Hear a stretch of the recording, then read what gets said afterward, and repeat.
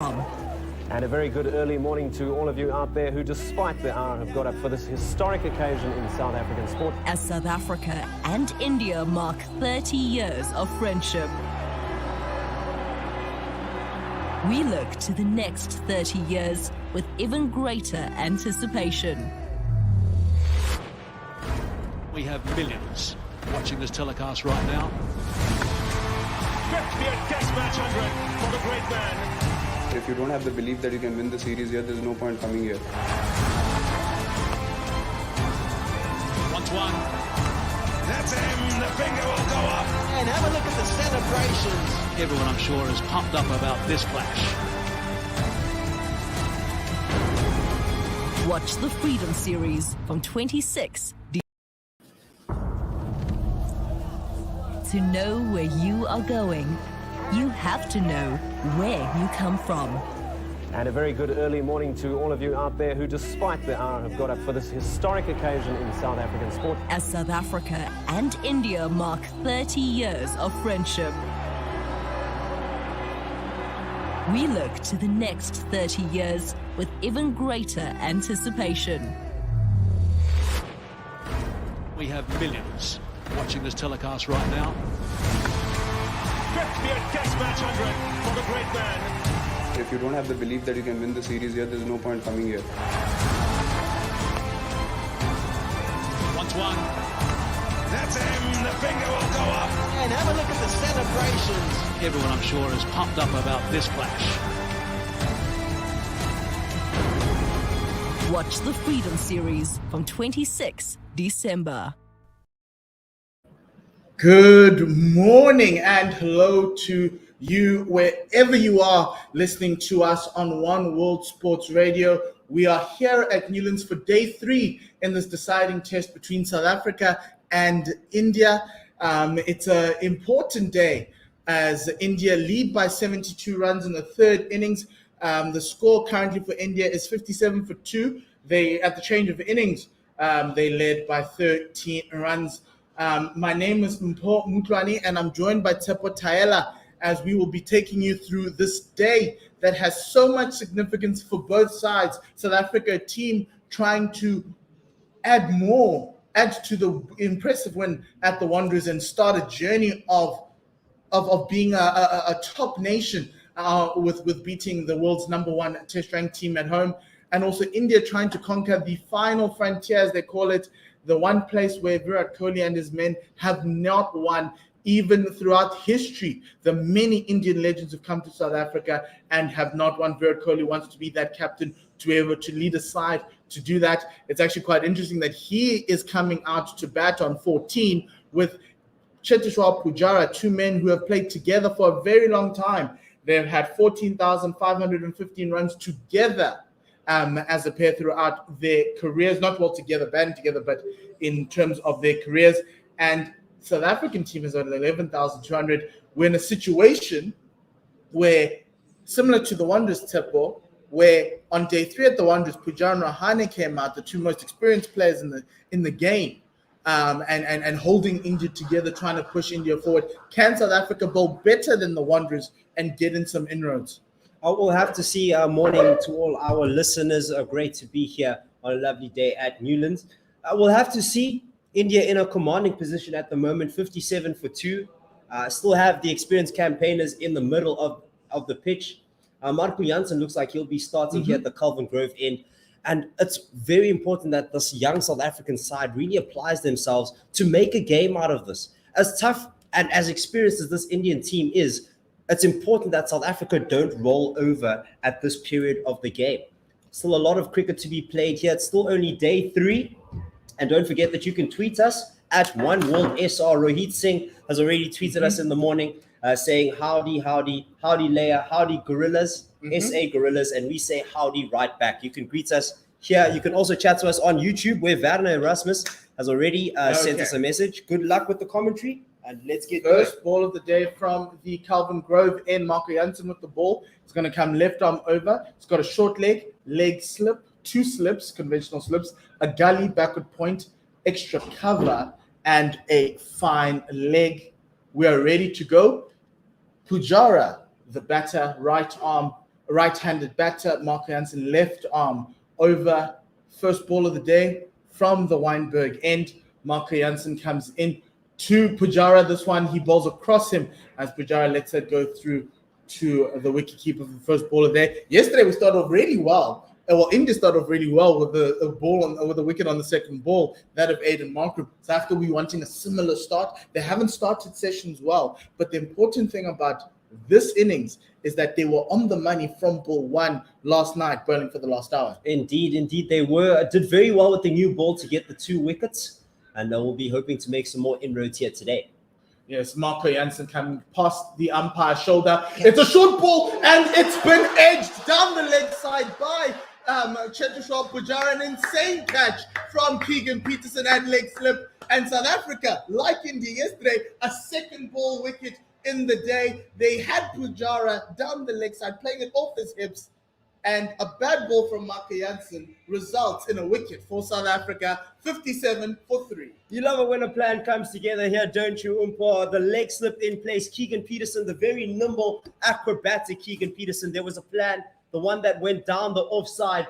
And now we're just watching the replay. It wraps him on the gloves. And Keegan Peterson diving to his right, taking it with his right hand, right next to Carl Verena. And Marco Jansen, the youngster, with the breakthrough.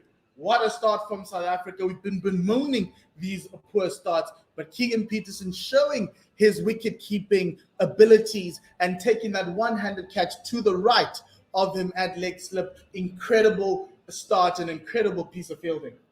Exactly what the doctor ordered here for the South Africans. India now with Pujara going for 14. India now at 57 for 3. Pujara was out for 9. Bowled Marco Jansen, caught Keegan Peterson. And that brings in Ajinkya Rahane. Yes.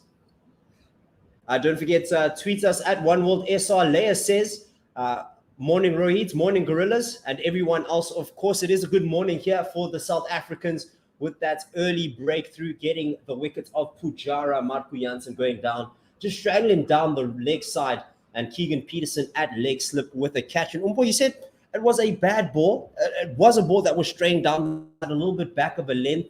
Could have been easy runs, but surely with the leg slip in place. That plan was more for the short ball with him fending it, possibly going down the leg side. It just so happened that he bowled it a little bit fuller than what you would have expected.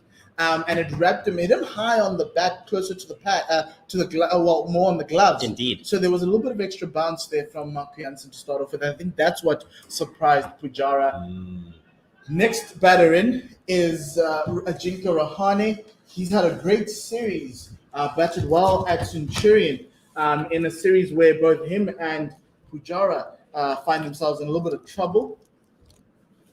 Marco Jansen into Rahane, full outside the off stump, and he defends it out to extra cover for no run. Rahane, this series, has an average of 31.5, high score of 50. He scored 126 runs in this series. Really good to see Jinxie come through. It's good that he showed his experience here. As we said, a very experienced campaigner. Marco Jansen coming into Ajinkya Rahane. That's a good ball on a good length on that off-stump line, and Rahane just defends it off the back foot out to the offside. No run. 57 for 3. No runs added to the score of the day, but a wicket has fallen. That's vital that India just keep things in control here. The loss of the early wicket could just give the speed bump, or give their plans a little bit of a speed bump, but they're experienced enough to be able to just mitigate what the damage that's been done. Jansen, full ball in the block hole into Rahane, who gets that one and squirts it out to extra cover for a single. Werner says it was a good ball into the ribs in his opinion, uncomfortable to play at, trying to get him to fend away from his ribs. Which is the intended random fanboy on YouTube says it's good to see. We also have a tweet here from Ravi Nair saying, good morning, guys. Can Kohli break the jinx? Can Jinx break his run? Can Jinx break his poor scores? I fear not, but we will see. Virat Kohli is on strike at the moment. Did very well in the first innings to get above 70. Marco into Virat Kohli. First ball of the day. This one rising off a good length as Virat Kohli just shoulders arms and letting it go through to Calveren for no run. 58 for 3. Rahane is off the mark on 1. Virat Kohli on 14. That lead, which is something we'll be watching, is 71. South Africa did well to score 200 runs. Unfortunately, falling short, but the lead not too out of control was 13 before India started. And India will be keen to just get that even higher. Difficult to bat here. We've seen how the wickets fall, especially with the new ball. We've seen how frail the South African batting lineup can be. So it's vital that they make sure that the chase is as low as possible. South Africa know that they're 1 or 2 wickets away from opening up this Indian attack. Kagiso Rabada to start off at the Wynberg end, which you would call the main pavilion end, where all the big wigs are sitting in their lovely suites. We are at the Calvin Grove end, where the media center is located. Kagiso with 3 slips, a gully, backward point, short leg to Rahane, also has an extra cover, mid on, and a fine leg. There's a stop and play as there is a issue with the side screen. So we've got these electronic side screens here at the ground, and similar to Centurion, we had this problem before where the side screen wasn't switched off, and there's a man running around trying to sort it out.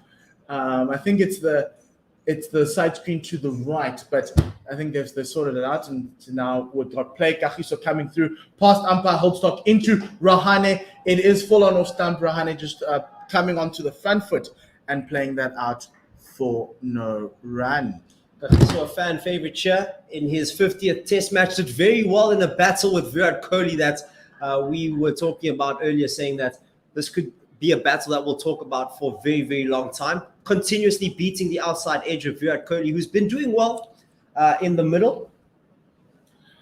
Kagiso into Rahane. This one's a lot straighter on middle stump, fuller length, and it was driven back out to the fielder at mid-on. That's Lungengidi. Score still 58 for 3 with Rahane on 1 and Kohli on 14. Lots of battles to watch out for. Kohli versus Rabada. I think Marco Jansen versus Rabada, but the most important one right now is Rabada versus Rahane as Rabada comes into Jinxie. This one goes down the leg side. Great take by Calveren to prevent any further buys, because yesterday South Africa struggled with a lot of buys in that day. Just Calveren just getting into being the test wicket keeper for South Africa. Wasn't quite unexpected. We did know that Quinton de Kock wouldn't be available for these 2 games, but now it may be a little bit different, knowing that he's going to be the keeper going forward, or at least the one top of mind. So into Rahane, he comes forward to a ball full just outside of stump. He just defends it out to the field at point. That's Temba Bavuma, no run. That's exactly what Kagiso Rabada will be wanting to do.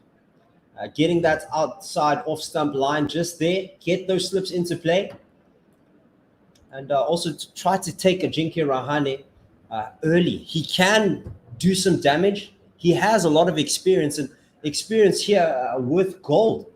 Kagiso Rabada coming in past umpire Holdstock into Rahane. It's a good length on middle stump. Jinxie just defends that out to the left side for no run. If you're just joining us today and you're just settling in for after your morning cup of tea or with your morning cup of tea, South Africa have taken a wicket with the second ball of the day. It was Pujara who was caught down the leg side, fending a ball off his ribs off of the bowling of Marco Jansen. Incredible catch from Keegan Peterson coming down the leg side and taking that with his right hand. Really good catch. There's a beautiful ball here taken by Kagiso Rabada. It was a bounce full outside the off stump. It got the edge of Pujara of Rahane. The South Africans had to juggle in the slips with Calvarena parrying it up for Dean Elgar. They think they have the wicket. Rahane doesn't think so. It's ricocheted of something, but we've got a review. Now, just the back of a length delivery from Kagiso Rabada as again outside that off stump. It looked like Rahane just played his hands at that, but as soon as the catch was taken from Dean Elgar after it was parried from Carl Verena, he didn't move. He remained unmoved, and so did Adrian Holstock at the non-striker's end, reviewed immediately. Yes, so as we look at that one was just outside the off stump coming into Rahane. There is the ball did deviate away past the bat. We don't know if it hit the bat or was just a little bit of late swing from Kagiso. We'll have to look at ultra edge as it goes through past the gloves, and there is a snick on the gloves of Rahane, and it is going to be a wicket for South Africa as Rahane walks away. A really lovely start from the South African. Second wicket of the day. Rahane will be out 1 for 9 off 9 balls. India 58 for 4. 1 run for 2 wickets to start the day. Hectic scenes here at Newlands. Wickets falling like flies at the moment. 2 experienced campaigners, 2 players under pressure, and now 2 players in the dugout without shifting the score too much. As Umpo said, Ajinkya Rahane faced 9 balls, only scored the 1 run. Bowled Kagiso Rabada, caught by Dean Elgar. After a little bit of a juggle From between Carl him Verena and his wicketkeeper. But that brings in Rishabh Pant, who hasn't had the best of series so far. He only has 59 runs this series, an average of 14.75. He has a high score of 34 this series. He'll be hoping that he'll be able to give India that big 100. Rishabh Pant, they said, is a second innings batter, scores a lot of runs in second innings in some sort of a counter punch. But the way this game is going, he's going to have to bat with a little bit more responsibility. Second innings at the Wanderers, he threw his wicket away, coming down the wicket, edging to Verena. He's got Virat Kohli on the other end. But in the first innings as well, he scored 27 runs or 50 balls. So he was batting with a little bit of responsibility in the first innings. He's going to have to carry that through, support his captain in this. That was the end of that over. 58 for 4 India are. They lead by 71. Virat Kohli is going to face the next ball from Marco Jansen. We've got that leg slip in place, the short leg. 2 slips, gully, backward point, extra cover, mid-on, as well as fine leg as Marco Jansen comes from the Calvin Grove end. He gets a ball on a good length outside the off stump, making Virat play at that. Plays it with soft hands on the bounce out to the fielder Gully. Great start from Keshav Maharaj for no run. A perfect start here for the South Africans. As you said, Umpo, 2 wickets, 1 run in the 2 overs. Haven't been conceding many. That brings Rishabh Pant to the crease. And many did say second innings batter, but a batter that can throw his wickets away. And what he will need to do is stay in as long as possible to extend the lead, bat long, bat strong, and very much value his wickets. And South Africans will be keen to take that. For the James Kingsism, as Marco Jansen bowls a beautiful ball it pitched on middle and just went over off stump. Virat Kohli letting that go on length. It was a good length as Marco Jansen and the South Africans oohs and ahs behind the stumps there, thinking that they were in with the play. Really interesting ball for Virat Kohli to leave. But the angle kind of works for him with that one. Another dot ball, still 58 for 4. He's been leaving on length. We've been seeing a lot of bounce in this pitch. I do want to mention how the last 2 wickets, a little bit of extra bounce. Marco Jansen coming in a little bit closer, getting the shoulder of the bat of Virat Kohli on a very, just the back of a length. It will race away past the slips to the boundary. Great save by Aiden Markram to save the 2 runs as the Indians run for 2 more. Their score goes up to 60.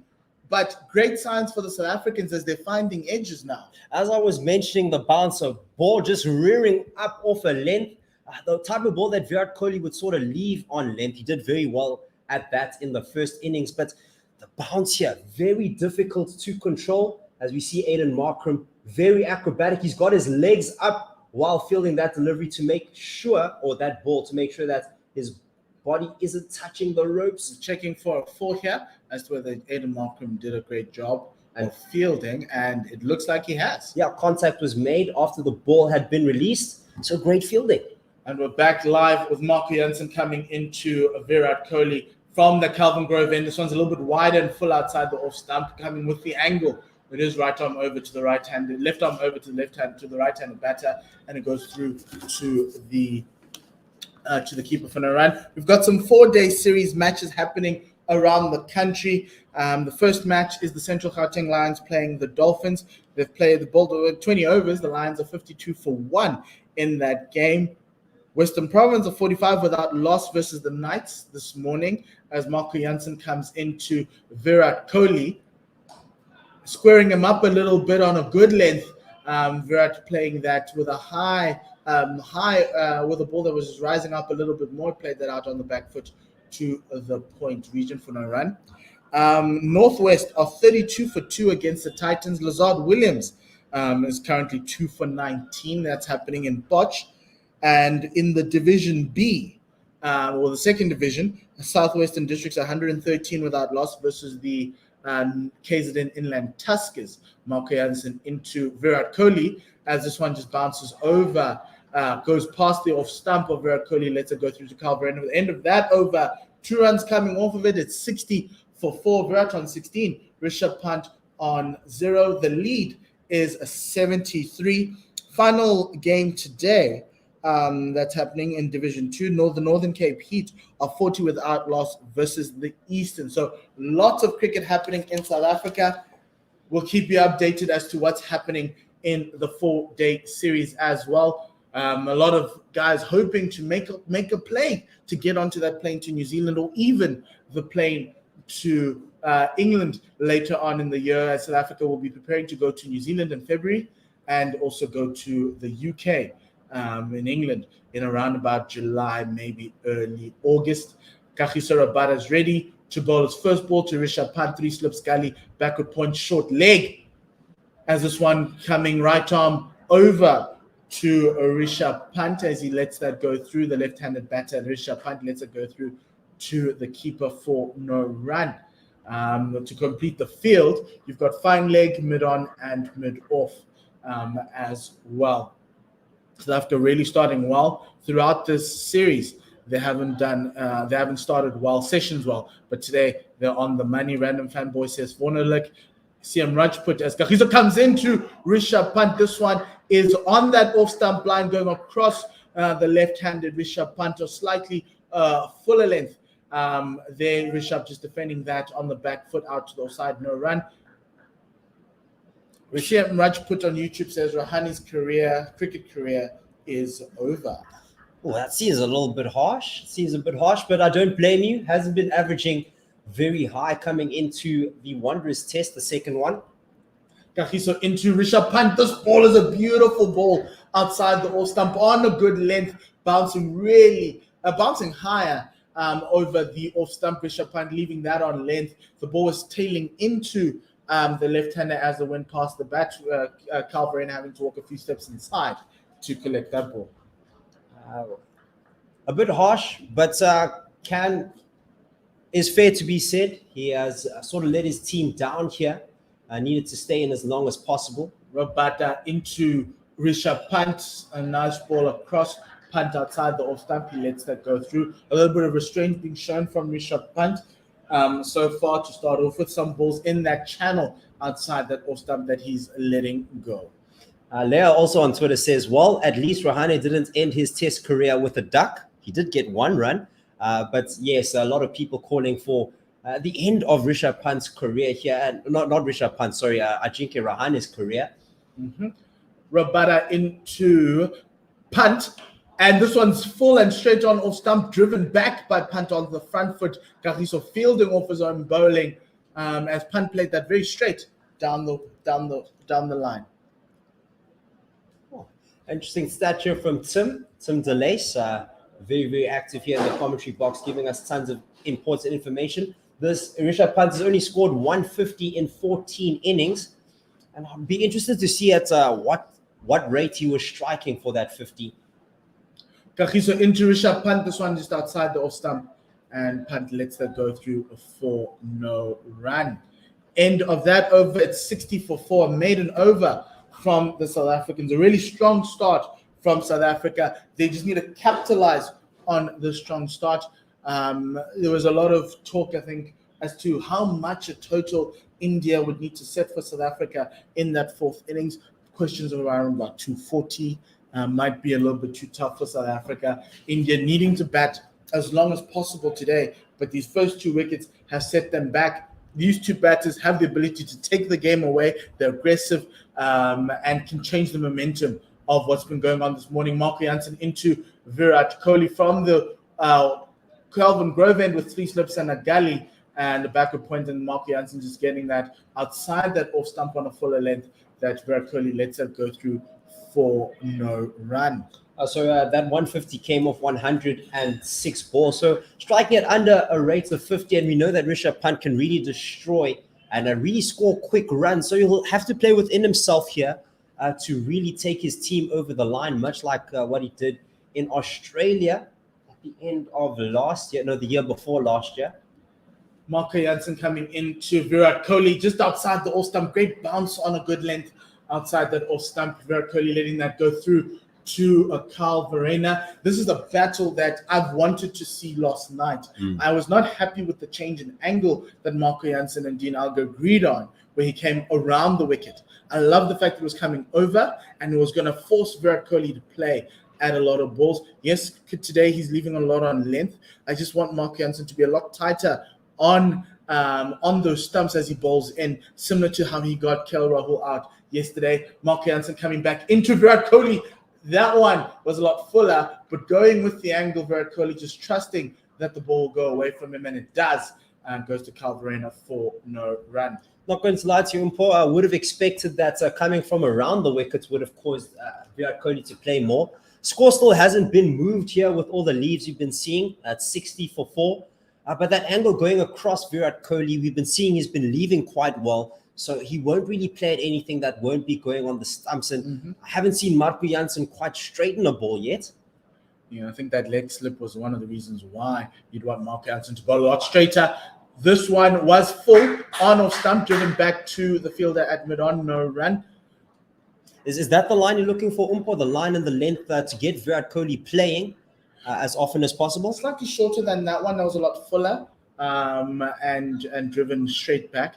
You want him to pitch it on middle stump, going across the right-hander, so he would be forced to play. Similar to, that's what he got KL Rahul. The ball pitched on middle, it went with the angle, and Rahul was playing it on that off stump, but because he was playing with the angle, it presented a full face of the bat that got the edge. Marco Jansen coming into Virat Kohli's short ball has come out. Virat just ducking underneath it. It's quite interesting now because Virat's under pressure. You can feel it. You know, he knows the side is under pressure. They are on the brink of letting the series go, and he's absorbing the pressure. He's trying to absorb the pressure as much as possible, trying to see through these two. Mark Jansen's bowling his third over of the day. Kagiso will be bowling his third over of the day after this, trying to see through these new ball bowlers. Maybe get Lungi and Duan might be a little bit easier. Mark Jansen coming into Virat Kohli. It's a short ball. This time it goes across him on the offside, above off stump. It was a short ball. He just swayed behind it, which is, I think, is a much better short ball line that you would require. And so that's the end of that over. It's 60 for 4. We have a YouTube comment here from G. Just tell me if I pronounced that right. It's just XI saying, well, 2 early wickets have changed things a bit here. And just to give you an update, India came into the game 54, or came into the day 54 or 57 for 2. And then they lost Chiteshwar Pujara early. Marco Jansen got him.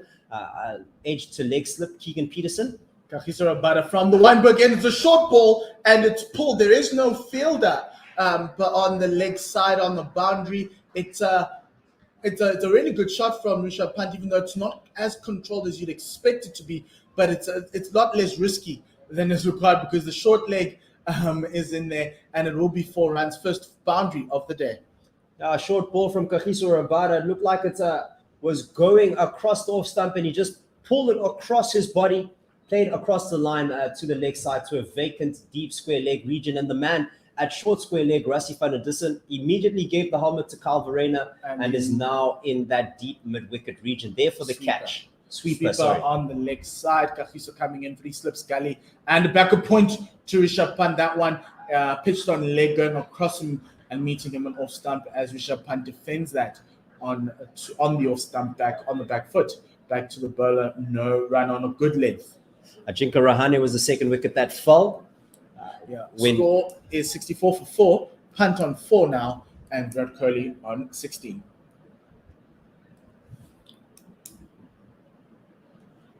Yes, so now there are 2 fielders in the deep for Rishabh Pant for that short ball. Kagiso bowls another short one. Rishabh Pant with a checked pull that's going to go in between the fielder at fine leg and square leg. But Don Olivier picking that up, and 2 runs ensue. 66 runs have been scored by India. That's their score now, with Rishabh Pant up to 6 today. So 9 runs have been added today. The lead is now 79. It started on 70, and 9 runs have been added for the loss of 2 wickets. South Africa needs to take full advantage of this great start. Kagiso into Rishabh Pant.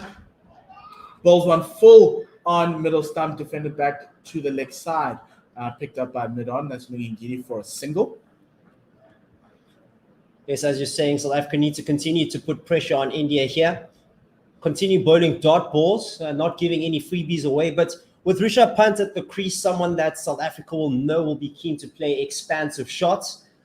You sort of want to dolly some things, some loose deliveries for him, potentially get caught at the sweeper region. Into Rishabh Pant, and there's a beautiful ball that pitches on middle and just straightens a bit, coming into the left-handed Rishabh Pant. Well left by him on length, and Verreynne picking that up, having to come a little bit in to kind of let you know that the ball is seaming off this wicket, coming up into the left-hander. Thank you for all the positive comments and positive tweets. Don't forget you can tweet us at One World SR, one the number world, the planet SR, the strike rate. Kagiso into Rishabh Pant. It's short and wide outside the off stump, and one of the best cut shots you'll ever see from Rishabh Pant all the way to the point boundary for 4.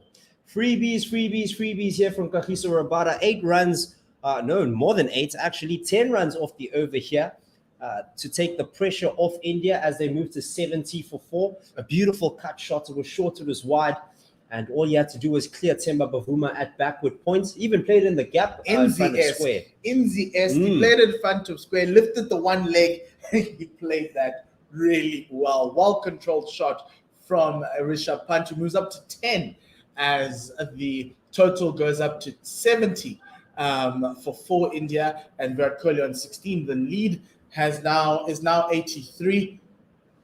India have to try, these two have to bat and try to take India as deep as possible. There's so much time left in this game, Tsepo, that you don't want to lose the advantage by playing a rash shot or making an error. This is where Test cricket is at its best. Concentration at its best. Marco Jansen from the Kelvin Grove end. He bowls a short one. It squares Virat Kohli up on middle stump as he has to play high. As it hits him high on the bat, it squirts out to the offside. Remember, there's the short leg for no run. That's exactly the line that you were talking about, Umpor. Just pitching in line with leg stump, forcing Virat Kohli to play. This one, a very short delivery that squared Virat Kohli up. He got his bat behind it, but unfortunately wasn't able to control it. Luckily for him, there wasn't a silly point in play. Marco Jansen into Virat Kohli. Short ball outside the off stump. This time was pitching more middle and going across with the line of Virat Kohli, letting that go through. There is still a bit of seam movement into the right-hander once the ball hits the deck. So that's something we need to be cognizant of. But because the length is a lot shorter, Virat Kohli just shouldering arms to that no run. That last ball was 141 kilometers per hour. Good signs that he's cranking it up, finding that rhythm so early in the morning. Indeed, with good line and good length. Jansen into Virat Kohli, and it's a good length ball this time, just rising on that good length. Virat Kohli defending that more comfortably this time out to the offside. It hit him high on the bat, but he defended it well off his toes. Felt like there was a little bit more of a trigger movement there, just like getting across to that off stump line, just to make sure that he smothers that angle created, make sure that the ball doesn't angle away from him too much to get the middle of the bat. Jansen into Virat Kohli a lot straighter this time, closer to the stumps as he was coming in, and this one is pitching straight, and it's a short ball, and Virat Kohli struggling with that one, hitting him hard in the back. This one's not as controlled. He didn't know where the ball was going to go, and it squirted out onto the offside for no run. It pitched more on middle and just went on with the angle coming into the right-handed batter, getting some swing into Virat Kohli. Really good play from Marco Jansen. Now, and that was 140 k's an hour. Now Marco Jansen's trying to come around the wicket. Looks like he's still talking about it with his captain, Dean Elgar. There's a little bit of a field change here. Rassie van der Dussen moving from short square leg now to a short point, and he's going to continue that angle going across the right-hander. Silly point. Oh, no, we're not. We're still keeping it left arm over to the right-handed batter. It's a short ball, actually a little bit fuller, more of a back of a length ball on off stump, defended on the back foot by Virat Kohli out to that field at silly point. No run. Great bowling here from Marco Jansen, just continuously playing with that off stump line, giving Virat Kohli nothing on the onside. And it's good to see from Dean Elgar having faith in his bowler, leaving that gap on the offside. Make him play. Bowl it short, cross his body. Let's see what he's going to do. Marco Jansen, fuller now, was a double bluff. Fuller ball on off stump, defended back by Virat Kohli. Everyone was expecting the short ball, and he bowled the double bluff. Really good bowling over from Marco Jansen there. It is 70 for 4. That was another maiden over for South Africa. Marco Jansen just dealing in maidens.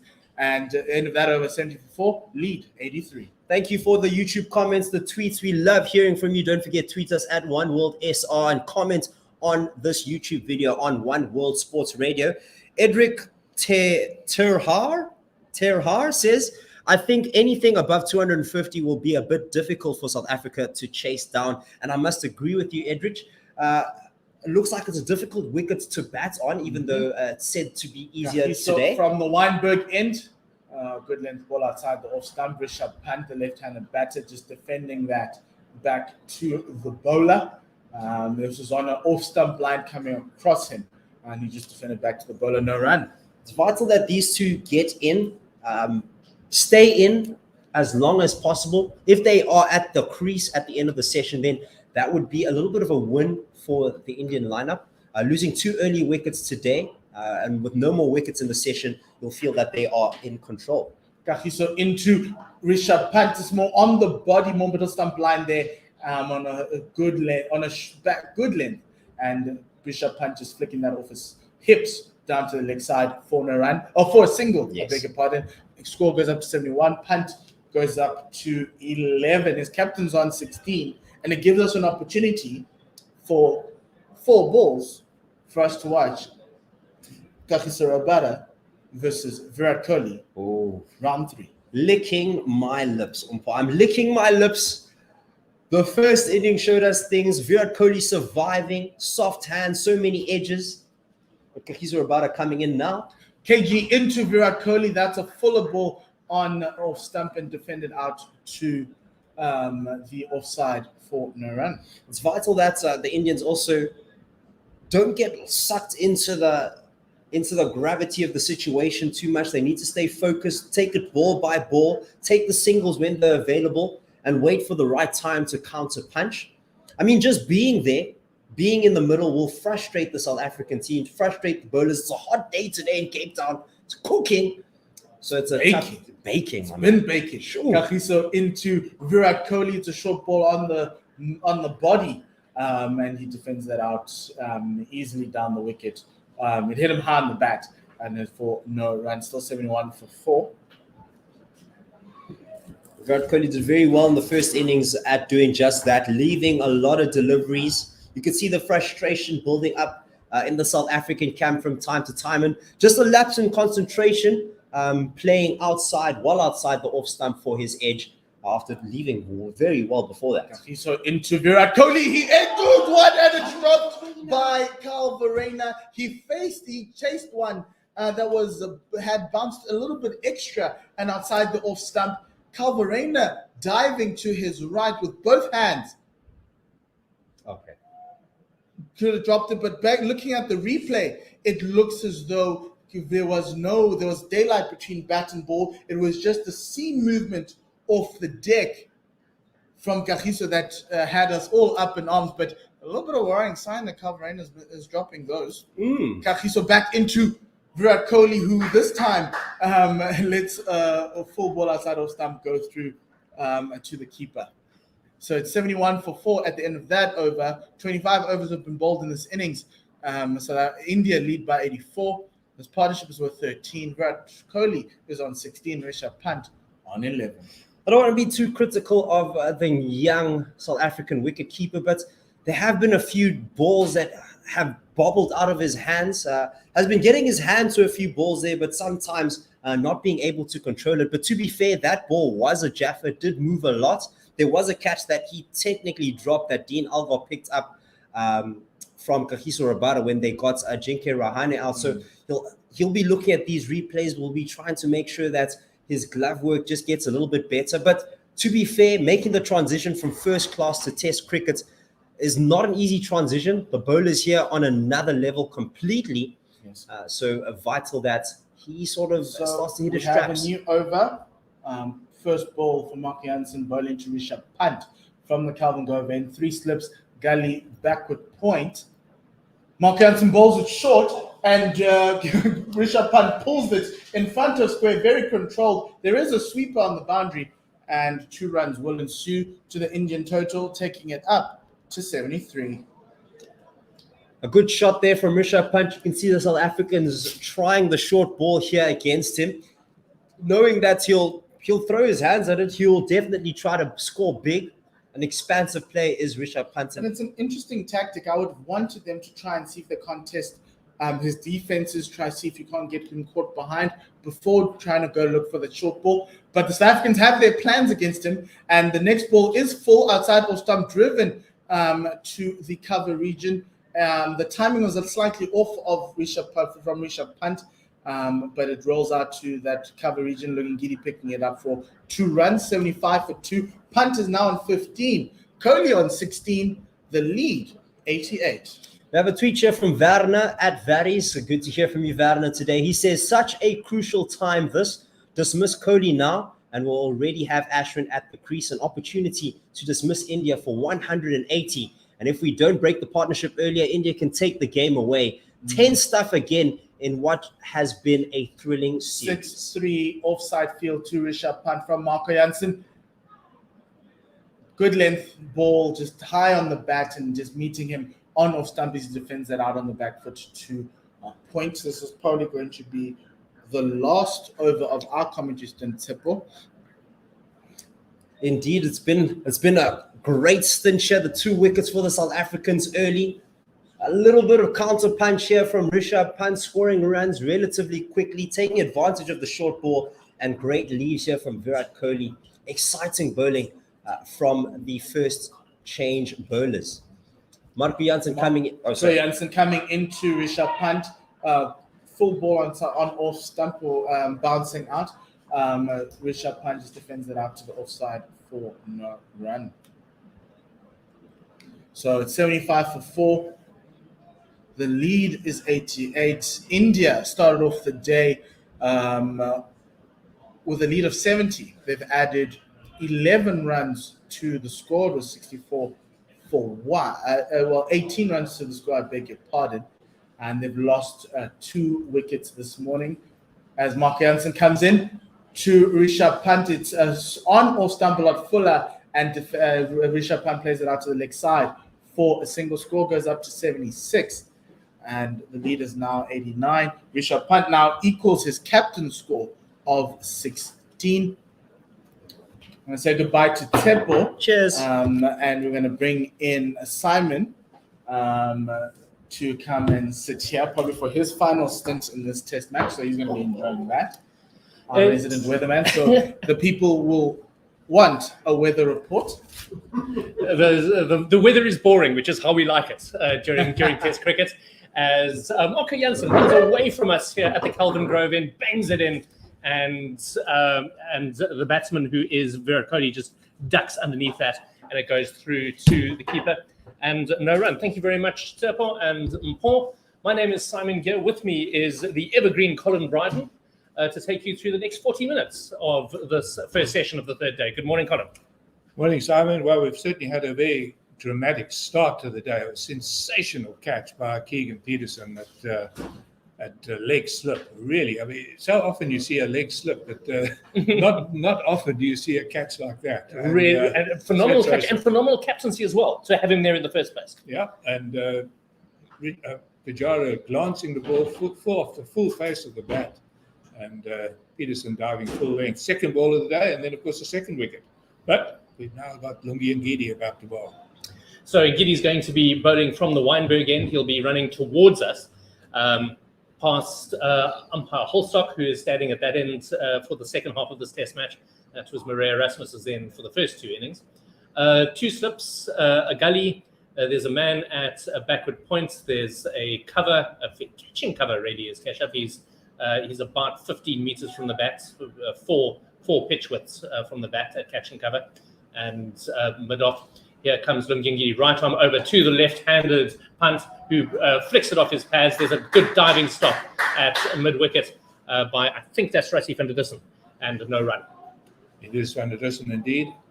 Pant is he's a very exciting player, and you do feel that South Africa, if they want to capitalise on those two wickets they got in the first 2 overs, they do need to get Pant before he gets really going. I mean, he's already shown attacking intent.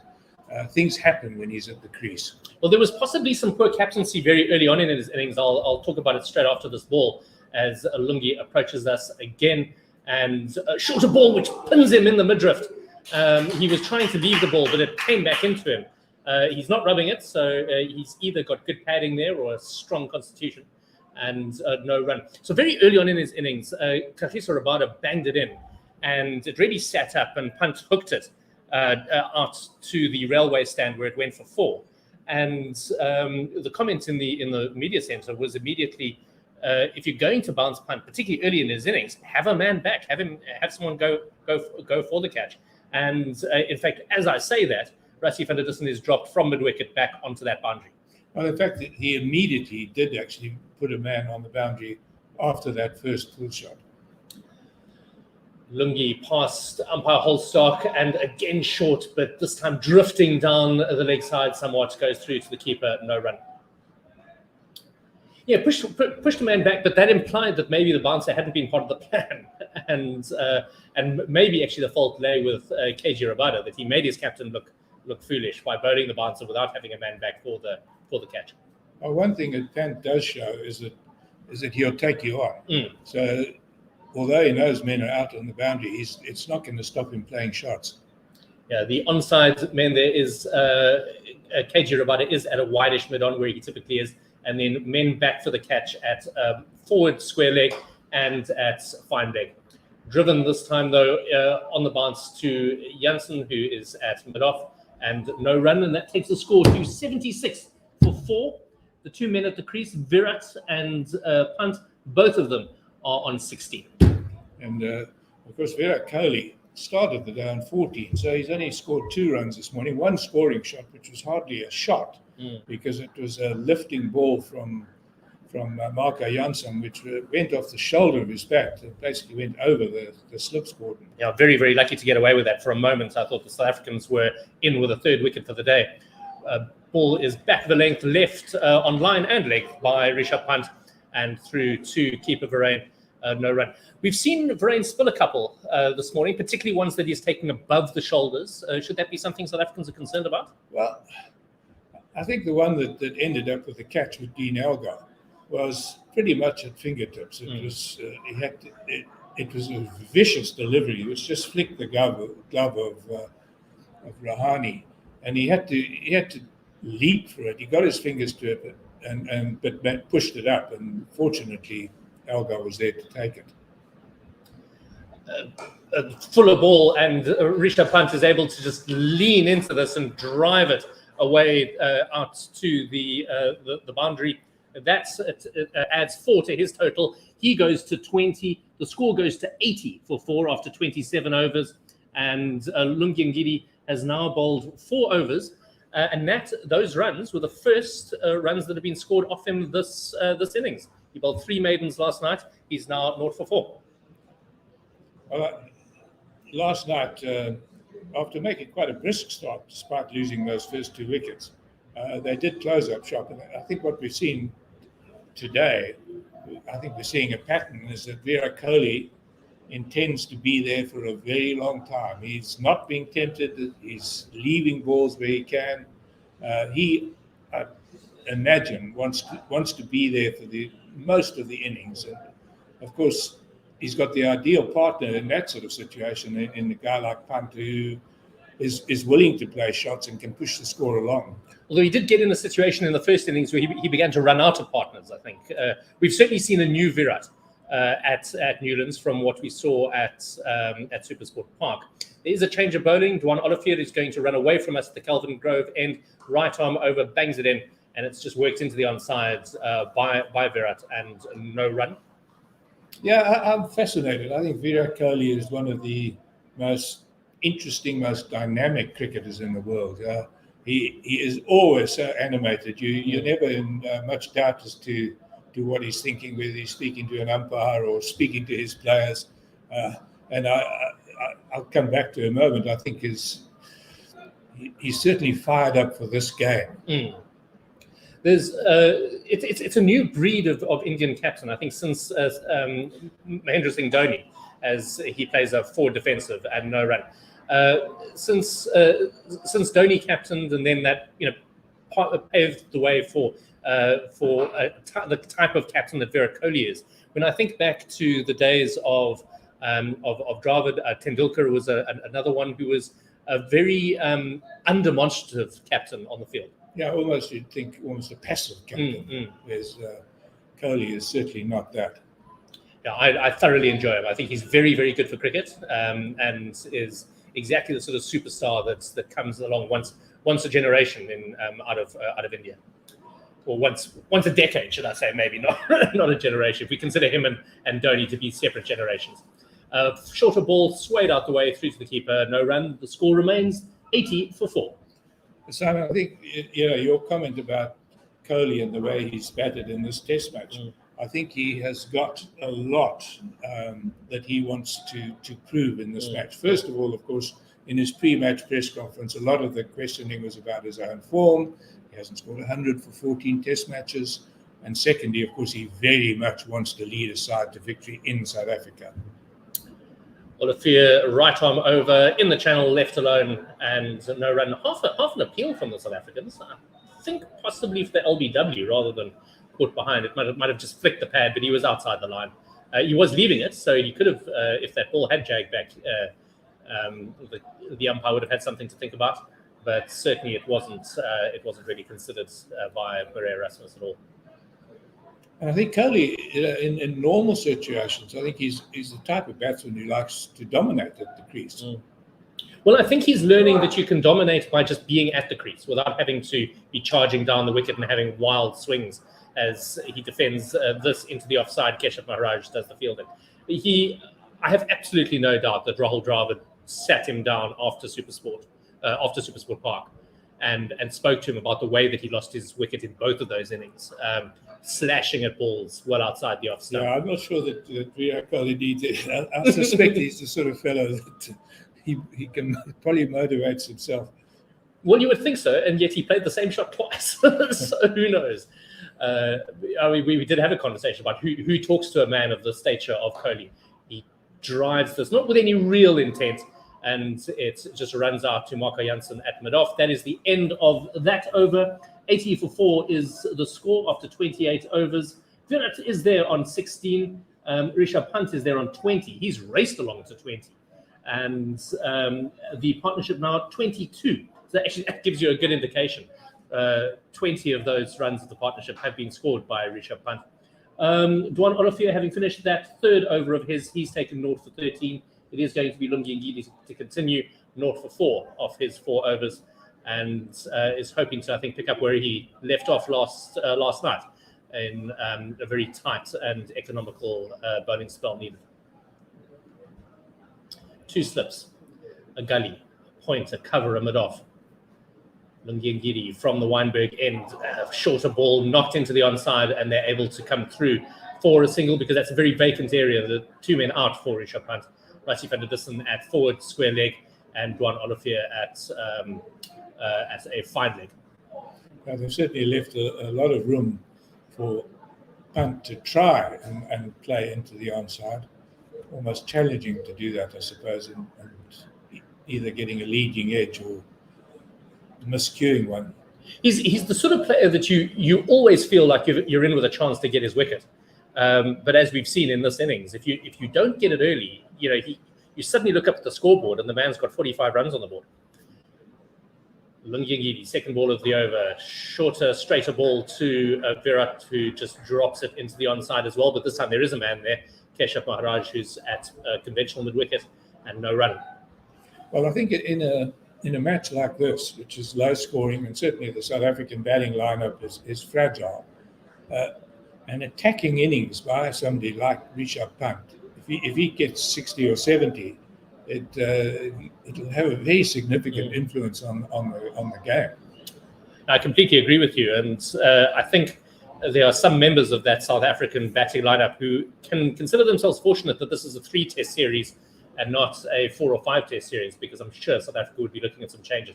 As it's worked off the hips of Virat Kohli, and it's going to run all the way down to a very, very fine leg. Dwan Olafia just jogs around and collects that. But once again, a leg slip would have been in the money there.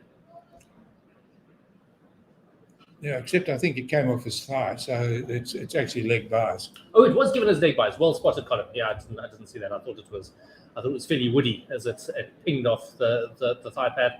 Well, they make them fairly solid these days, don't they?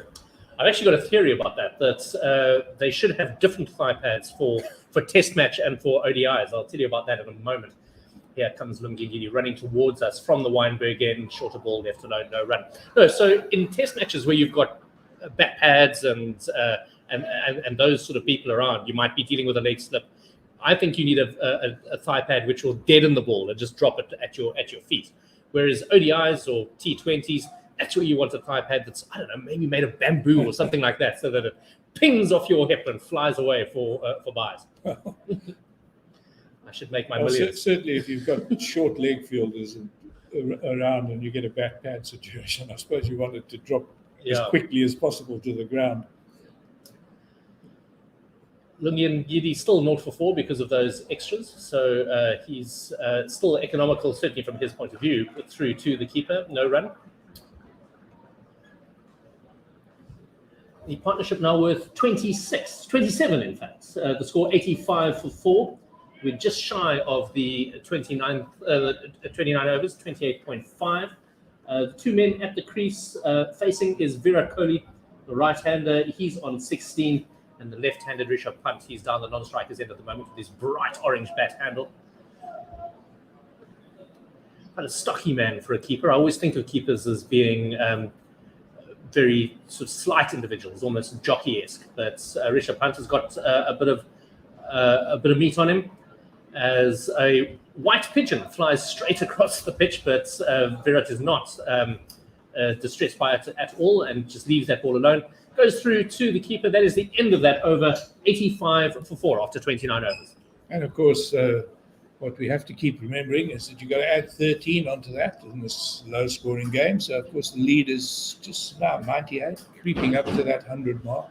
Yeah, and so you feel that, with the South African batting lineup, anything over 200 is quite likely to be a challenge. Well, this game has progressed almost identically to the game at the Wanderers, hasn't it? Very much so, yes. Yeah, scores in the low 200s. I think that they had a lead of about 100 for 3 at the Wanderers. So 98, essentially 98 for 4 at the moment are India.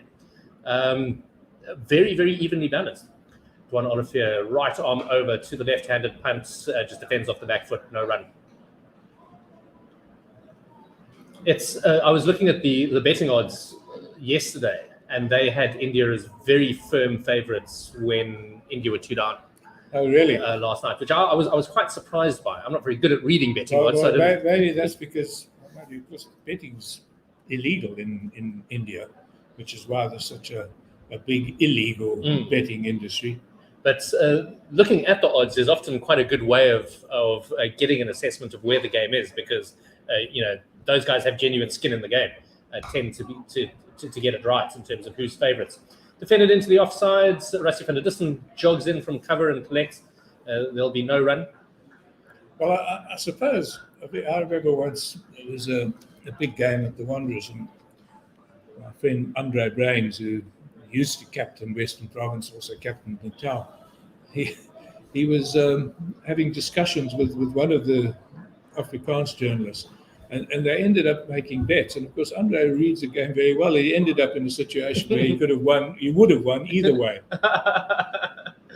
Dwan Olivier drops this one short, and again, it's easy runs for Rishabh Pant as he works it off his hip into that very, very vacant square leg area. And it is, in fact, Dwan Olivier himself who runs in his follow-through to collect the ball right next to the umpire. They go through for a single. That takes the score through to 86 for 4. 86 for 4. Rishabh Pant is on 22. Kohli is on 16. And the lead now 99. I think on that business of odds changing, I probably would have agreed with it last night, but then I wonder what the situation would have been after 2 overs this morning. Yeah, certainly South Africa came roaring back this morning with those 2 wickets left alone outside the off stump by Kohli, no run. 2 very, very important wickets. And the 2 men in the Indian middle order who had been struggling with form a little bit, Pujara and Rahane. So both of them falling cheaply this morning. And I think if that ball that had flown off the shoulder of Kohli's bat had found a hand, then South Africa would certainly feel that they were very much in the palm seats. Very much so. Dwan Olivier away from us, past umpire Erasmus, forward defensive, straight out of the county coach's cricket manual, and no run.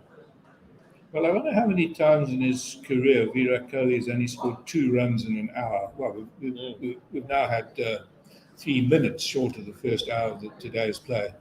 So he's been, almost extraordinarily resolute in not being tempted. He's faced 75 balls for his 16, which is a strike rate of around about 1 run and over. A little over 1 run and over. Dwan Olivier, right arm over, right-handed Kohli leaves it well alone, and I'm not quite sure why the slips felt that they were getting excited there, but it went straight through to Calvera, and that is the end of the 30th over. The score is 86 for 4. Kohli is there on 16, having faced 76 balls. Rishabh Pant, a completely different innings. He's there on 22 after having faced 29 balls. And I think these two complementing each other very, very well. Dwan Olivier has bowled 4 overs, no wickets for 14 runs, just the 1 over, the one maiden over rather. Lungi Ngidi is set to continue from the Weinberg end, and he's bowled 5 overs, 3 maidens, 0 for 5. The 2 slips, Dean Elgar and Aiden Markram. We've got Keegan Peterson, still, I'm sure, glowing from that fantastic catch he took down the leg side in the second ball of the day. Lungi Ngidi to the left-handed punch who defends into the offside, no run. Keshav Maharaj does the fielding.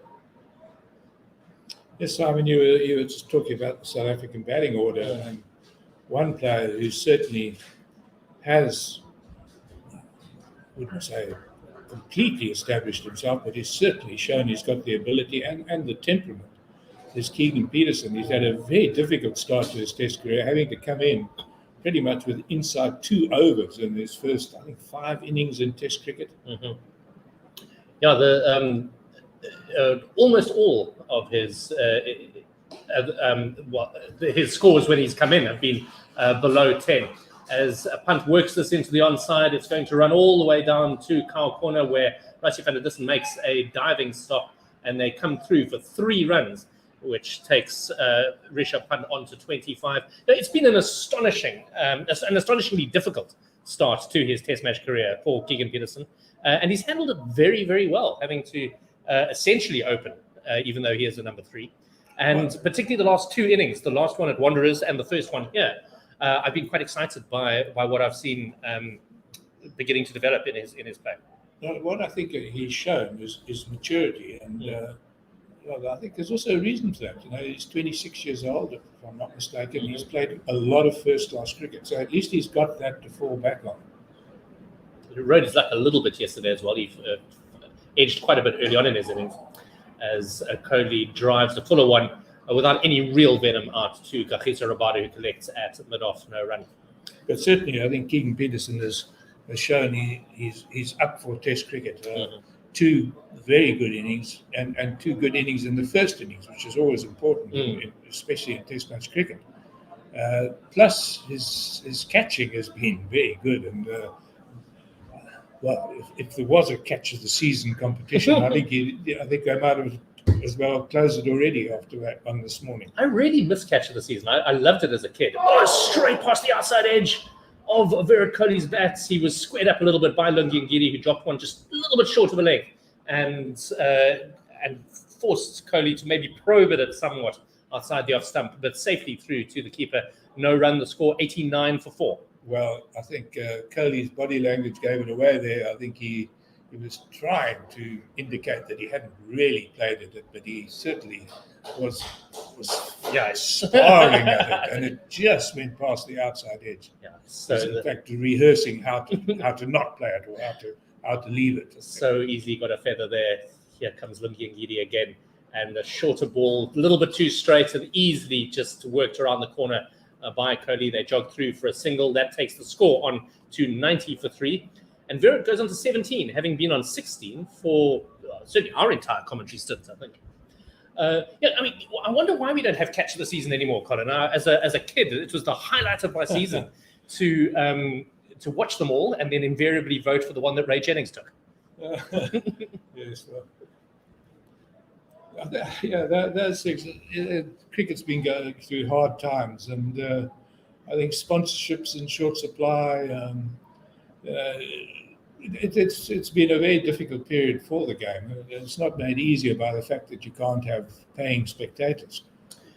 Yeah, it's this would have been an absolutely epic Test match with a full house at Newlands these last few days. And it's we're very privileged to be able to watch it. Lungi Ngidi changes left arm around the wicket to the left-handed punt. Sorry, right arm around the wickets to the left-handed punt, who defends into the offside. That is the end of that over. 90 for 4 after 31 overs.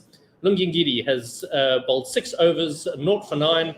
And Rishabh Pant is there on 25 of 32 balls. Virat Kohli, 17 of 80 balls. And the partnership trundling along quite nicely. 32 runs at a smidgen under 2.7 an over. We also now, that completes the first hour, so we're into drinks. But yes, as you were saying, Colin, that's while we are very privileged to be able to watch, it's been very, very sad that no one else is. And one of the things I'm disappointed about is that there hasn't been a detailed explanation for the agreement between Cricket South Africa and the Indian board that there are no spectators.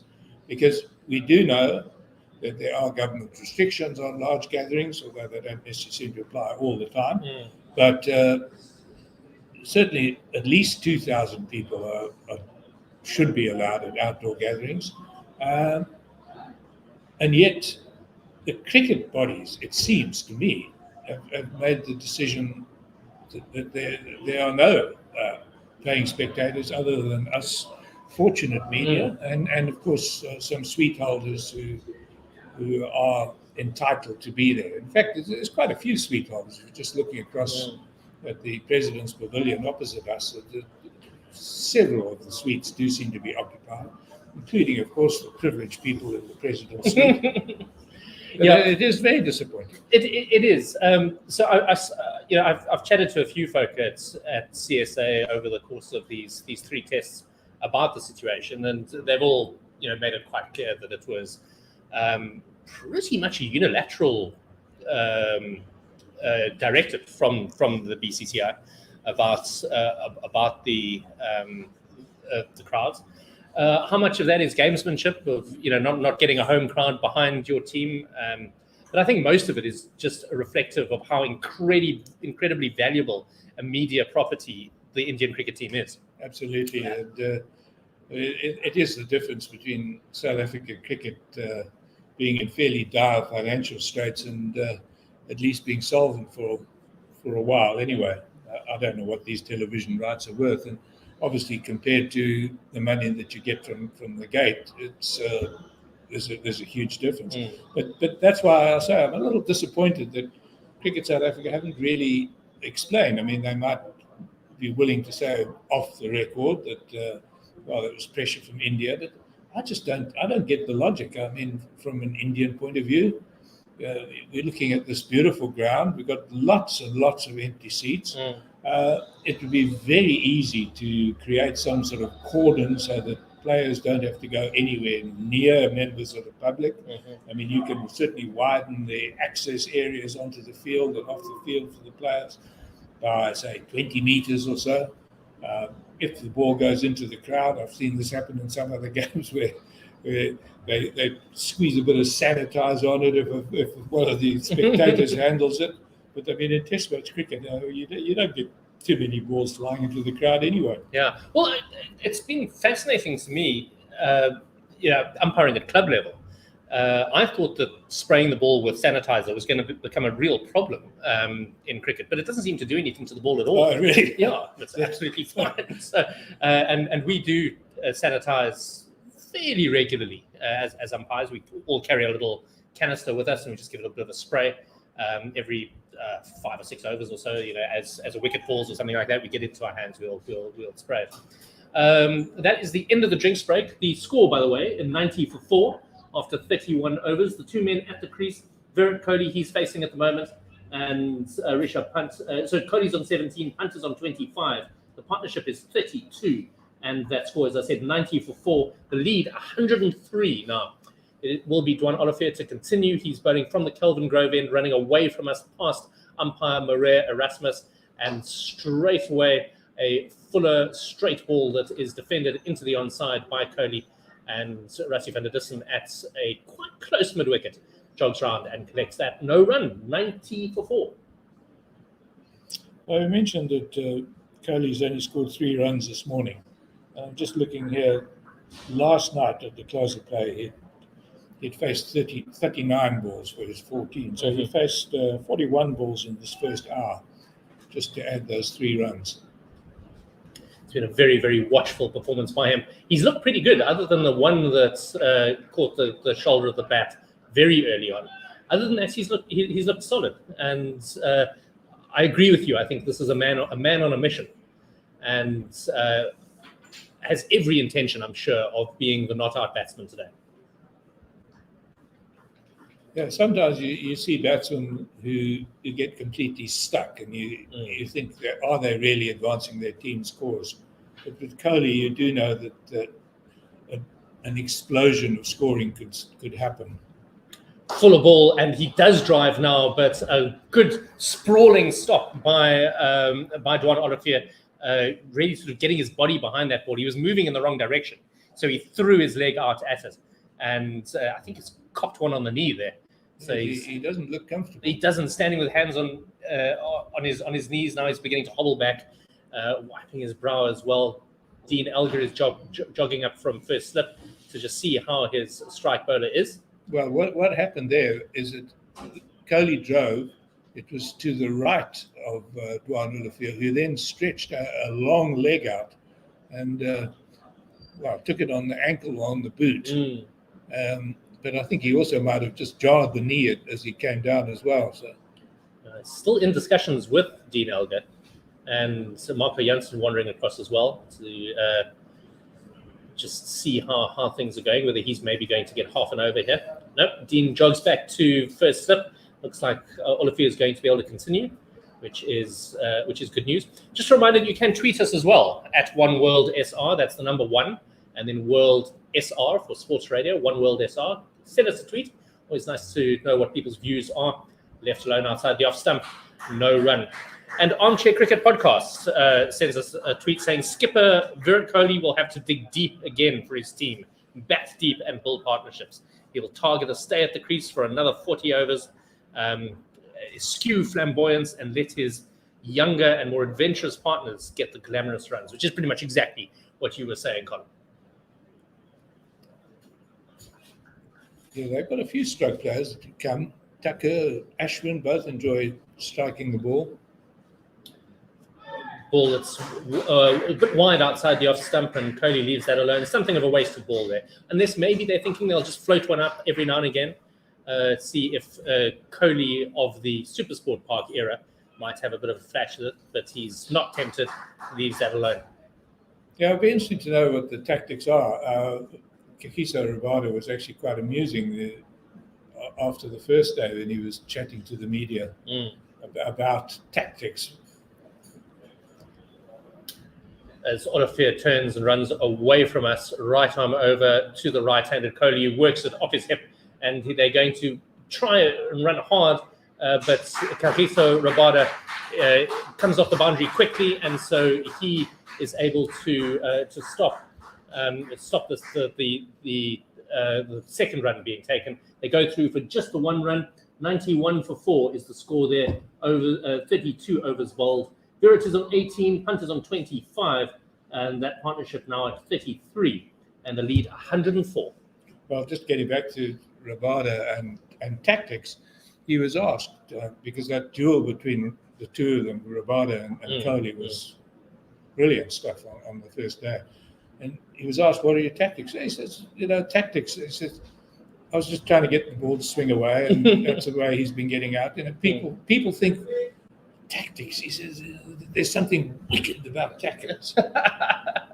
Lungengidi to resume back of a length outside the off stump and no run. And I think in the sort of modern vocabulary, the wicked, I suppose, refers to something complicated or elaborate. But I think that's probably a fairly good summary that, yes, you do analyze and you've got videos and things, but in the end, they so often say it's all about the basics, getting the basics right. Absolutely. Kevin Peterson used to mutter that every tactical meeting he ever went to basically came out as, let's try and hit the top of off. Yeah. Fourth stump line. Exactly. Yes. It's all the same stuff. It's not nearly as complicated a game as sometimes we try and make it out to be. England in particular, I think, are guilty of massively overthinking cricket, well, particularly in this current generation. We could have an entire conversation about that, but we haven't got time. But they're planning ahead. Sort of seem to overlook the fact that you've also got to plan for what's directly in front of you. And you've got to have the personnel to be able to execute. A fuller ball driven by Kohli into the offside. Again, not with venom. He's driving very comfortably, but he's certainly not throwing the bat at it at all. More just leaning into these shots and easily collected by Kagiso Rabada. The score is 91 for 4. Lungengidi is the bowler at the moment. KG Rabada is at mid-off. Rassie van der Dussen is at cover. Temba Bavuma at point. 2 slips and a gully, the usual suspects, Dean, Aiden, and Keegan, the top 3 batsmen at those 2 slips in the gully. Shorter ball left alone and through to keeper Verena. Down at fine leg, we've got Dwan Olafir. He's the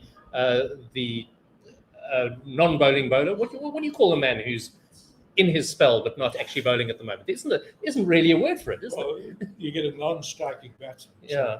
So can you have a non-bowling bowler? I'm not sure. Keshav Maharaj, who's very used to being a non-bowling bowler, something of a spectator sometimes in the South African 11.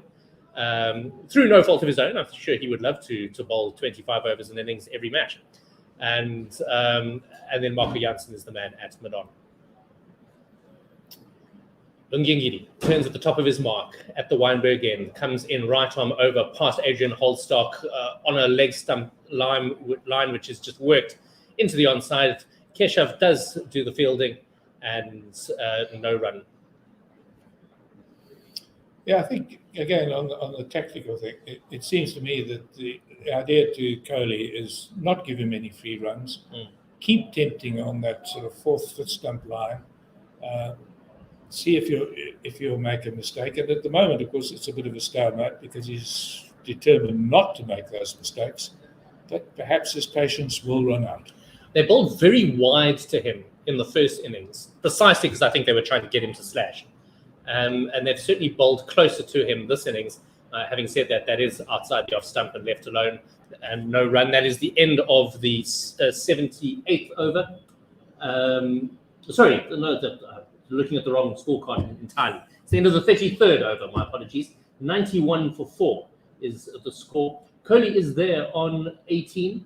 Pant is there on 25. Yeah, so the South Africans bowled noticeably wider to him in the first innings, and which would have been considered very negative and quite poor bowling, I think, if it had been anyone else. But because of that history of him chasing at balls on the 8th stump line, I think it was legitimate. But he really kept his patience very well, I thought, and he's continued in this innings. Well, the early part of the morning when he was facing quite a lot of Marco Janssen's bowling, Janssen was certainly testing him, bowling more into the body, and he had to fend off a few. It is Dwan Olivier to continue. Left-handed. Pant has a run down the pitch at him and smashes this one through the offside, past a tumbling Rasif van der Dussen. Really aggressive shot by Rishabh Pant. That runs away for 4. Pant goes to 29, the score to 95. Well, they talk about throwing the kitchen sink. There he jumps down the wicket and really smashed it through the covers. And would have been a premeditated shot. The first ball of the over. Could be an interesting over if Pant has decided to move things along a bit. There's a lot of cricket still to play in this match. And Kohli did come and have a quiet word with him. I don't know whether he was congratulating him or telling him to wind his neck in a bit. Olivier in again. Right arm around the wicket. Shorter ball and dropped into the onside, and they come through for a single. That has been a release shot right the way through his innings for Pant. There's always been that single there because I think they're hoping that he will have a hook at one and possibly sky one into the deep. So there is a big gap on the onside. But he runs through for a single. He goes to 30, the score to 96, and the lead to 109. I think Pant is one of those players, a bit like Quinton de Kock, who so unfortunately has retired from Test cricket, that a player that you have to allow him to play on instinct to some extent. Yeah, there's a balance, isn't there? Olivier right arm over to the right-handed Kohli, who on drives. It's collected by, I think that's Lungengidi here at mid-on, and no run. Yeah, the way he got out to Rabada was it in Johannesburg, where Rabada obviously riled him, hit him with a bouncer, and then he charged quite recklessly at the next ball that was caught behind. Yes, I mean, within reason, but I think you don't want to destroy the flair of a player like him.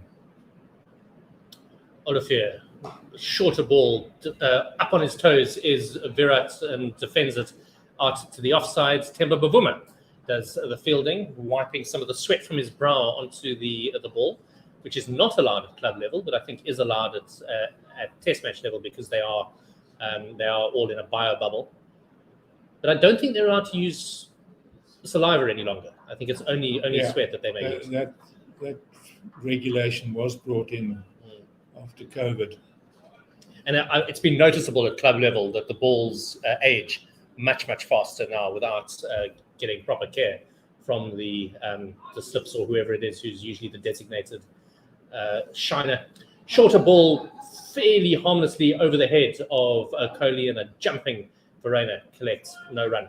96 for 4. Well, that was a good take by Rahane. suppose, mild misgivings about him, but he timed his jump there very well and managed to look very casual, as though it was just a routine take. Yeah, he's a decent clubman, and we've got a few in this squad. You know, Ryan Rickleton also good behind the stumps. Shorter, well, back of a length ball that's left alone by Kohli. That is the end of the over. 96 for 4 after 34 overs. India lead by 109 with 6 wickets still standing in their second innings. The 2 men in are Virat Kohli on 18. Rishabh Pant is on 30. The partnership now with 38 runs as we say goodbye to Colin Bryden and hello to James King, who I'm assuming is going to be joined by Tim Dale-Less in a moment once you've taken over the reins of Ball by Ball. James, over to you. Thank you very much indeed, Simon Gear and Colin Bryden taking you through the last 50 minutes on 1WSR.com. And we are bringing you this broadcast live from Six Gun Grill Newlands, the third Betway test in the series for the Freedom Trophy.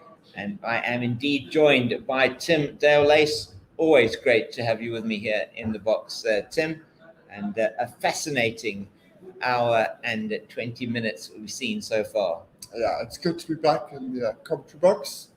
Yeah, good start from South Africa, but they need to get at least another one before the lunch break to make real inroads. They don't want this partnership between Pant and Kohli to last for too long. And to expedite that breakthrough, we have the South African no-ball champion, Kagiso Rabada, who starts his spell, his second of the morning, with a no-ball from the Wynberg end here at the Six Gun Grill Newlands. He's going to do that one all over again to Rishabh Pant. He's over the wicket to the left-handed Pant, who plays it off the front foot into the leg side, a ball that stayed on the legs of the left-hander with the right arm overs line rolling over the wicket to him, and that is a single to Pant. Takes the score to 98 and the lead to Nelson. 1-1-1 is the lead for India. Will it be one eye, one arm, one leg and a wicket for South Africa? Maybe they'll have a couple of bites of this cherry. 98 for 4 though the score in the 35th over. Kagiso Rabada in to Kohli, and he's forward, and it squirts off the outer half of the bat to Bavuma at backward point. So there is no run. Kohli on 18, Pant on 31. South Africa bowled well to Kohli throughout this innings. Kohli's just been absolutely determined not to give his wicket away. But I think that they've given too much width to Pant so far. Pant is scoring nearly run a ball. Rabada in to Kohli. This is again off the outside half of the bat as he comes half forward and plays the ball short of a length on the line of off stump into the offside field at backward point. The field, 2 slips, a 4th slip, a backward point. Not really a gully, is he, Keegan Peterson? Tim Moore, 4th slip, backward point, extra cover, mid-off deep, mid-on, mid-wicket, and a man at long leg. Rabada from the Wynberg end, and that is short of a length outside the off stump. And Virat Kohli, not for the first time, but probably for the 100th time, we've said over the last couple of days, leaves that one alone. Well, he's left exceptionally well in this test match. He's sized up this Newlands pitch, knows exactly when the ball pitches at a certain length that he's able to let it bounce and guaranteed to go over the stumps. Rabada past umpire Holstock. A similar result with this delivery, a much straighter line this time, left on length once again by Kohli through to Rahane. And there is no run. 98 for 4 down towards the end of the 35th over. Partnership is 40. We'll go through the bowling figures and just give you a summary of what has happened in the day's play so far at the end of this Rabada over. Right arm over the wicket to Kohli. He's forward, playing with the full face of the bat in the V, down to Marco Jansen at mid-off. There is no run. 98 for 4 at the end of 35. Story of the day so far, Tim? The early wickets by South Africa did change things up. It gave the South African bowling attack a real boost, which they needed because of that last hour yesterday. So that India made sure that they didn't lose any wickets towards the end. So they started off well, got those 2 early wickets that they needed to put pressure back on India. The last half an hour, shall we say half an hour, 40 minutes, this partnership is starting to grow to dangerous areas for South Africa. They're still in there with the hunt. They're still in there with a chance. Pant does give you a chance when he bats. He does. He hasn't given a chance so far in this innings, but I think that's because South Africa have tried to bowl too short to him, too wide.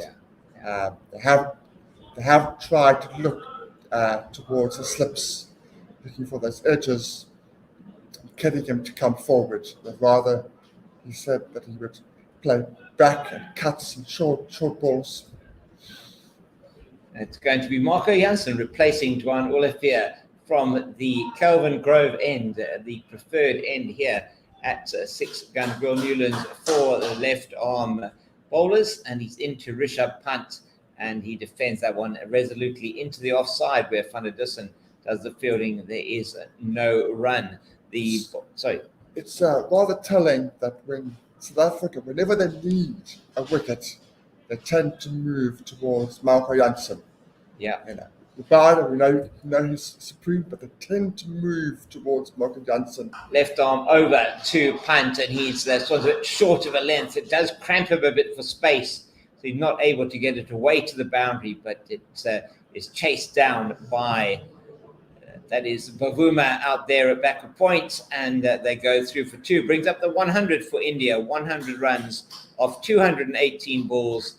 11 fours in that. This partnership now has gone to 42 very valuable runs for India, and that is now off 16.2 overs, this partnership. They lost the last wicket at the last ball of the 19th over. It is looking very dangerous and ominous for South Africa. Needs to be broken. Can Marco Jansen do that for his team? He's into Pant, and he's coming forward to a delivery that is on a length on the line of off stump, and he plays it into the leg side, slightly loosish shot, and he does get a single for that. It's a loosish shot because he's been asked to come forward. He's been asked to come forward. He doesn't want to. He's wanted to play back throughout this innings. Got a thickish inside edge, but that's a moral victory for the bowler, for Marco Jansen. Yes. That is where you need to be bowling to Rishabh Pant if you want to get him out.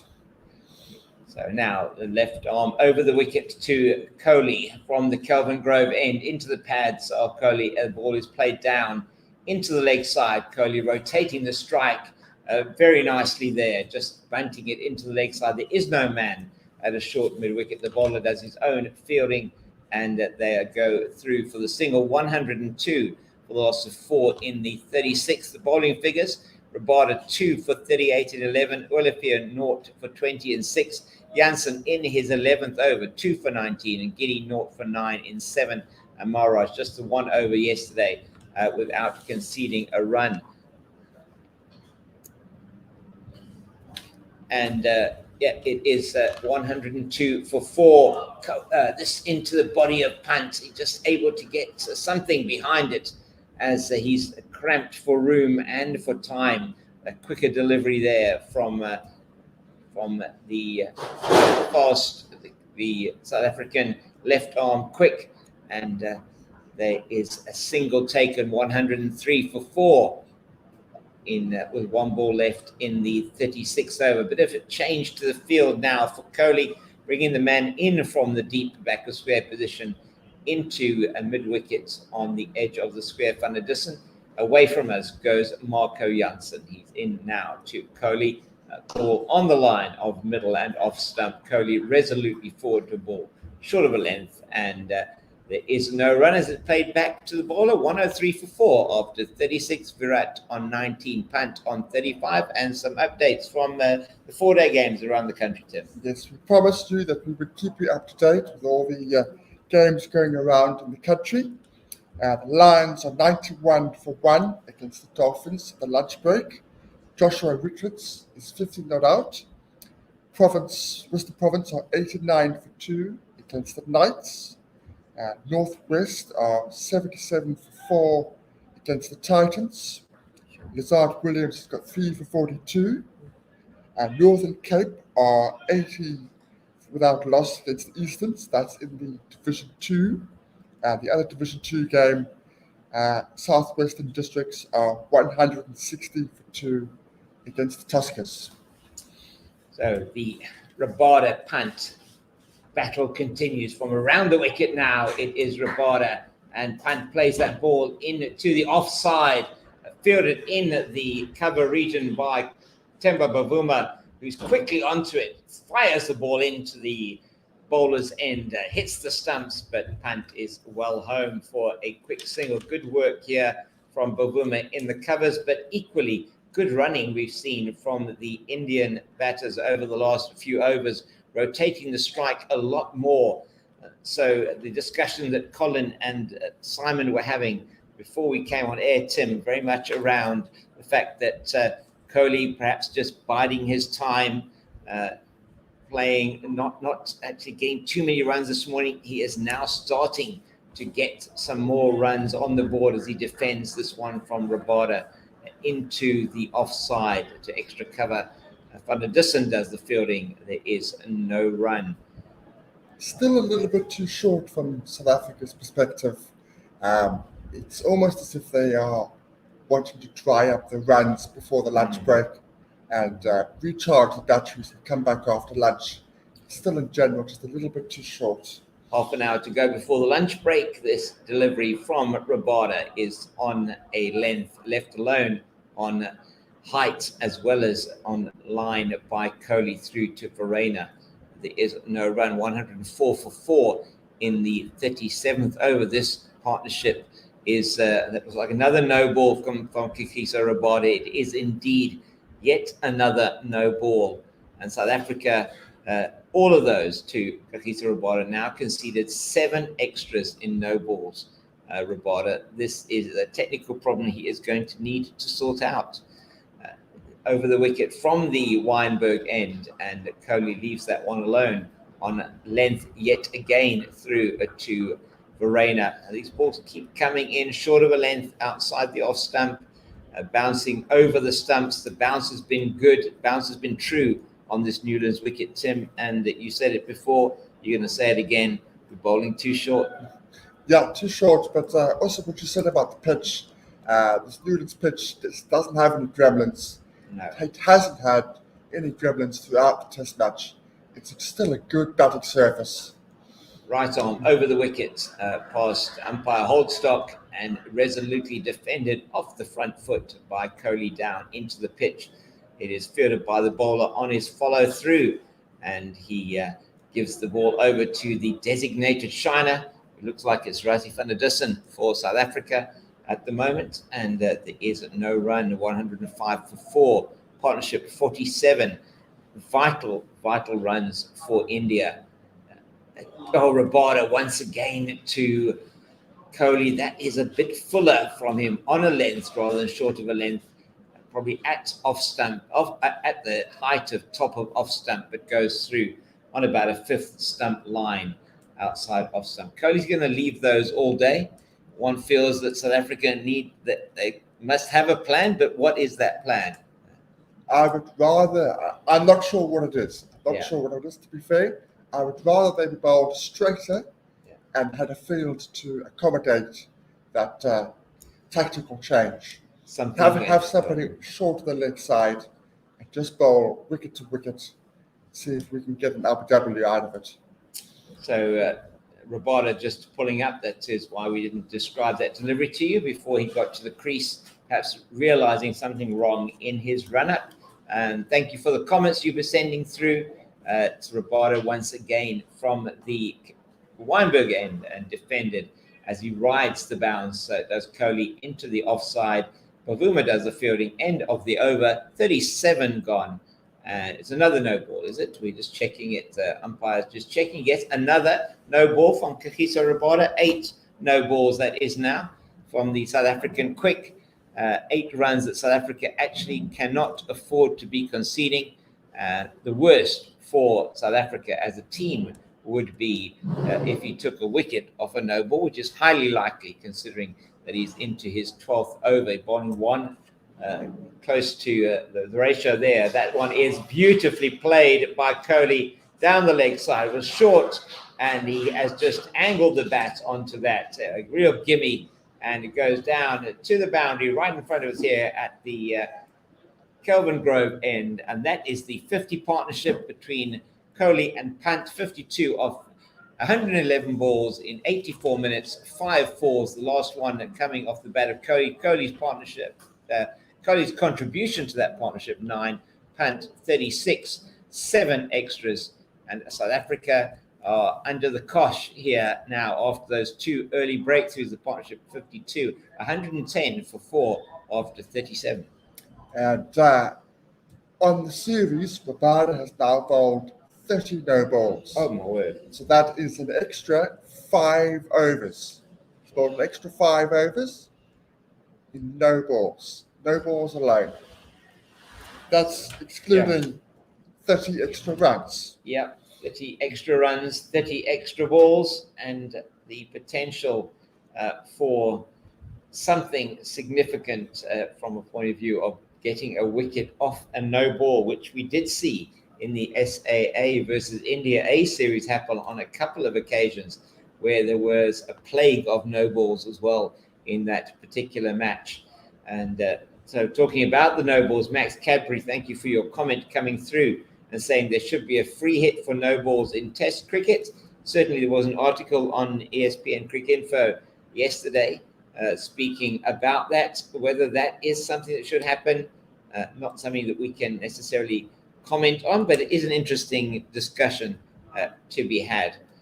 An innovation from the shorter version of the game. As we have a change of bowling at the Kelvin Grove end, it is going to be Keshav Maharaj, who is going to be bowling his second over of the second innings. He took 1 for 14 in the first innings for South Africa, and they will be looking to him to keep the run rate down, perhaps a surprise or two potentially for Rishabh Pant and Virat Kohli. But one feels Pant could take full toll of the slow left armour here. Well, there's been a lot of talk about Maharaj's selection in the series, not just in this test match. This is as good a chance as he's going to get to prove all those doubters wrong. He has not had enough overs in this series. He's not performed with the ball. He's not had the chance to perform with the ball.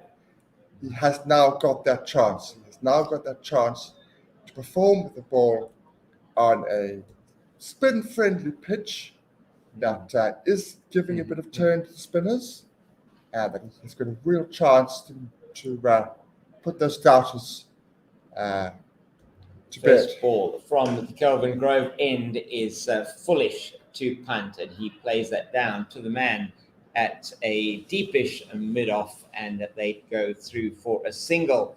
It takes the score to 111 for 4. South African fans now have their feet firmly on the ground, and the Indian dressing room, no doubt, putting their feet up to prevent any hope or chance that Nelson will take the wicket. The field now to Kohli, a slip, a man at a backward point, extra cover that is now coming in. It was a deep extra cover. There's a man also a shortish extra cover. Kohli forward and defends into the offside to that man at shortish extra cover, who is Temba Bavuma.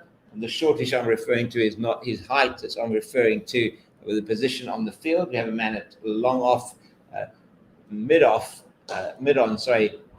a decent distance down to the boundary as Bavuma does some outstanding fielding off that drive by Kohli and stops a certain single as it would have gone down to long off. And congratulations from Maharaj to his teammate. Maharaj in again to Kohli, defends on a ball that is on a length outside the off stump and into the covers. And Bavuma does the fielding once again. He does 111 for 4 in the 38th over, the first over of spin on this, the third day.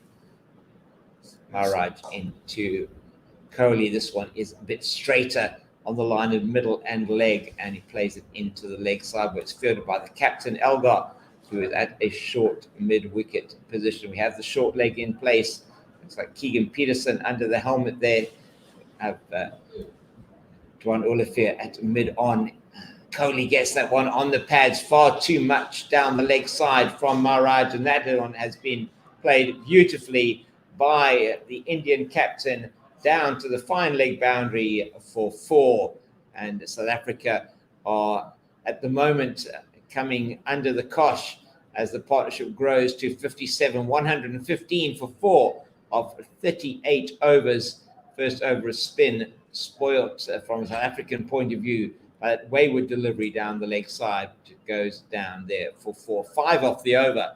And that is not what South Africa would have wanted, as we see a change of bowling from the Weinberg end. Kagiso Rabada being taken off. Marco Jansen coming on from that end. Score 115 for 4. As I said, whenever South Africa need a wicket, they tend to go to Marco Jansen. Yeah. Rabada let it slip the last couple of overs. He lost his rhythm. He was losing his lines, losing his lengths. South Africa desperately need a wicket before lunch. Jansen in towards us to Pant, and the left-hander is forward, reaching for the ball, it must be said, outside the off-stump. He loves to get bat on ball, doesn't he, Rishabh Pant? Loves to come forward, loves to put pressure back onto the bowlers, and to a large extent, he has been able to do that in his innings. He has been successful. Nicely abled by the South African bowlers, it has to be said. Yes, they bowled way too short to him, we feel, in that opening spell to him. But Jansen towards us here from the Weinberg end and defended into the offside by Pant through to Bavuma in at that extra cover position. There is no run, 115 for 4. Just a reminder that India lost a wicket to the second ball of the day today. Pujara brilliantly caught down the leg side off Jansen by Keegan Peterson. And adding no more to the overnight score of 57. In the following over, it was Rahane caught by Elgar. We'll go through that now as this one is short from Jansen, pulled by Pant down to Vanadisson at deep backward square. They take the single and the score goes to 116 for 4. Lead is 129. And another 50 from this pair, and the match would probably be beyond South Africa, Tim. Quite possibly. I do think, though, that this pitch is not going to become much more difficult than it is at the moment. So I would think that, considering we've got 240 at the Wanderers at the back end of the Test match, I would say that this is more a 300 pitch, but it's round the wicket to Kohli is Jansen, and it is straight as a die, that delivery, angling in towards middle and off, and as straight as the ball was, so straight is Virat Kohli's bat, playing it back to the bowler. No addition to the score.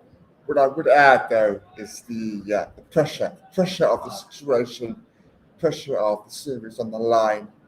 You might be thinking more closer to 250, because those things do have a huge say. Round the wicket once again to Kohli, who is all defence as he comes forward to a delivery that is on a length and plays it defensively into the offside. Vanadisson does the fielding in the covers. There is yet again no run, 116 for 4 in the 39th over. We have about 16 minutes to the luncheon interval. South Africa will be desperate for a breakthrough and they have looked to their partnership breaker, who is Marco Jansen, as Tim has alluded to. In his short career, he has shown his ability to do that, as this delivery is left by Kohli on height more than it's left on line, and it goes through to wicket-keeper Rahane. There is no run, 116 for 4. Kohli has now faced 118 deliveries for his 27. Pant, 38 of 45, by far the aggressor in this particular partnership. He came out firing. South African bowlers fed that fire by bowling short to him. This pitch is not a pitch that has shown that short bowling delivers, unless you're bowling fast to a real tail ender. Liner length was probably what we were expecting from them, Tim. They didn't do that, and he seized the advantage. Yeah, he took full advantage of the poor bowling from South Africans as he came in early in his innings. The great thing from an Indian perspective is that Virat Kohli has been able to just sit back at the non-strikers and watch the lead go up with ease without having to work. Yeah. So Virat Kohli has left exceptionally well, but he's got 27 of 116 deliveries. That's a very un-Kohli-like innings. Kohli also likes to play shots, but he's had a willing partner who's decided, I want to take on the responsibility of the run scoring. You just need to stay here. Maharaj to continue from the Kelvin Grove end, which is our commentary end here at 6 Gun Grill Newlands. We are broadcasting on 1WSR.com. Please keep those comments coming in, and also on Twitter. This is played off the back foot by Pant, in fact, whipped it down to the man at deep backward square, long leg on the boundary, shortish from Keshav Maharaj, past the man in at a forward short leg position, and there is a single 117 for 4. And Maharaj again away from us at the Kelvin Grove end to Kohli, who's all defense, leaning, coming forward, killing any thought of spin away from him. Bavuma fields at extra cover. We have a slip, backward point, extra cover, deepish cover, man at mid wicket, long leg, played through that man at extra cover. Here is Bavuma down to the fielder at long off, who is Dwan Olafia. They go through for yet another single, 118 for 4. India lead, 131. Virat on 28, Pant on 39.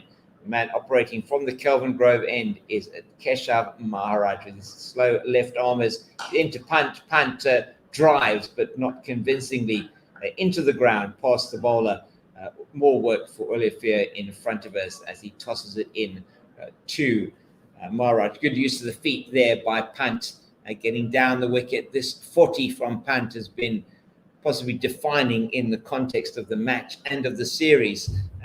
We may well look back at this and say this is where India wrested the initiative from South Africa. It's quite possible.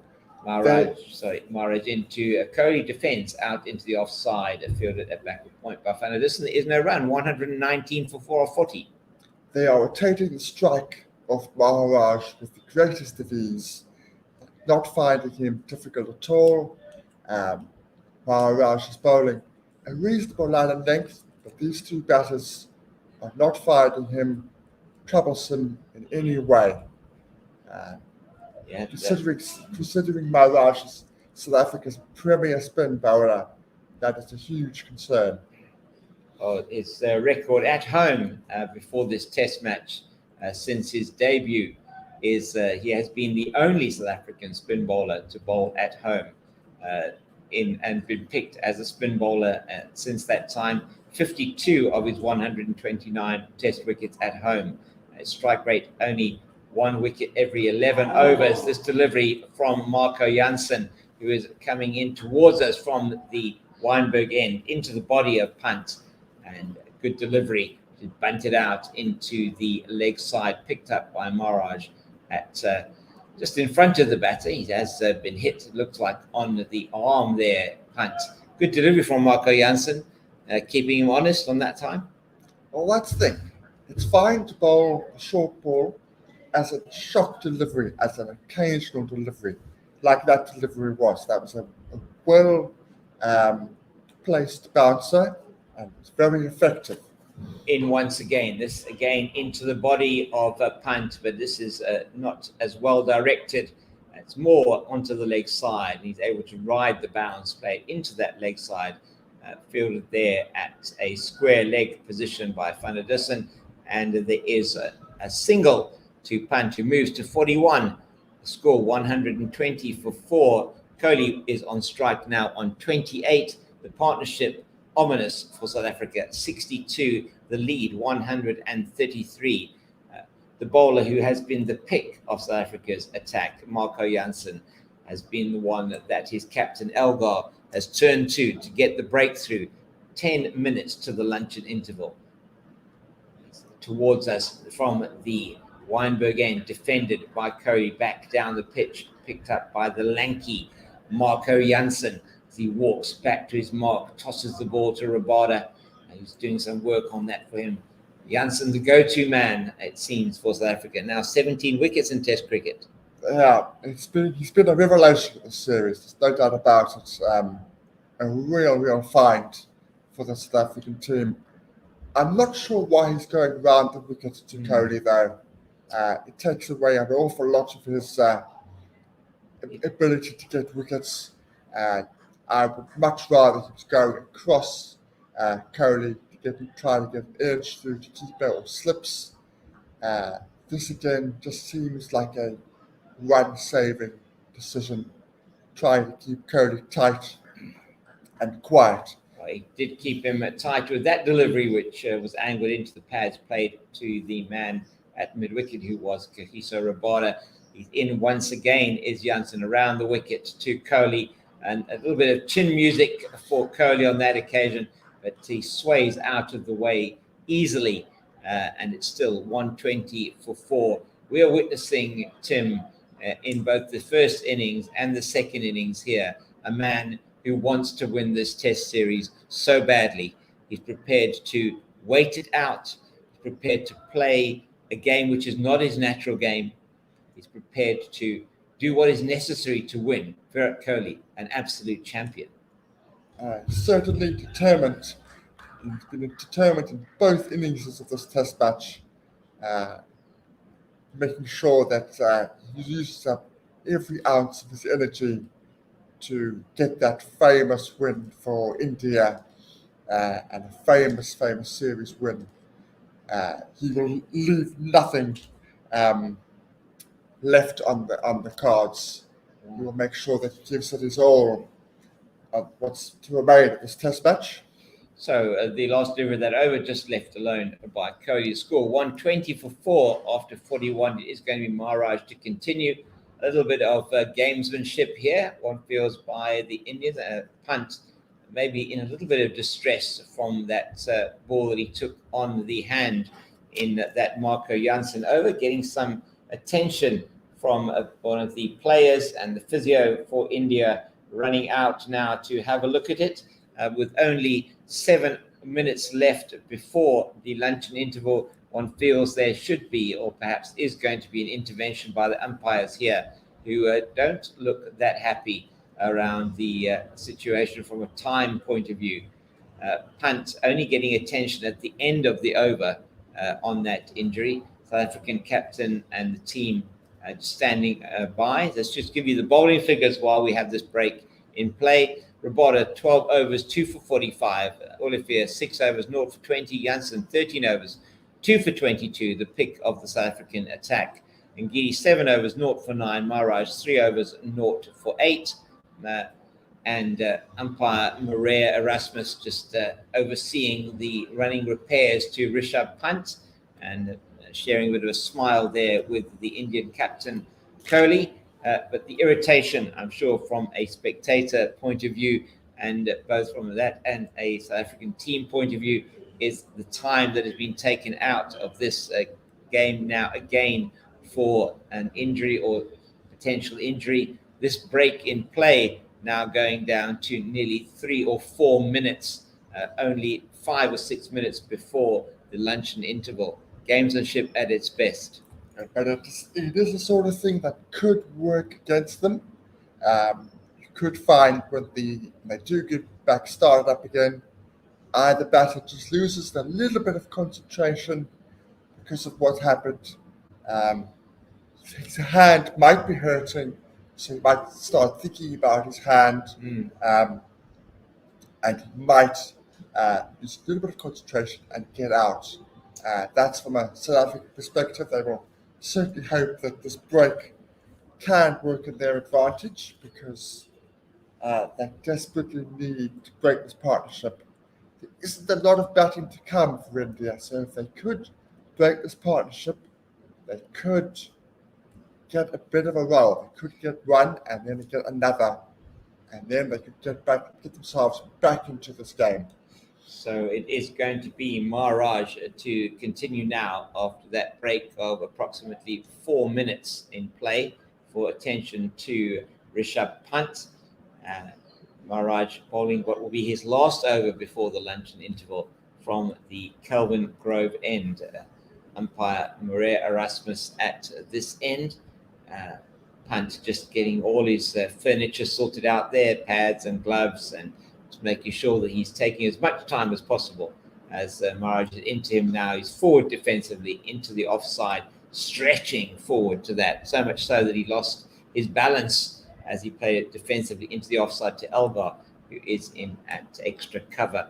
A slip, extra cover, a man at deep backward point, extra cover mid-off, long on, mid-wicket, forward short leg, almost like I'm not quite sure what you'd call that, a shortish square leg almost under the helmet. Keegan Peterson, a man on the forward square leg boundary, and a man at long leg for Maharaj. He's in once again, 120 for 4. Pant goes long, he goes high, and he goes, I think that's over the rope for 6 off Maharaj. He came down the wicket and cleared the man running in front of us here, Dwan Olivier, and is a maximum for the Indian left-hander. He moves to 47. India move to 126. He didn't get all of it, Tim. It was touch and go potentially for a while, but well over the head in the end of the South African fielder coming around in front of us. That is a potential for Maharaj. Yeah. Because you feel that Pant, that won't be the last time he tries that. It is Maharaj once again. Great fielding from the man at the shortish mid-wicket position. That is Temba Bavuma, appreciated by the crowd in front of us, as you could hear. And it is keeping the score at 126 for 4 in the 42nd over. Maharaj to Pant. It just eases that one, which is shorter of a length. Off the back foot, he plays it into the leg side, fielded by the man who is on the boundary at a forward square leg. That's Marco Janssen. And they take the single, 127 for 4 in the 42nd over. Pant is on 48, Kohli on 28. Partnership is 69, dominated by Pant. There's 48 of those runs. Maharaj to Kohli. Last ball who's over. Into him, and Kohli goes back, but is able to play that resolutely into the offside. Bavuma does the fielding. End of the over, 42 gone. There'll be one more before the luncheon interval, and it is 127 for 4. Pant showing intent once again. The lead now 140, Tim. This after the loss of those two early wickets, this has been all India. Yeah, the second hour has been well dominated by India. They've steadied the ship, which they needed to do after those early breakthroughs for South Africa. And if it stays this way at the lunch break, they will be the happier of the two. There's no doubt about that. Marco Janssen wants to change that as he's in towards us from the Weinberg end to Rishabh Pant. He's over the wicket, the left armour, into the left-handed Pant. Pant is up on his toes, defends into the offside. Temba Bavuma once again in from his position at shortish extra cover, does the fielding, and there is no run. South Africa not on the over rate at the moment at all, at plus 1.5. They are going to need to speed that up significantly in the afternoon session, as it's once again Janssen towards us, past umpire Holstock into Pant, all defence in the last over before lunch, as he comes forward and plays it back to the bowler, flicks it up to his teammate Bavuma, and there is no run. 2 slips, the gully, a deep point, extra cover, mid-off, mid-on, man on the deep square leg boundary, and a long leg to Pant. What can Marco Jansen do for his team? 4 balls left to go. Over the wicket to Pant. That's Fuller onto the pads of Pant. He plays it out into the leg side. They're going through for 2, and they're going to get there easily. Good running from this pair, and Kohli indicates his happiness with that and applauds the 50 from Rishabh Pant, as those 2 runs take him to an incredibly well played 50. He has wrested the initiative from South Africa after those 2 early wickets. 50 of 58 balls, 4 fours and the 1 6, only 32 dots, and the scoreboard saying take a bow. Rishabh Pant, indeed, he could potentially here have won this test match, won this series for his team. This 50 coming in double quick time of only 58 balls, strike rate right up there in the 80s. He's facing once again Jansen, whose line on this occasion is not what he would want it to be, wide outside the off stump, left alone, thankfully, by Pant, who now has to face only 2 more balls before we go to the luncheon interval. Just on the overrate thing, you would think that the authorities would take into consideration that India had 4 minutes on there for Pant's injury. I think so, yes. So it might be behind. They are behind, yeah. So 17 overs it was at the start of the day, as Janssen's in once again to Pant, a release ball for him on the line of leg stump, short of a length. He's able to just tickle it around the corner. Olivier does the fielding at long leg there, through for the single, 130 for 4 in the 43rd over, the lead at 143. And South Africa, with every run that India score, is 1 more that they have to get in the 4th innings. 1 ball left before the luncheon interval. Can Jansen take the wicket of Kohli? He's in now into Kohli, and Kohli makes sure that he doesn't, as he plays it back firmly to Jansen in defence. Jansen throws out a long right arm, picks it up, and tosses it back to the umpire. That, my gentlemen and ladies, is a lunch on day 3 of this, the 3rd Betway Test in the Freedom Series. India on 130 for the loss of 4 after 43 overs. Kohli on 28 of 126 deliveries. Pant on 51 of 60 deliveries. The lead for India is now 143, 26 overs in the session, 73 runs, 2 wickets, and the run rate in that session 2.81. Just to run through the story of the day before we give you the bowling figures and the scorecard. South Africa making breakthroughs very early on in the day. In fact, with the second delivery, Pujara brilliantly caught down the leg side by Keegan Peterson off the bowling of Marco Jansen, and that was Pujara gone for 9, 57 for 3. It was India, and in the very next over, it was Rahane who was caught by Elgar. A bit of team play there, with Rahane getting his hand to one that was bouncing high over his head, tickled off the glove of Rahane, and Elgar cleaning up behind to take the catch. And that reduced India to 58 for 4. Since then, it has been the Rishabh Pant show with Virat Kohli as the supporting act. But what a supporting act. You'd want that supporting act, wouldn't you? If you were going for the leading actor Oscar, you'd want to make sure you got the best ever supporting actor you could have in that role. And who better than Virat Kohli? taken India with that partnership of 72 runs, taken them to 130, the loss of 4 at lunch. The pick of the South African bowlers undoubtedly has been Marco Jansen, 2 for 25 in his 14 overs. Supporting act there from Kagiso Rabada, 2 for 45, including that important breakthrough, getting the wicket of Rahane.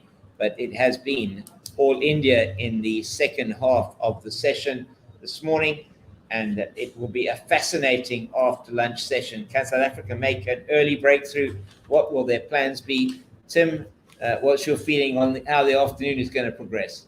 Very important lunch break for South Africa. They need to come up with correct plans to get wickets and get wickets quickly. Thank you very much, Tim. Thanks from all of us here at 1WSR.com from the 6-gun grill Newlands, the third Betway test, third and deciding Betway test in the Freedom Trophy Series. From us, for the moment, it's goodbye.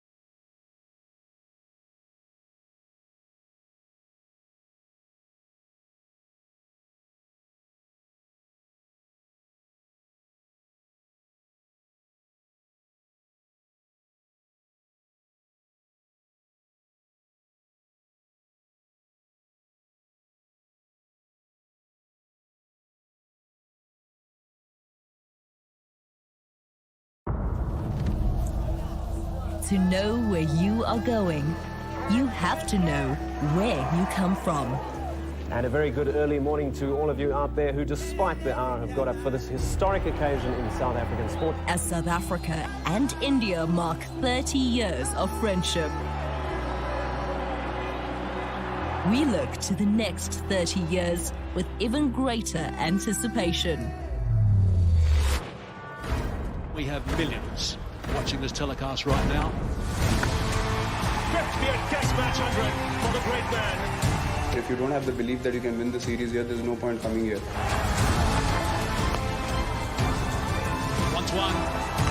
That's him. The finger will go up. And have a look at the celebrations. Everyone, I'm sure, is pumped up about this clash.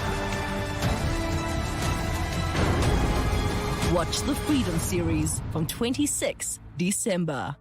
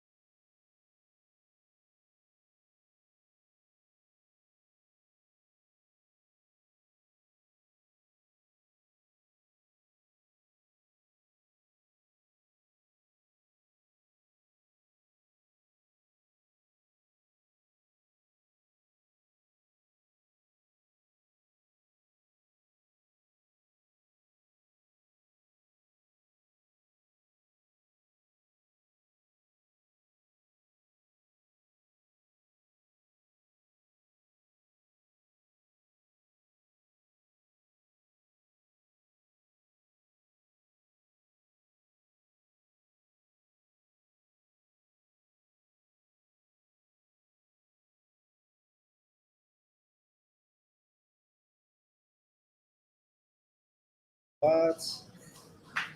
Welcome back here to the Newlands here in Cape Town for the third test, the decider between India and South Africa. India at lunch were 130 for 4. Rishabh Pant and Virat Kohli, the captain, in the middle. At the moment, Rishabh Pant on 51, Virat Kohli on 28, and still 4 wickets lost. I'm Tim Taylor. I'm joined by Tim Del Ace here in the commentary box. How are you doing, Tim? I'm doing fantastic. From a South African perspective, they need early wickets and they need them rather quickly before India get a real stranglehold on this game. They let it get away that last 45 minutes before the lunch break. They need to get it back on, while India just need to bat on and get as many runs as they can. India did very well in the first session after losing 2 quick wickets. Cheteshwar Pujara fell, and also Ajinkya Rahane on 9 and 1 respectively. But then after that, it was the Pant and Virat show. Pant getting a quick fire half century in that session alone, and Virat Kohli just staying at the crease on 28.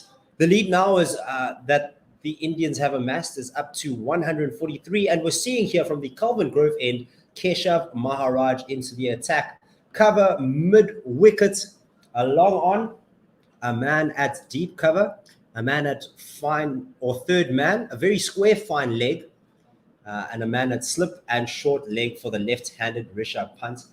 It looks like Keshav Maharaj is going to be coming over the wickets to a left-handed Rishabh Pant here from the Kelvin Grove end. Did I miss any fielding positions? Probably behind the side screen. Keshav Maharaj, first ball, pitches outside off stump. Pant gets to the pitch of the ball as it was a very full delivery. Blocked out, no run, still 130 for 4. Ooh, a little bit of an inside edge as well. I've got a little stat for you after this little delivery. Keshav Maharaj in again over the wickets, the left-hander pitches outside off stump, just clipped past the man at short leg, and the man sweeping on the leg side will pick that up for a single. 131 for 4, and Pant on 52.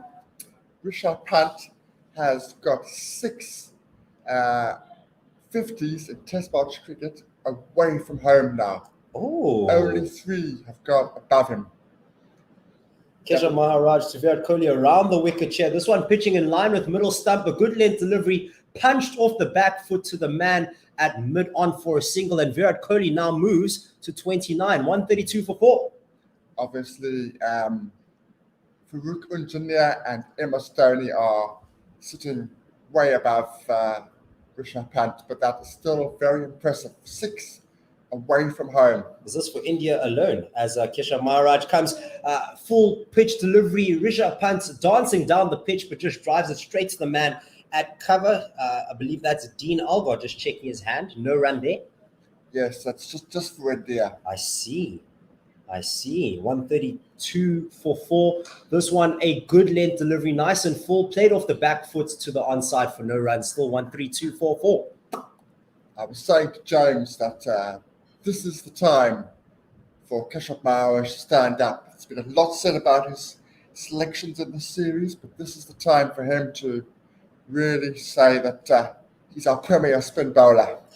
This one, a full-length delivery, pitched outside off stump, just blocked to the man at mid-wicket. No run there, still 132 for 4 after 44 overs. Virat Kohli on 29, Rishabh Pant on 52, and the lead 145.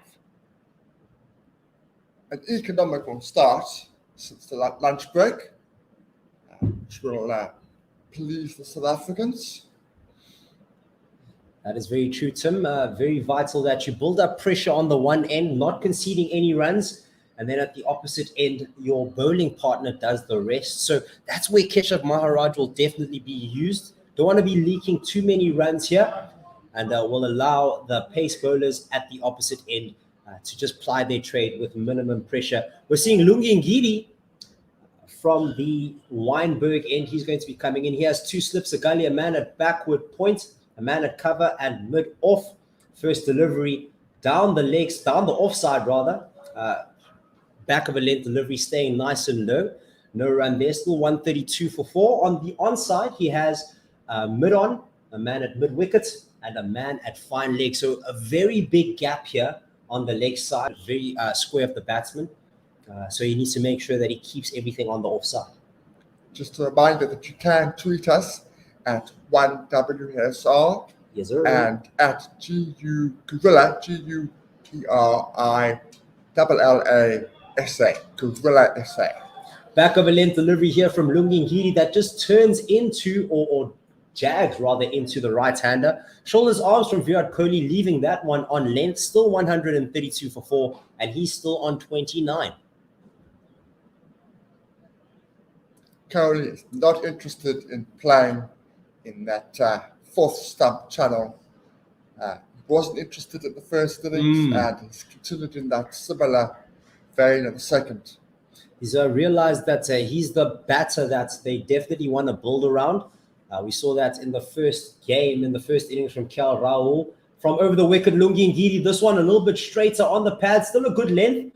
Just clipped to the leg side. It was airborne for some time, but all that came from that was a single for the Indian captain. He moves to 30, 100. Oh no, leg buys. So he's still on 29, 133 for 4. Overcompensating there was Lungi, trying to bowl that straight channel, but just getting a little bit too straight, drifting in towards the legs. And easy pickings for Virat Kohli to go through for a single. Now, the easy runs are the runs that South Africa will need to be careful of. These types of singles that just take the pressure off the batter, allows the pressure just to be released, means that they're getting themselves further away from taking wickets. Lungi Ngidi coming around the wickets to left-handed Rishabh Pant. Good length delivery outside off stump, blocked for no run, 133 for 4. Lead still 146. I can see Lungi Ngidi is trying to bowl around the wicket to Rishabh Pant, trying to get the ball now to straighten in on Pant and get the catch at the slips. Got 2 slips here and a gully, ready for those catches should it come. 2 slips and a gully on the offside, a man at cover and a man at deep point and deep square leg on the onside for Rishabh Pant around the wickets. Good length of full length delivery outside off stump, blocked again, 133 for 4. Still the score remains unchanged.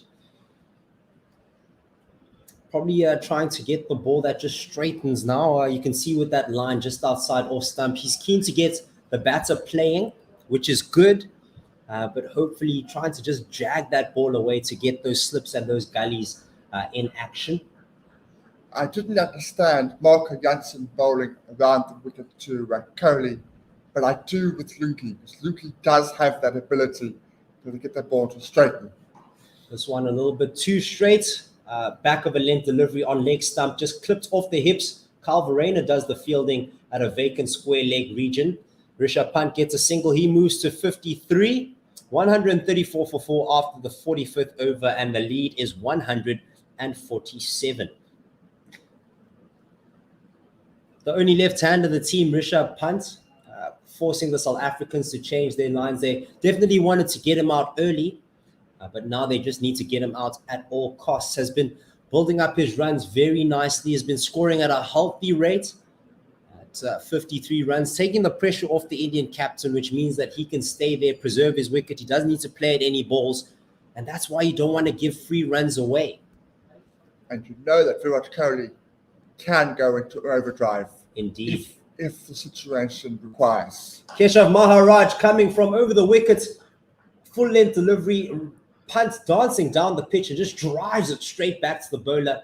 A little bit of fielding there and recovery from Kagiso Rabada to make sure that that ball remains a dot. Still 134 for 4. Second ball of the over, coming over the wicket to left-hander, dancing down the pitch again, but this one driven a little bit more square, and the man at mid-off picks that up. They get a single, 135 for 4. Good rotational strike by India. The bowling's been quite tight from South Africa, but India still in positive frame of mind, looking to get those singles. Keshav Maharaj with the ball that was full and straight. Pant was already halfway down the pitch. Aiden Markram had slipped, did the fielding there. Almost shied at the stumps, but thought better of it. No run there, 135 for 4. Not much turn for Keshav so far. He'll be a little bit disappointed by that. You would have thought by day 3 there'd be some turn. Full length delivery, off stump, played to the man at backward point, no run. Ashwood did manage to get some in the South African innings, but so far it's fairly minimal spin from Keshav. Kesh continuing, keeping that line and length, a good length, just full of a good length rather. It got a little bit of bounce as Virat Kohli had to play this on the back foot. It was just a punch to the man at cover, no run, still 135 for 4. Interesting to see what their plans they come up with South Africa. Last ball on off stump, a little bit fuller. Virat Kohli gets forward, blocks that out, backward point picks it up, and that ends the 46th over. 135 for 4. The lead, 148, and the two batsmen at the crease. Virat Kohli on 29 and Rishabh Pant on 54. Be interesting to see how long they keep Maharaj on, because he doesn't look threatening. He's bowled reasonably economically. Doesn't look like he's going to get a wicket. You feel from a South African point of view, it's only a matter of time before they go back to Rabada and Ulafir. With that said, though, I would, if I were Dean Elgar, I would much rather have gone to these bowlers, Rabada and Marco Jansen, as Lungi Giri comes around the wicket to left-handed punt. He just dots this down to a vacant point region. The man at deep points, Marco Jansen has to pick it up, 136 for 4. I would have those bowlers come in once the pressure has been built from these bowlers, from Keshav Maharaj, because the nature of wickets in Test cricket, they don't just come out of nowhere. You need to build up the pressure. You need to get the batsmen into a position where they feel they need to force themselves onto, impose themselves rather, onto the bowling team. And that's where the wickets come from. But right now, easy singles here for the Indians as Lungi Ngidi comes to Virat Kohli over the wicket, just beating the outside edge of Virat Kohli from a good length. It looked like there was a little bit of bounce, and Virat Kohli hung his bat out to dry. Looked like he was squared up a little bit on the front foot. That's the first genuine planned miss in a long time. Virat Kohli's playing well away from his pad, not getting anywhere, and nothing shot really, and rather fortunate not to get an edge through to Rahane. A little bit of movement for Lungi Ngidi, and Virat Kohli just following the ball, straight bats and nothing shots, as you said, Tim, just trying to dot it down, almost finding the outside edge as Lungi Ngidi comes in again. Good length delivery, a lot straighter. South Africans are up. Looked like it hit the pad or maybe just the bat first there from Virat Kohli. Solid forward defensive, but much better bowling here from Lungi Ngidi. Aiming for that pad as Virat Kohli likes to step onto his off stump. Interesting trigger movement there.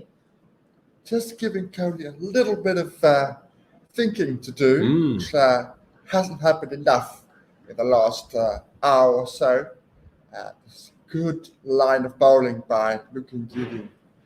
Perfect stuff. Indeed. 2 slips of gully, man of backward points, cover mid-off, and this one a good length delivery that just sails over the off stump. Virat Kohli leaving that one on length once again, and just the rest of the field on the onside. You have a mid-on, mid-wicket, and finally a man at fine leg. So a conventional 6-3 field here for Lungi Ngidi. Yeah, a fairly standard field so far. There's been no left field placings by Dean Elgar. Nothing out of the ordinary. Ngidi in again. Good length delivery on off stump. Virat Kohli blocks this one out, looking for the single, deciding against it as Themba Bavuma swoops in from backward point to prevent the single. A great over here from Lungi Ngidi, keeping a tight economical. India still unmoved on 136 for 4. The lead still 149. You want to make sure that this last delivery is along those similar channels the rest of the over. You don't want to give it away now. It's been an excellent probing over so far. Hitting his straps nicely is Lungi, Truman, and Giri. Final ball of the over. Good length. Got a little bit of bounce. Left on length from Virat Kohli. And that ends the 47th over. 136 for 4. Virat Kohli on 29. Rishabh Pant on 55. And the lead on 149. Good stuff from South Africa. All they need now to get a good feel about the situation is a wicket. They need to get an early wicket to change the complexion that the game is currently going. Complexion of the game. The last session, you could argue, was India's session. As we'll see Keshav Maharaj continuing here. There's a man at third man, a very square third man, closer than 45. He has a slip, a leg, a short square leg, a man at fine leg that's not quite on the boundary, halfway to the boundary, quite on the circle. A sweeper on the leg side that is actually being moved. They were actually a deep mid-wicket, moved down to sweeper now. Keshav Maharaj pitches this one up, and Rishabh Pant sends it to cow corner for a maximum with a beautiful sweep there. Keshav Maharaj getting the treatment, a little bit of a half volley, and absolutely punished for 6. Magnificent shot. Rishabh Pant, when he is in full motion, is certainly an entertaining batsman, and he has been in this innings. Oh, truly that. A little bit of a freebie there from Keshav Maharaj, not quite hitting his straps. The man sweeping, Marco Jansen, could just watch it sail over the boundary. Maharaj coming in, second ball down the pitch, Rishabh Pant, and he sends this to the stands at the long off boundary. Back-to-back maximums here. Goodness gracious, this man is being punished. Full in motion there, Rishabh Pant, and he is enjoying facing Keshav Maharaj, getting to the pitch, and quite frankly, he's dominating him at the moment. 2 6s in a row, and the fielders are looking for the ball. At the moment, it seems to be momentarily lost. Sure. As Elgar stands next to the bowler, Maharaj, hands on hips. I think a little bit in disbelief in what's just happened. Not getting enough turn here, Keshav Maharaj, and Rishabh Pant, as Keshav Maharaj just brought his length back a little bit. Rishabh Pant gets the pitch of the ball and says, "You're not getting away from me, buddy." Sending you to the stands on the offside. And the fielders still looking for the ball. India feeling very comfortable here. 148 for 4. The lead now 161. And Rishabh Pant sitting pretty at 67 not out. They're still looking for the ball. Looks like it's gone through a fence here. That would prevent fans from getting through. It looks like it's Duan Olifir and Kesh and Kagiso Rabada moving their bowling partnership to a partnership of locating the ball. As that was absolutely dispatched. My word. Oh, what a shot.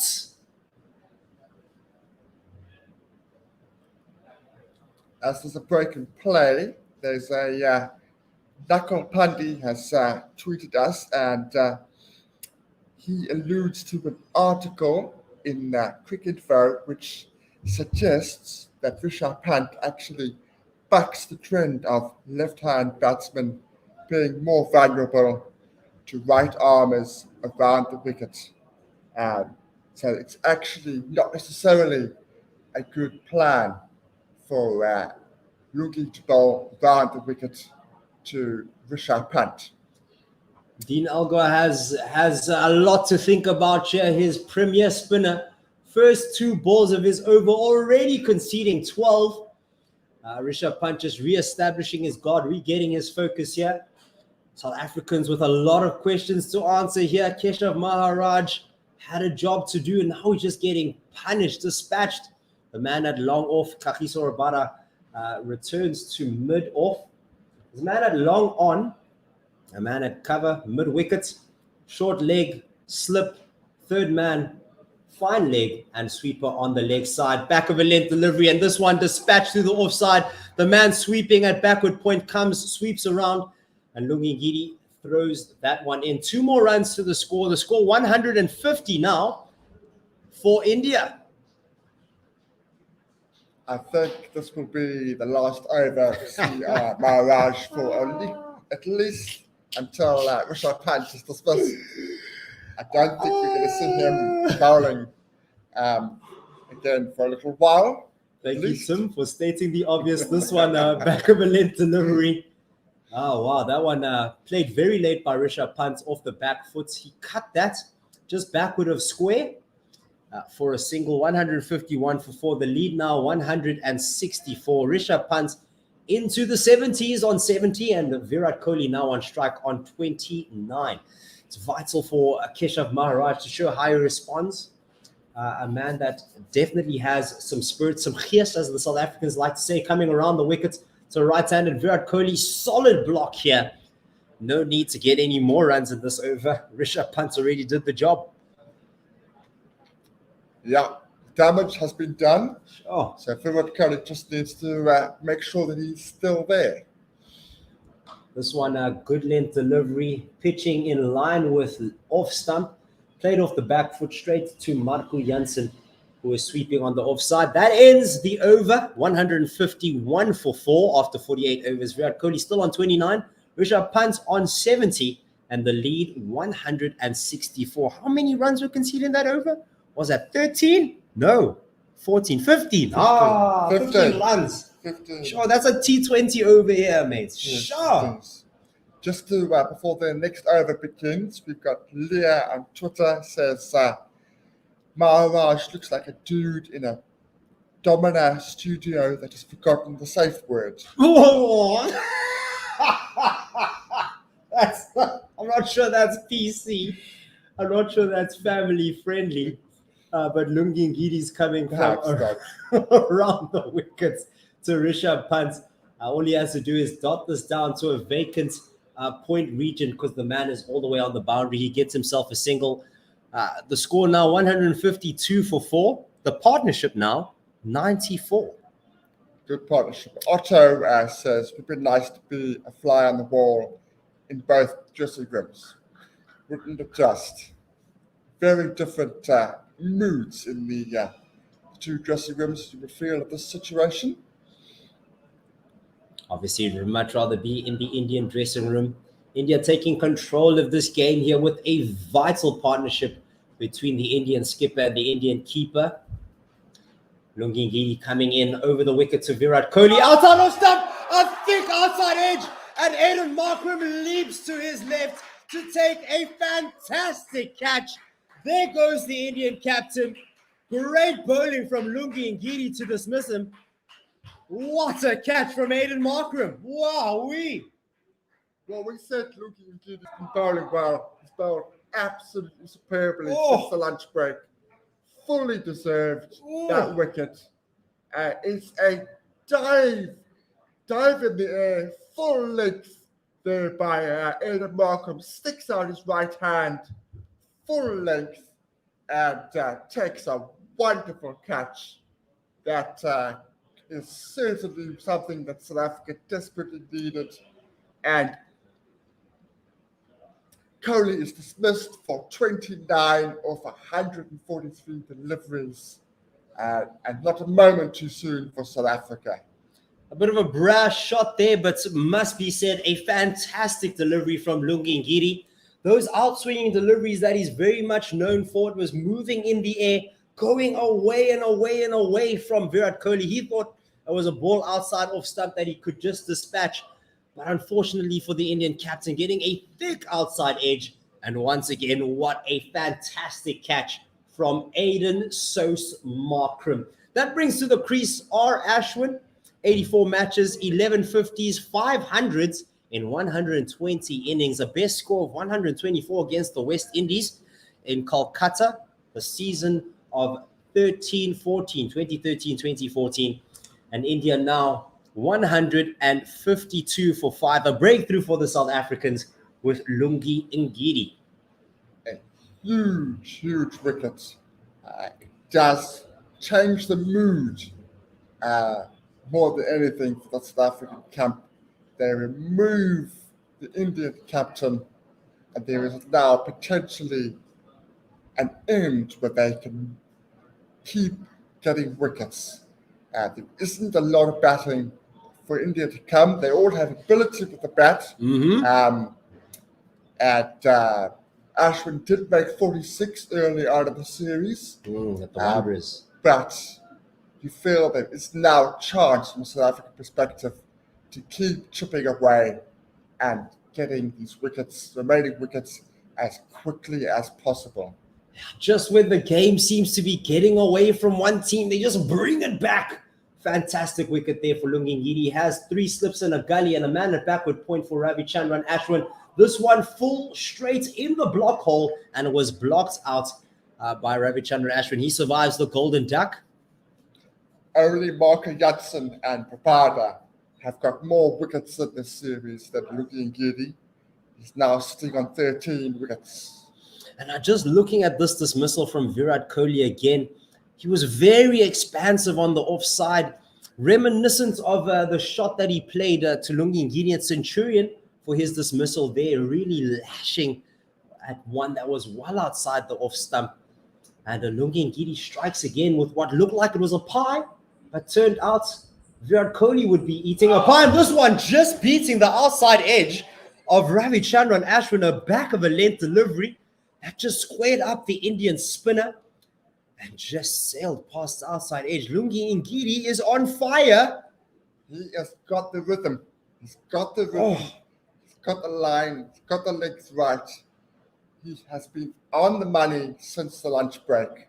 And we just hope that it continues from a South African perspective. They really do need to get a double wicket here. Got Kohli. They need to get another one soon. 152 for 5. Here are India.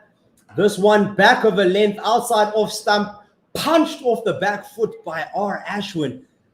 Through a vacant point region. A bit of a freebie here from Lungi Ngidi after a tight bowling to take Ashwin off the mark with a fantastic boundary. 156 for 5. There was a bit of bit there from Lungi, but you know what? That was a fantastic shot from Ashwin. Just come at the crease and hit square the wicket on the offside with real plumb. You have to enjoy that about the Indian batting lineup, especially at the bottom of the order. Batters that aren't afraid to play their strokes. If it's in the arc, it's out the park. If it's in the slot, it's got to be shot. I just made that up right now. I should do better than that. But either way, India 156 for 5. The lead 169. Lungi Ngidi coming to Ravichandran Ashwin. This one a lot straighter, blocked out a back of a length delivery to end the 49th over. 156 for 5. Ravichandran Ashwin on 4. Pant on 71. The partnership on 4. And the lead on 169. Huge wicket there from South Africa.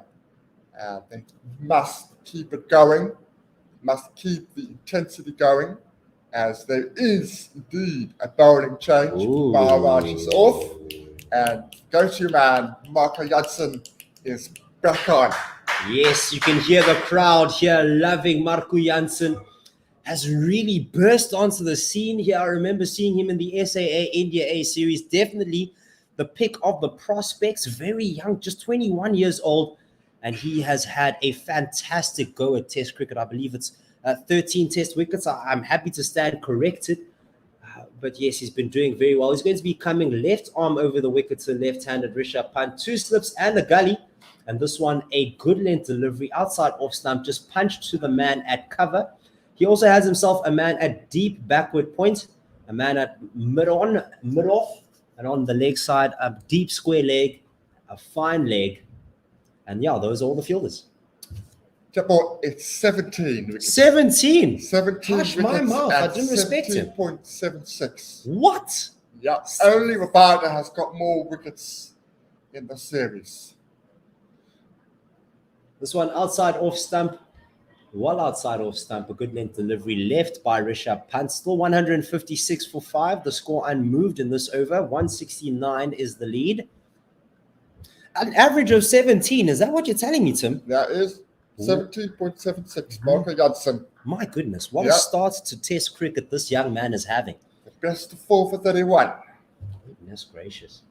Has anyone started better? How did Kagiso Rabada do actually at this stage of his career? Markram Jansen coming over the wickets, the Rishabh Pant. Good length delivery in line with middle stump.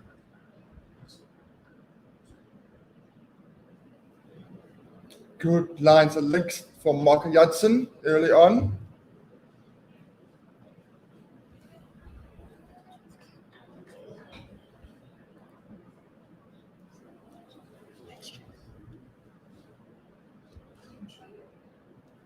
Getting back to his mark. Coming in now to Pant. This one, a good length delivery just outside the off stump. Well left by Rishabh Pant, still 156 for 5. But yes, a fantastic start to his Test career, Markram Jansen. Definitely one of the strike bowlers here for South Africa. You definitely want to throw him the ball when you want something to happen in the game. There was action. I remember with Jasprit Bumrah at the Wanderers, man. Sparks were flying, man. To make something happen does Markram Jansen as he comes in over the wicket to Rishabh Pant. This one, a good length delivery outside off stump. Well kept out by Rishabh Pant for no run. Still 156 for 5. You feel we can hear the South African field.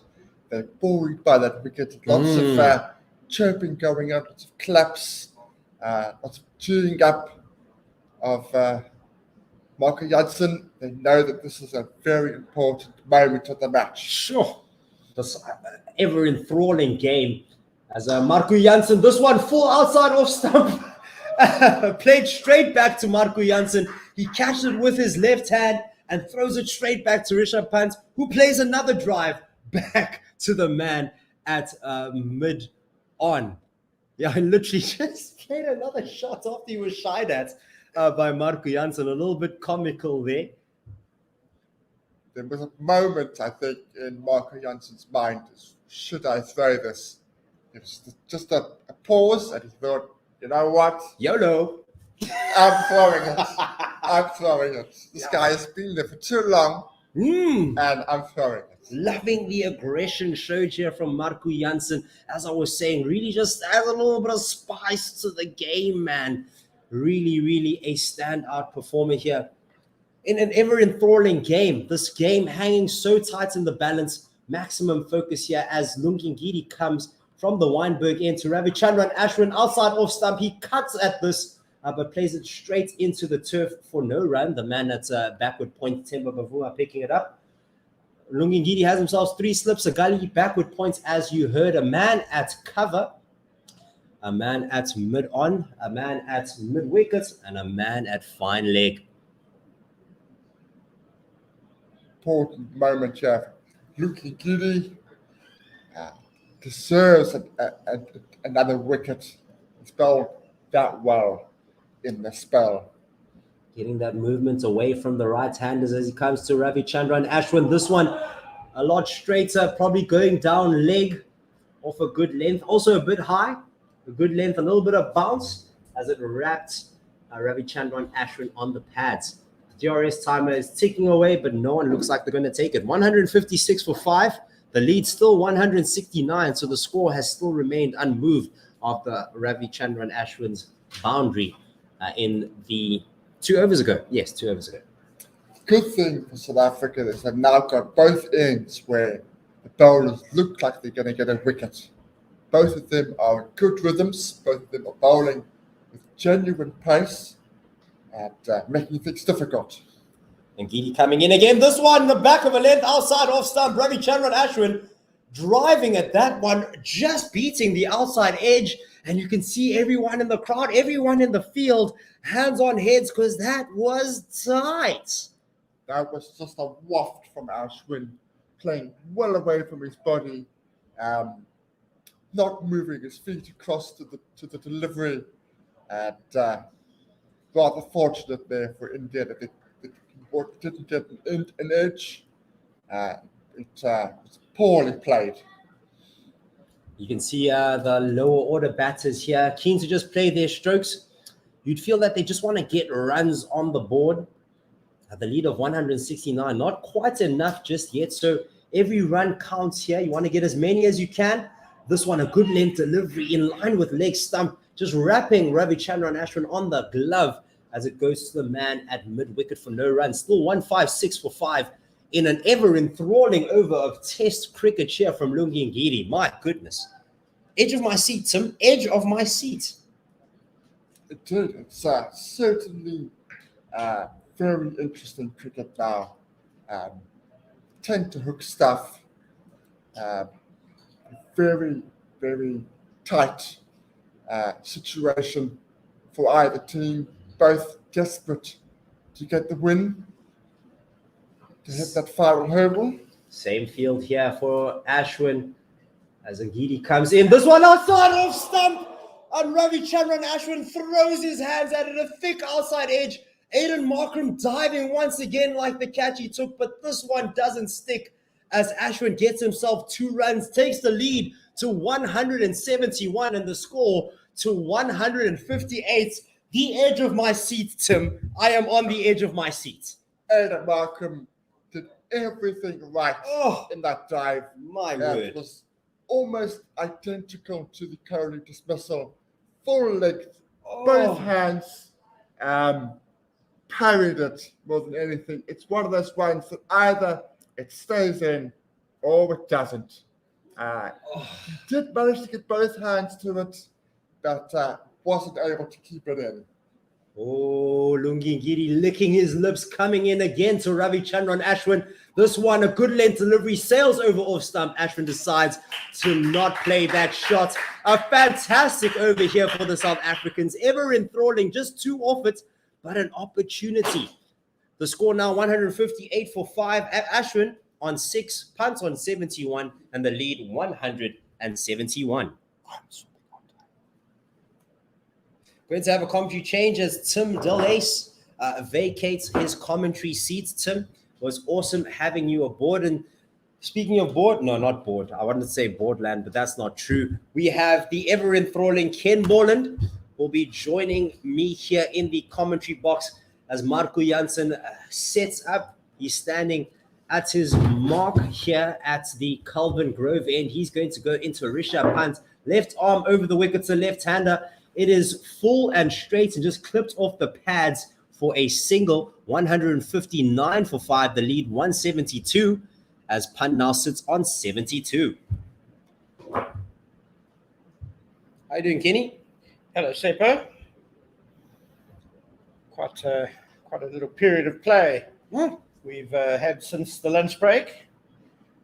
Timely wicket for South Africa, but of course Rishabh Pant's still there. And what an innings he's played here at Newlands today. Could be the series decider. Truly, without a doubt. You need someone to make a big score, and he'll be wanting to add to his tally of 72. Marco Jansen coming over the wicket to right-handed Ashwin. He plays this off the back foot straight to the man at points, Themba Bavuma. Marco Jansen has 3 slips, a gully, Themba Bavuma at point, a man at cover, who's a Duan Olifir, mid-on, a man at mid-wickets, and a man at fine leg.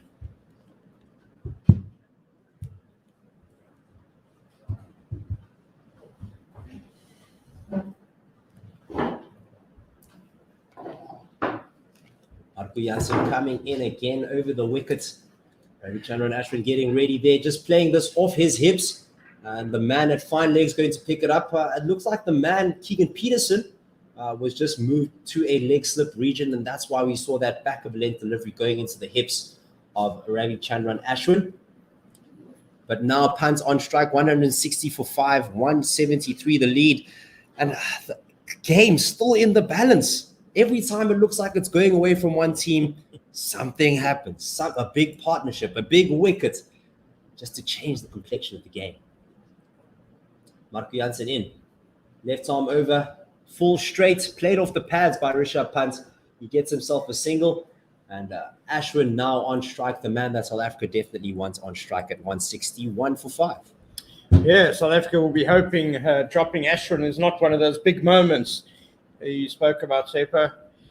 He's obviously a very capable batsman and someone who can definitely hold up his end with Rishabh Pant here. So a dangerous guy that the Proteas need to get out quickly.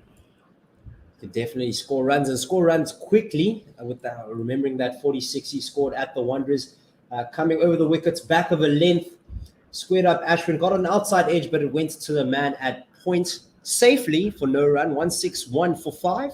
The lead still 174.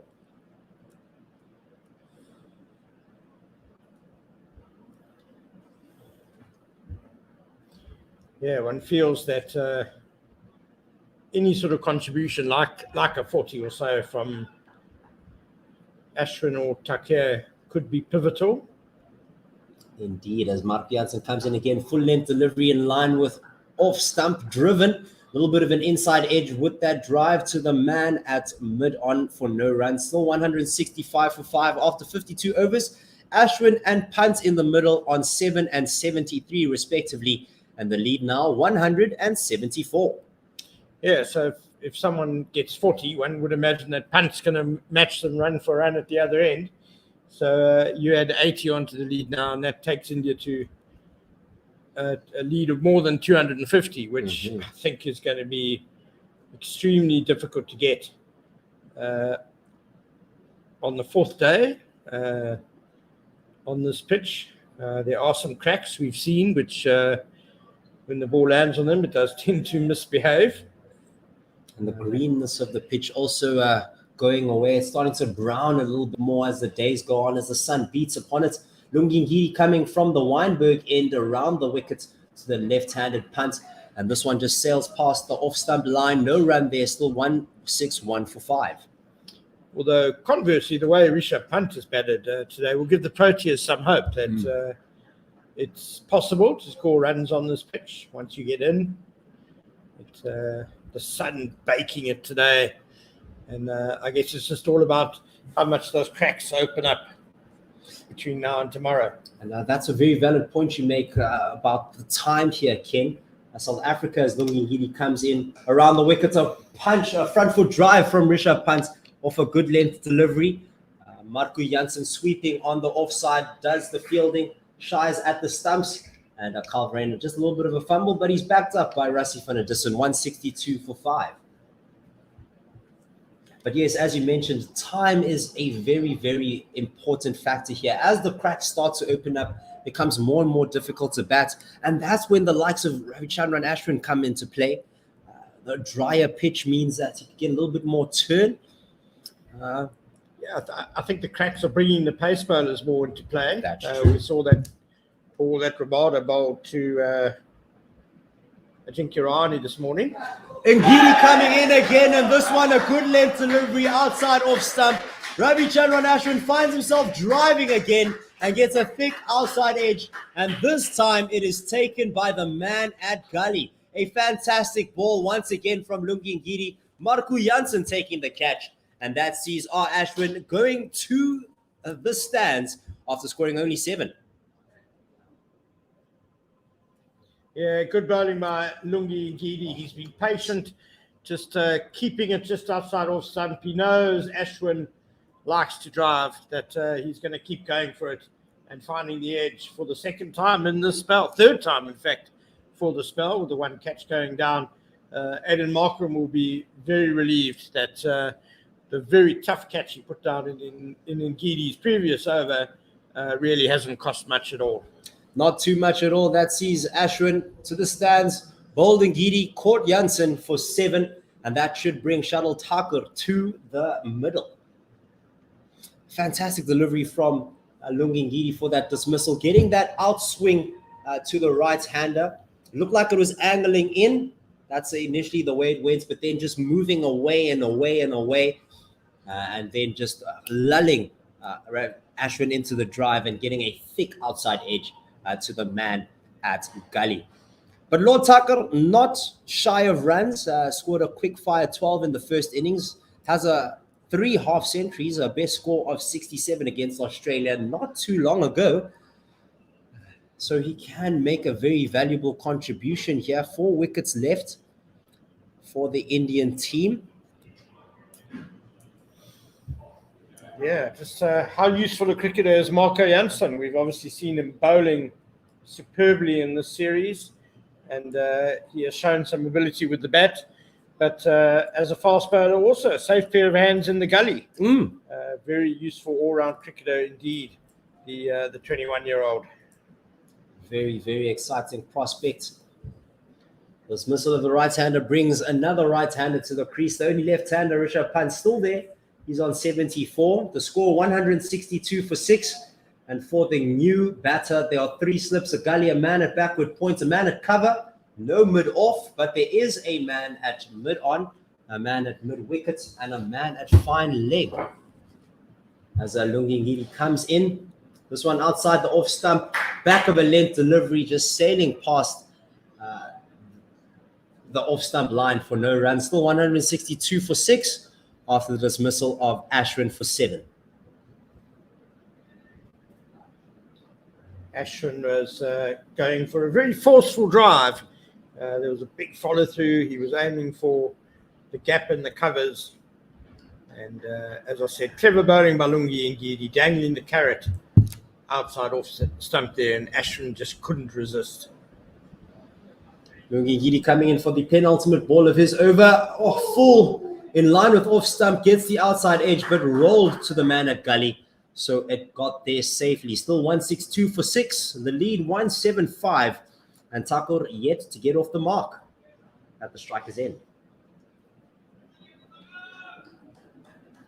A bit more chatter from the South African fielders now.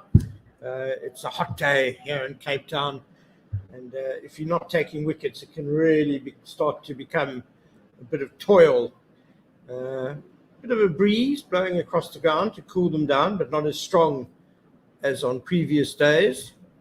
But there's nothing like wickets to give the fielding side energy.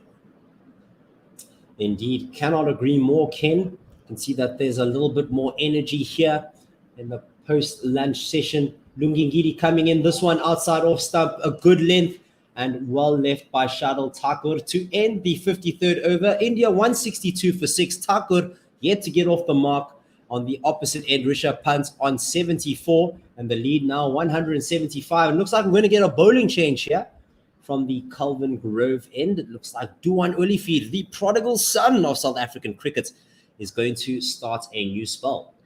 Well, it's good that he's back on the field, firstly, because when South Africa returned after lunch, he wasn't on the field.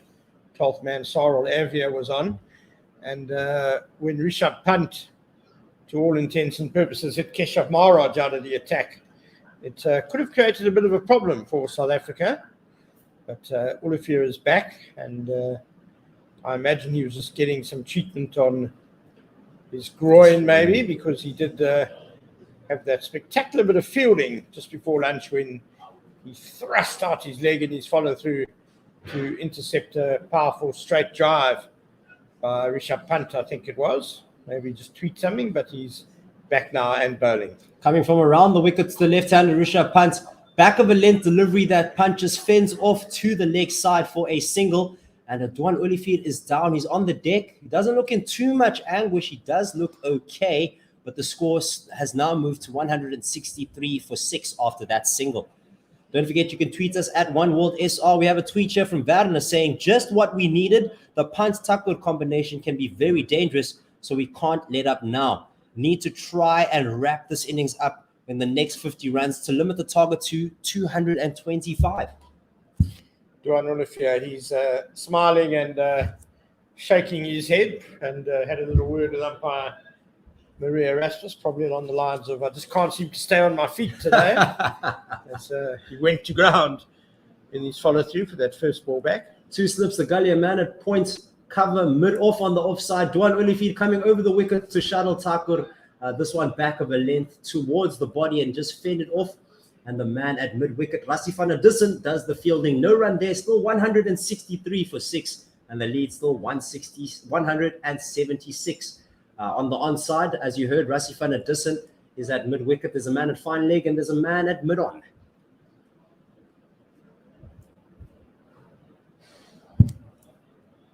Another tweet from Umpo Mureki saying, Ngiri! What a way to open the game up for South Africa in his spell as Olivier continues with a full-length delivery in line with leg stump and just fended off by Shuttle Tucker. Rassie van der Dussen again at mid-wicket doing the fielding to prevent any run. 163 for 6. That one just looked back a little from Duan Olivier into the right-hander. Tucker jamming a bat on it quite late. A few cries from the slips as they anticipated going up for an LBW appeal. Very good bowling here from Duan Olivier, keeping it very tight, keeping the pressure on India as he comes in over the wicket to Shuttle Tucker. Oh, and it's put down, clipped off the pad, straight to mid-wicket, into Rassie van der Dussen's hands, and then just bounced as he was diving forward to his left. We'll definitely look at that. Could have been a bump ball. Nope. It was in the air. It bounced short. Yeah, it bounced just short of Rassie van der Dussen. Good fielding at the end of the day. Yeah, great effort by Rassie van der Dussen. It bounced just inches in front of his hands. He was diving forward onto one of the practice strips. Never easy to do that. Duan Olivier, a great over so far. This one outside off stump, a peach of a delivery that just moved in the air as it passed the batsman, left by Shuttle Tucker. And I was about to say Keegan Peterson. Sorry, Carl Verreynne had to catch this very much to his left in line with the leg stump. So a little bit of movement in the air after the bounce. Oh, decent bounce there from Olivier from the Kelvin Grove end. He looks to have quite good rhythm in this spell so far. Is his first over back, of course. He's looking very good, is Duan Olivier.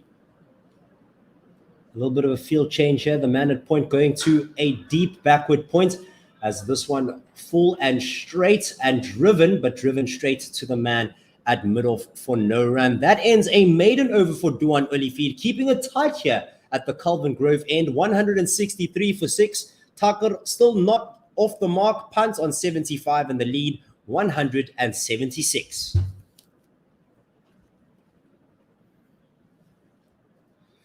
We have a tweet here from the Armchair Cricket Podcast saying, what an impact Jansen has had in his very first test series. He got Ashwin soon after Ngidi got the entrenched Virat Kohli out, along with Duan's return and KG's continued growth. South Africa's bowling stocks looking healthy. Very, very healthy indeed, especially pace bowlers. And we also have an illustration from Dan Diapa. Just look at Aiden Markram's catch. Quite a spectacle. So definitely check it out on Twitter. Tweet us at OneWorldSR as Lungi Ngidi comes around the wicket to the left-handed Rishabh Pant from the Wynberg end. No run there as it was a good length delivery played defensively from Rishabh Pant. 163 for 6. He has himself 2 slips. He has a man, 2 men on the boundary on the offside, a man at third man and a man at deep point, a man at cover mid-off, mid-on, and a man at deep square leg and fine leg. So a very spread out field here from Rishabh Pant, trying to make sure that he doesn't do too much damage, doesn't score too freely as Lungi Ngidi comes around the wicket to Rishabh Pant, driven with mad power straight to Temba Bavuma at cover, who does some fantastic fielding to prevent a certain boundary. 163 for 6. The lead 176.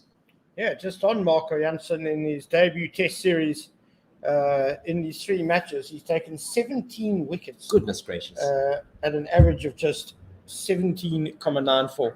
So that really is an outstanding effort for a 21-year-old playing in his first test series and against the number 1 side in the world. Right. Literally the best side in the world. No better way to test yourself as Lungi Ngidi comes into Rishabh Pant. This one a little bit straighter. Played down the leg side. They look for 2 runs and the man sweeping Rassie van der Dussen on the leg side will not be able to prevent the second. That takes the score up to 165. The first runs since the wicket of R. Ashwin, and the lead now 178.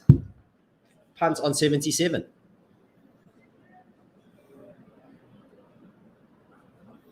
South Africa very happy if Pant doesn't get most of the strike in the latter stages of this innings, and there are 4 men back on the boundary, 2 on each side of the wicket to him, so they'll happily give him the one.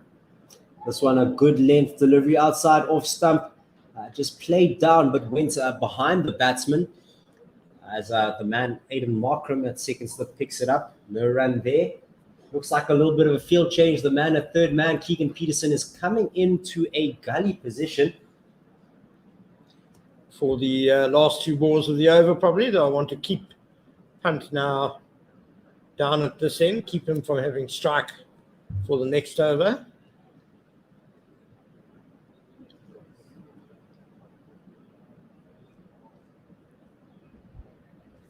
Yidi coming around the wicket to Rishabh Pant. Full straight in the block, not in the block hole, a good length delivery and a blocked on the front foot by Rishabh Pant. Still 165 for 6, the lead 178.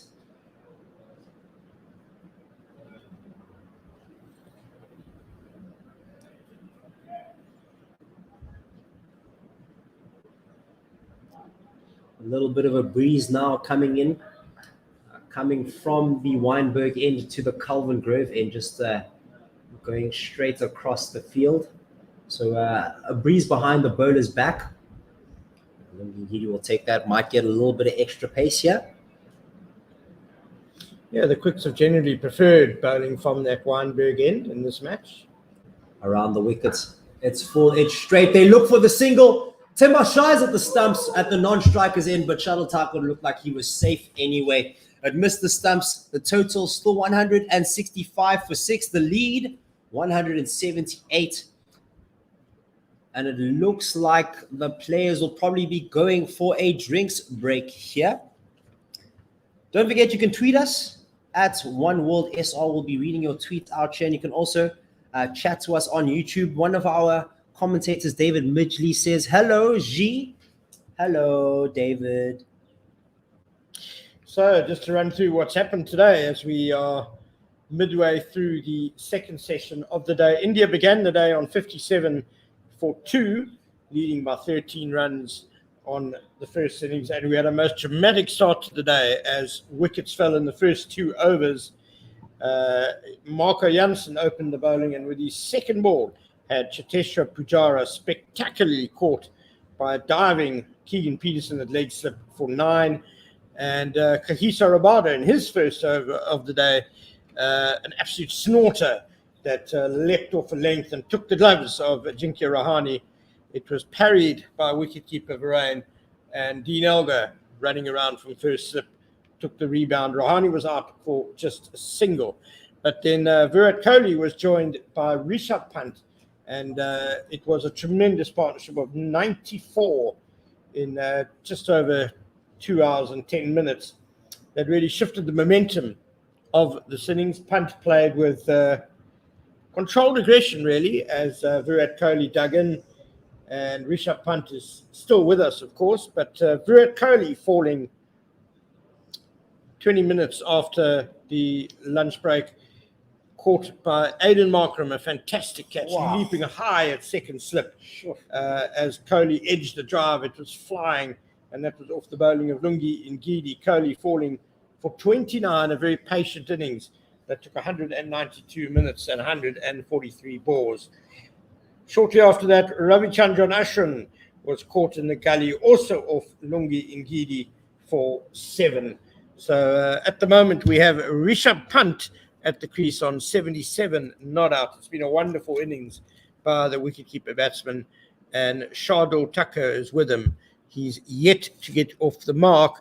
So India on 165 for 6, leading by 178 runs. We'll just run through the no, we won't run through the bowling figures quickly as they have disappeared off the scorecard. But if ever there was a time for South Africa to strike and wrap up the tail quickly, it would be now, Seppo, wouldn't it? Oh, truly that. And if there was a time for India to really get themselves back into this game with some dogged batting, that time would be now. Armchair Cricket Podcast says on Twitter, clear your schedules all. The next 30 to 45 minutes is going to be very exciting for both teams. These two batters will not go down quietly. Do India believe they'll have enough to win if the lead crosses 175? I'm not sure. Ravi Nair says India won't be happy setting less than 250. South Africa won't be happy chasing more than 200. The fans want the chase to be in that liminal zone. Test cricket, eh? It's wonderful. It's been a riveting 2.5 days, really. We're midway through the third day now, and it's just been fantastic Test cricket. Two seemingly evenly matched sides, the cut and thrust, the shifts in momentum. And we could end up with a situation very similar to the Wanderers. Oh, yes. In terms of South Africa needing to chase 240 like they did in the second test to level the series. Oh, yes. Gripping stuff here. And please do tweet us at OneWorldSR. We'll be reading your tweets here. We'll also be reading your YouTube comments. So if you're on the YouTube channel, One World Sports Radio, you can literally just go there, the live video. There's a comment here from David Midgley saying, hello, TT. Hello, Ken. Like milk and cereal. I call Debs on the cereal. I want to be Cocoa Pops, and Ken, you can be the milk. I think that's fair. Can I not be Strawberry Pops? No, you can't have Cocoa Pops and Strawberry Pops. Of course you can. You need milk, man. Duan Olivier coming over the wickets to Shuttle Taco, the back of a length delivery, and just leaned back and just cut this backward of square for 4 runs. Great start for India, 169 for 6. He must have had an energy drink in the back there. He gave that a fair thumping. It was very well timed through a backward point area. I would have thought milk was a given, Seppo. Surely. One of us has to be cereal and one of us has to be milk. Who wrote these rules? I don't like them.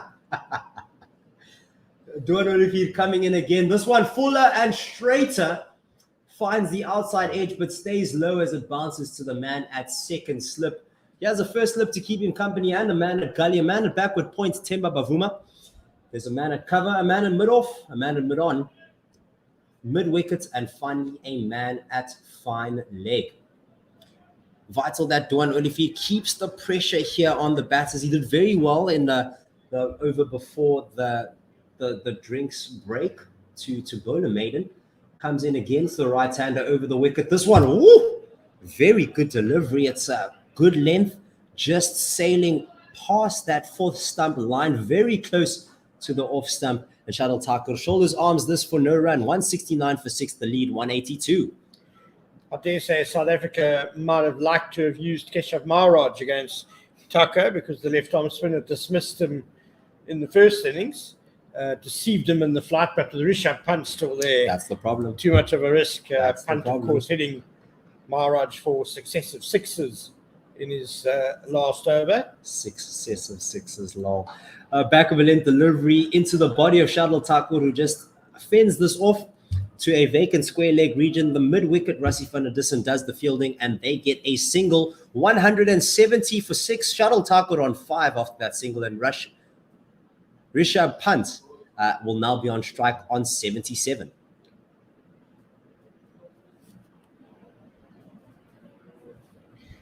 Olivier has only been bowling to the right-hander so far in the spell, so he's now got the left-handed Rishabh Pant to deal with. It'll be interesting to see if he can still maintain the good lines he's been bowling. Coming around the wickets to Rishabh Pant, a full straight delivery just blocked out to the man at mid-wicket, or a very, very short mid-on.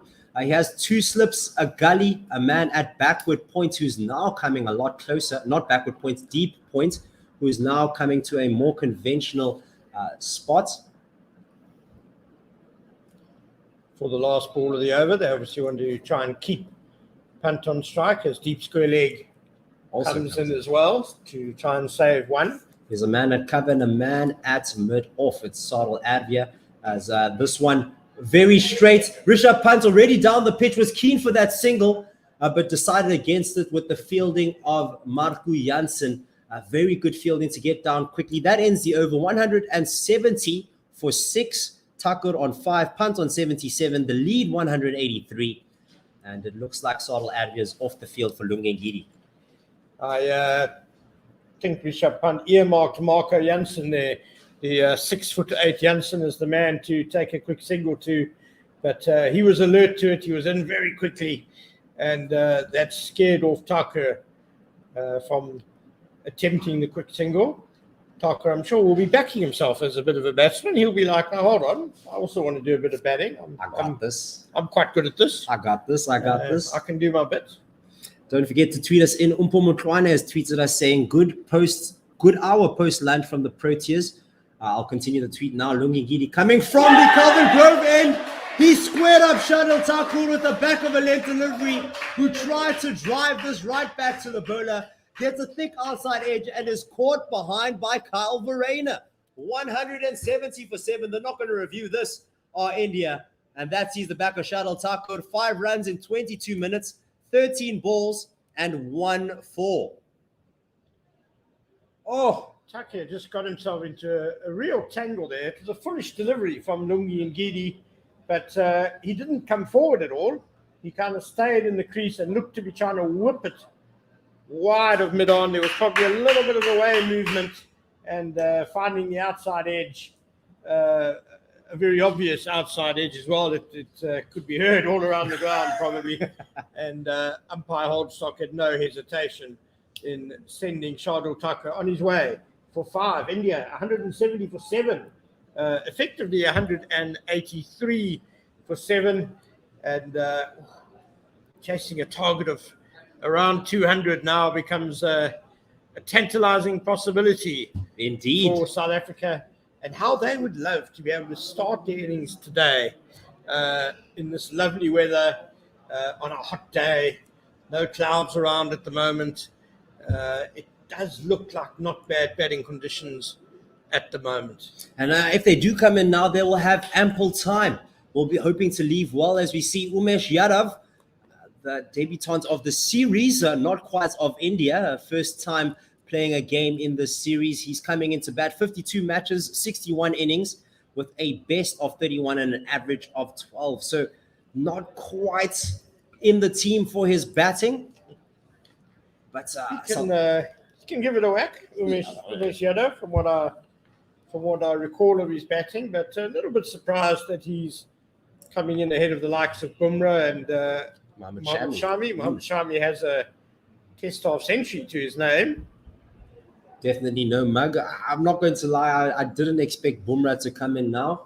He looks a little not timid at the crease. That's not the word I want to use, but a little bit brash. I remember at the Wanderers just swinging at every single short delivery that came his way. Didn't look like there was any technique, just sort of closing your eyes and hoping that it goes to the boundary. But South Africa did well, are doing well to get the wickets here. Rishabh Pant still in the middle on 77, but the South Africans doing well to keep him there and just nick off the wickets on the other end. We have a tweet here. I'll continue with the tweets after Lungi Gidi's delivery. 3 slips, a Galia man at backward points to the new batter. A full straight delivery that's kept out by Umesh Yadav. So he avoids the golden duck. India now still on 170 for 7 and the lead 183. It does now become very important for India that Rishabh Pant does manage to farm the strike and have the majority of it. He's on 77 not out. And as some of our tweeters have said, India won't feel entirely comfortable unless they can push that lead up to over 250. What a game this is. Lungi Gidi coming in back of a length delivery, squaring up Umesh Yadav. Heart in throat moments. This is brilliant bowling from the South African pace man, saying shush to the haters, the people that thought he couldn't do it this series. He is doing so very well at the moment. Figures of 3 for 21. Yeah, he's had a great series. And there was that extra bounce again for the paceman bowling from the Weinberg end. Just the ball's taking off a bit from a good length. Sure. Ever enthralling game this is, and it just keeps getting better. Whether you're an Indian fan or a South African fan, you're on the edge of your seat. Anything can happen here. 3 slips, a gully, a man at backward points and a man at cover on the offside. Back of a length delivery. Blocked out by Umesh Yadav, but goes to the man at gully for no run. On the onside, he has himself a man at mid-on, a man at mid-wicket, and a man at fine leg.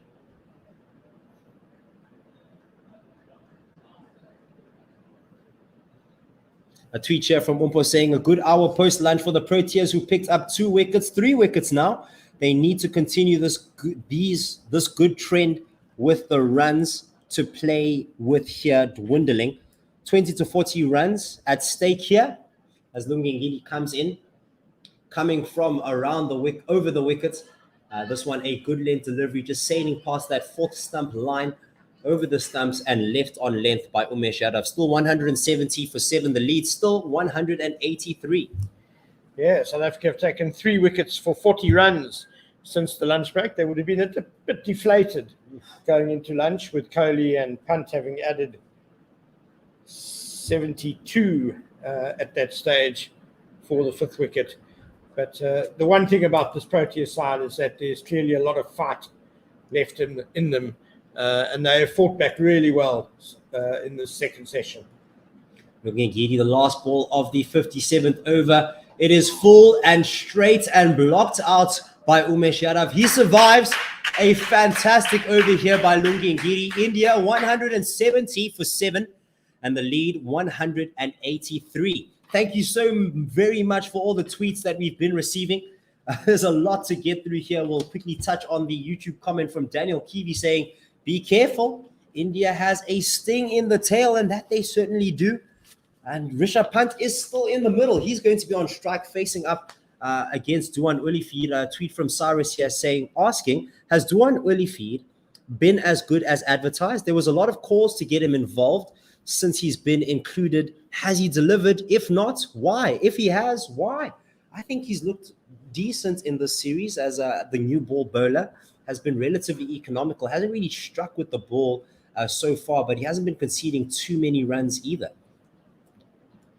Yeah, I thought he bowled very well in the one innings at the Wanderers as he comes in again to punt. Around the wicket to the left-hander, back of a length delivery in line with off stump and just blocked out for no run. Still 170 for 7, lead 183.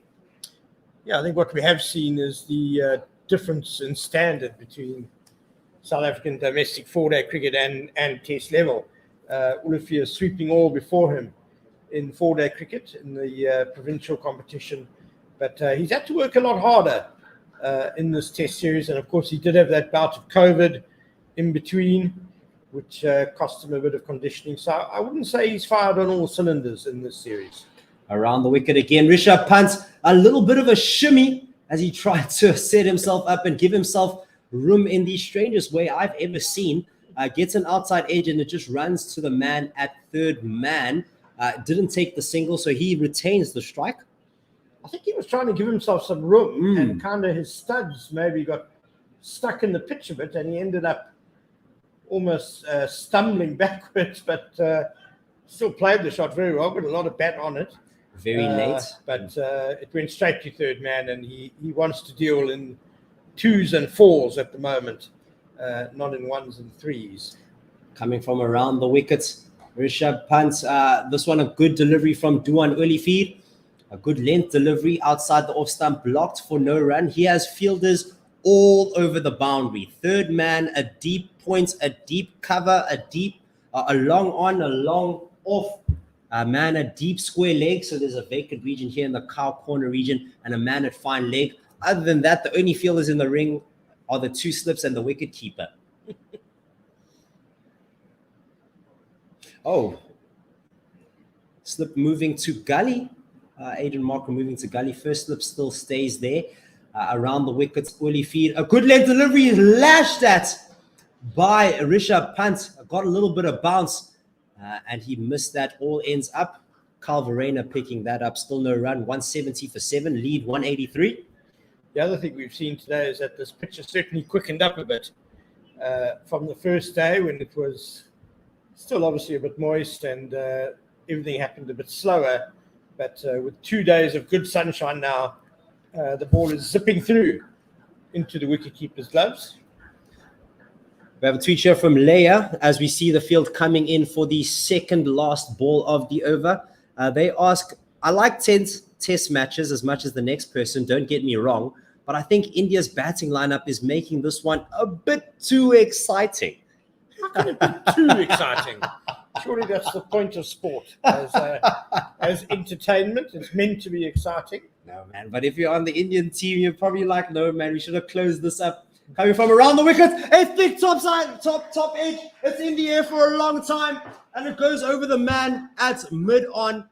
It should bounce twice before it gets to the boundary. 4 runs for Rishabh Pant here, or they're still trying to decide whether it's a 4 or a 6. I wasn't able to see it. We have the sight screen, the top of the sight screen kind of in our way, but it was a real old slog by Rishabh Pant, a cross-batted swipe, which I fancy he wanted to get more towards cow corner, but it did sail over the considerable height of Marco Jansen at a deepish mid-on, and we are still watching. I think it's 4, yeah. My initial impression was would have bounced just before the rope. They're still rocking and rolling it. It did bounce like literally at the rope, so it's been given as a 6. Looks like it hit the rope. So Duan Olifira conceding a boundary here with none of the fielders on the boundary. Dean Elgar now moves from first slip. He looks like he's going to a square leg. Still has Aiden Markram will be staying there at second slip, and there's a man at gully. I don't want to give away the single, so there's a ring of fielders to stop that. Last ball of the over, Duan Olifira, back of a length, and once again slogged over where Dean Elgar was standing. Gets himself another boundary. That's a proper shot by Rishabh Pant. That was a fierce bouncer from Duan Olifira, and Pant was busy ducking to get out of the way, and he threw the bat in it, and he's hooked it well in front of square. Oh, it was in front of square, yeah. And that's a fantastic shot by Rishabh Pant. So he gets 10 runs off the last 2 balls. That's a nice timely boost for India and for their lead, which now stands at 193. And we're going to get the big gun coming back. KG Rabada. Okay, KG Rabada definitely needs to arrest everything. And there's going to be a commentary change here. Myself, I'll be leaving with Ken, and you'll be joined by James, King, and Colin here for the last bit of the second session. Thank you, gentlemen. Thank you very much, Seppo and Ken, as we join you here. Colin will be joining me very shortly in the comments chair as Umesh Yadav has a waft outside the off stump at this short and wide delivery from KG Rabada, who has replaced Lungi Ngidi at the Weinberg end. The match now is again on a bit of a knife edge, Colin. 180 for 7, a lead of 193. Very much so. It's almost Rishabh Pant against South Africa. It is indeed. It's Rabada against Yadav at the moment. This goes straight through Umesh Yadav as he comes half forward, a bit on the walk, neither forward nor back to that short of a delivery ball just outside of the off stump, and he misses it. Goes through to the keeper, Verena. A brilliant spell by Lungi Ngidi. 3 wickets there in that spell to bring South Africa right back into the match. Yeah, an immaculate spell. He bowled such a good line and length. Incredible bowling from the South African paceman as Rabada is in once again. This one into the pads of Yadav and defended into the leg side where it is fielded by Maharaj. It remains 180 for 7 in the 59th over. Yadav yet to get off the mark. Pant on 87. And the men that have gone back to the pavilion since the luncheon interval, Kohli, Ashwin and Taka. South Africa right back in the hunt. The lead 193 over the wicket to the right-handed Yadav is Rabada, and this he plays at once again outside the off stump through to Verena. It just seems like a matter of time before he's going to get the edge. Well, there's no footwork whatsoever from Umesh Yadav. He's basically standing on his crease and just poking the bat at it. This is why Rishabh Pant wanting to get the bowling, keep the bowling, farming the strike. Last 2 deliveries off the last over, he hit a 6 and a 4. It's Rabada once again from there. He's got him this time. He has got him the result that we were talking about just a moment ago with Colin Bryden. It is the wicket for Kagiso Rabada. Umesh Yadav, no foot movement, following the ball. That one is taking him on the higher part of the bat and just edging it, almost a regulation catch through to Varane, who makes no mistake. It's Yadav back to the pavilion without troubling the scorers. 14 minutes, 10 balls for that duck. 10 dot balls indeed. And the scoreboard saying Rabada, Rabada, Rabada indeed. South Africa cock a hoop with that dismissal. 180 for 8 in the 59th over. That was pretty much as, before play, when the players are warming up, somebody stands with a bat and give slip catching practice. Because again, his feet were sort of almost glued to the ground, and he just prodded the bat at it and straightforward catch. Well, that was India's number 9 batsman. I know Yadav has actually got a reputation for being able to hit the ball quite well, but clearly he's not all that good against bowling of this quality. And the bowling throughout this test match has been of the utmost quality, both from the South African attack and the Indian attack, which means that the lower the total that South Africa can restrict India to, it's going to mean South Africa will still have a mountain to climb to reach that. Mohammad Shami is the man coming to the crease. He has one delivery to face off Kagiso Rabada, 180 for 8 in the 59th over. And it looks like South Africa, with that breakthrough, Colin, the wicket of Virat Kohli, crucial for South Africa to just get into the tail of India off that partnership of 90.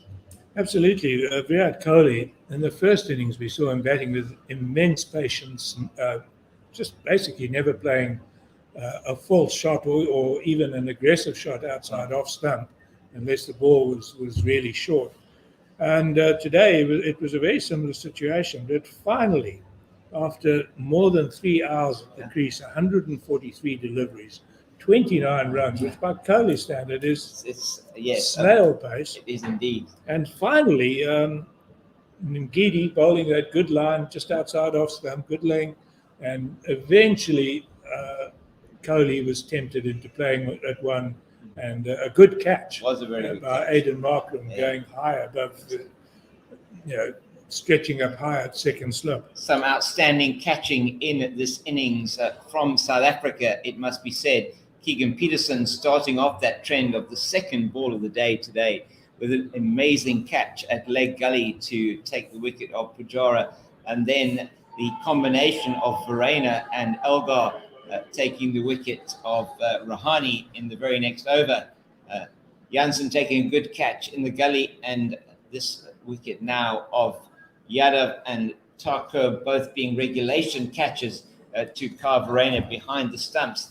It's going to be Kagiso Rabada with the last ball of his 13th over to the new man, Mohammad Shami. That is another peach of a delivery to the new man, and comes up around the shoulder height. He does put his hands towards the ball, can't make a touch on that, and it goes through to the keeper for no run. 180 for 8 now after 59 overs, and India have Rishabh Pant at the wicket, 87 not out. Shami, who's just joined him, and Pant is going to be, I think, going to be trying to score a few more runs off Dwan Olafir this over. Well, Pant's approach, almost from the beginning, has been to play his shots. He played them with a fair amount of discretion. But now, of course, he's running out of partners. He's on 87. And, it really, at the moment, South Africa, I think, would be happy enough chasing 193 ahead. Yeah. They don't want it to go much above 200, though. No, as it is, Olafir away from us here at the Kelvin Grove end. Pant throws his bats at the ball, literally. In fact, he throws his bats out of his hands towards square leg. And he's going to go and retrieve that now from where probably a backward square leg would be standing in the field, trying to hit the ball.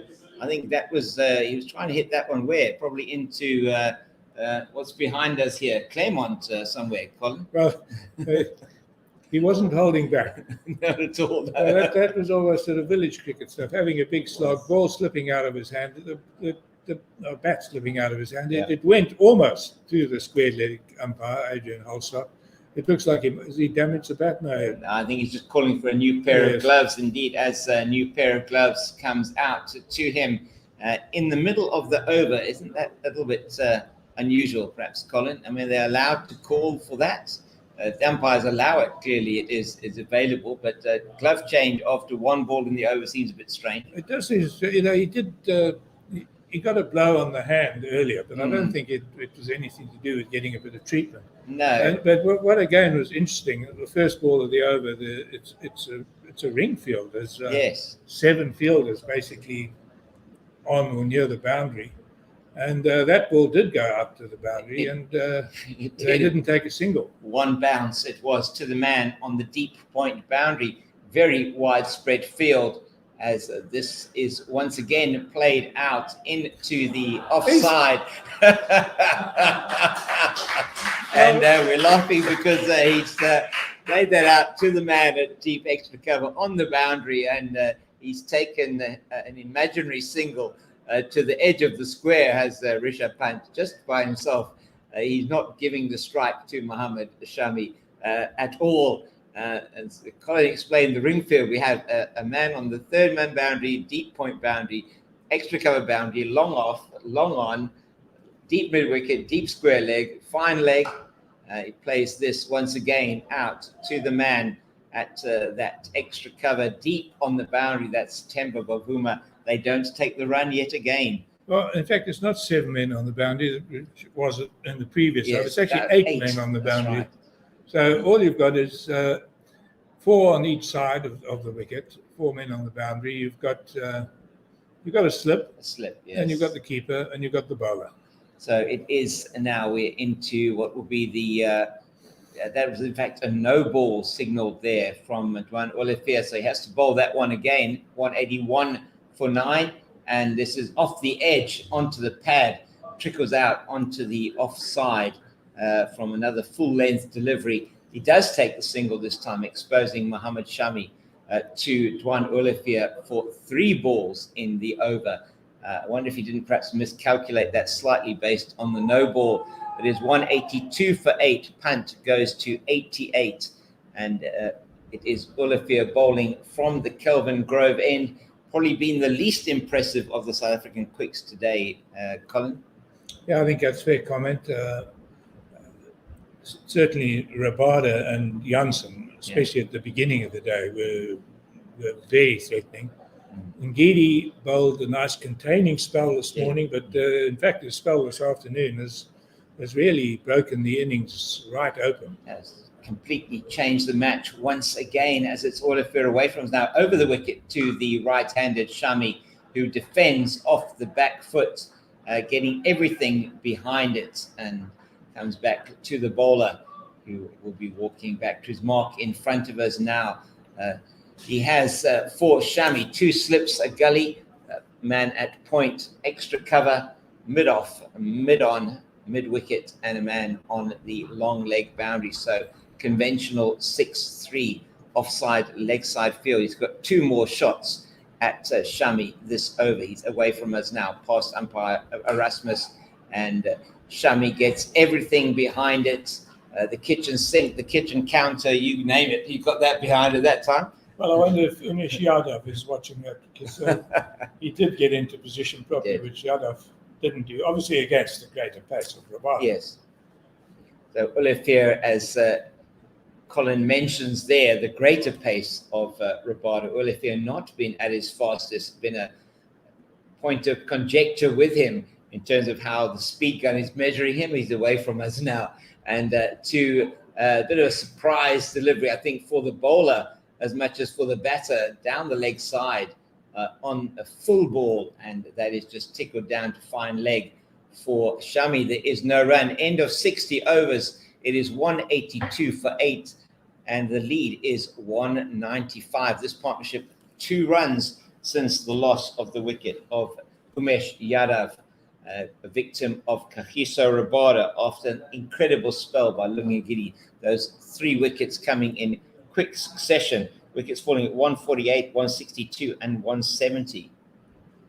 Well, this is now going to be very interesting. You've got Rabada, of course, South Africa's premier bowler, against Pant. And Pant is obviously looking to score boundaries, but again, we've got the ring boundary field. We have indeed identical field for Pant in this over as it was in the previous over.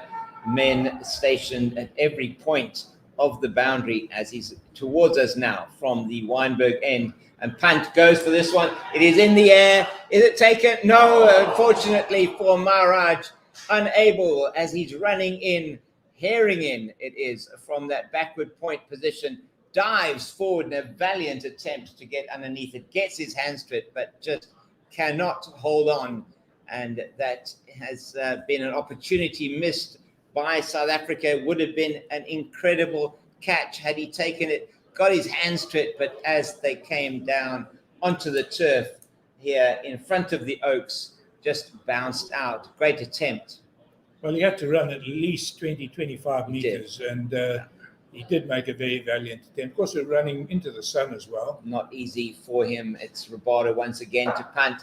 This he hooks around the corner. The man who is at that deep backward square will do the fielding. They do not take the run, as they didn't take the run of the previous delivery, 182 for 8 in the 61st. Rabada 3 for 45. Olafia 0 for 38.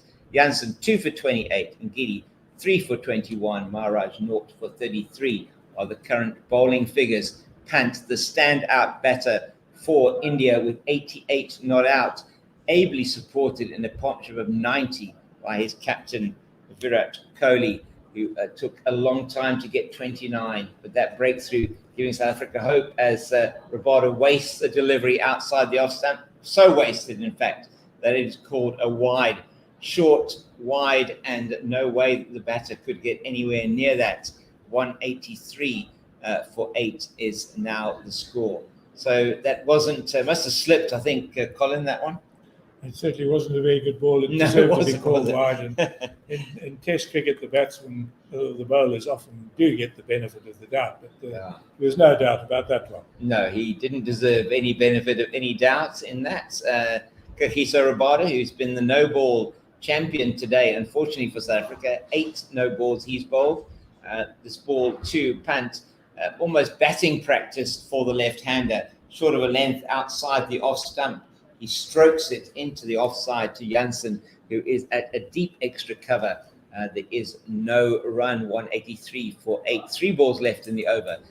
When is he going to try to go for the single? This ball, presumably. Yeah, that's a sort of in-between one now for the, the fielding side. So I expect that perhaps Rabada will put this one in short. Do you think there's perhaps a double bluff? We haven't seen the Yorker from Rabada yet. He's in to Pant outside the off stump. That is cut away beautifully into the offside. They will walk through for the single as Pant takes his score to 89. Maharaj doing good fielding out to the deep, 184 for 8. As he takes the single to expose Shami to the last 2 deliveries of the over. Well, he hit that very hard, and it was actually some quite good fielding by Maharaj, because despite so many fielders being on the boundary, he had to move sharply and dive to field it, to prevent it from going to the boundary. Made a lot of ground in to field that one, and across to his left, Keshav Maharaj. Great fielding, considering he was struggling with a hamstring strain, batting the field now, very attacking for Shami. Rabada into him. Shami once again gets everything behind that short of a length delivery, and he defends into the offside, where Van Dissen does the fielding from a wideish mid-off. So there's 3 slips, a gully, man at backward point, the wideish mid-off, a straightish mid-on, a man at mid-wicket, and a man on the long leg boundary for Shami. He's got 1 ball to face in the 61st over. This partnership with 4 runs. It's Rabada again into Shami, defends resolutely into the offside, just standing and getting his head and bat, head over the ball, bat, defending into the offside. It's the end of the over. 61 gone, 184 for 8. The lead, 197. 2 wickets that South Africa is seeking to get in and see how much they have to chase. Well, they'll be very keen to get those wickets as soon as possible, because the longer the punt stays there, the more that target is going to climb. So 197 the lead. South Africa now going to their go-to man, Marco Jansen. Whenever Dean Elgar has needed something to happen, has needed a wicket, the two men that he goes to, Marco Jansen, Kagiso Rabada. Looking at Giddy has done the work for him today. Can Jansen finish this off? He's going to be bowling to Rishabh Pant, the identical field to Dwan Olafier's in the previous over. He's away from us now at the Covent Grove end. Left arm over the wicket. It's pummeled into the leg side, short of a very short delivery, and played to Elgar in the deep mid wicket. They do not take a run. 184 for 8. Very similar pattern developing here. So the 8 men out on the boundary are at third man, deep backward point, deep extra cover, long off, long on, deep mid wicket, deep backward square, and long leg. And you won't see a much wider spread field in Test cricket. It's Jansen in away from us again, and Pant tries the reverse sweep and down to third man, which in itself could be a risky shot, and he does not make contact. It seemed like a slower delivery almost from Jansen. Goes through to the keeper Rahane. We're having a look at that again. It was actually a slower delivery, a much fuller pitched, just trying something a little bit different, perhaps to the bowler, to the batter Pant. 2 balls gone in the 62nd over, 184 for 8. Fascinating cricket at the moment. The left arm over the wicket bowler, and all defence from Rishabh Pant played down to the man at long on, Dwan Olafier, no run. Well, Pant seems to be enjoying himself. He does. He had that little mock single which he took to the edge of the square, within the crease basically. Yeah, I love that one. I did love that. Yeah. And that one, he's held the pose after his defensive shot. So he's having a lovely net out here at the moment. Rishabh Pant, it's Jansen again into him, and the 4th ball of the over, he decides to take the single. No, he's actually taking 2, and that's really well done by the Indian premier batter in this particular innings as he runs through for those 2 runs, and that takes India to 186 for the loss of 8. 2 balls left in the Marco Jansen over. I think that was smart thinking by Rishabh Pant, because with the fielders being so far out, anything where you don't hit it too hard, that 2 is always going to be a possibility, and that's exactly what happened. He just nudged it out towards square leg, and the fielder had to come in a long way. There are 2 balls left in the over. He'll be looking for a single of this delivery. What will Jansen do? He bowls that just on or about off stump, just on a length, and it's easily eased out into the offside where Bavuma does the fielding, and there is a single to take it to 187 for 8. The lead has now reached the magical 200 mark for India. We are in the 62nd over. Marco Jansen bowling 2 for 31 of 16.5. Mohammad Shami to take strike against the left armour for the first time in the match. He's been facing Dwan Olafier.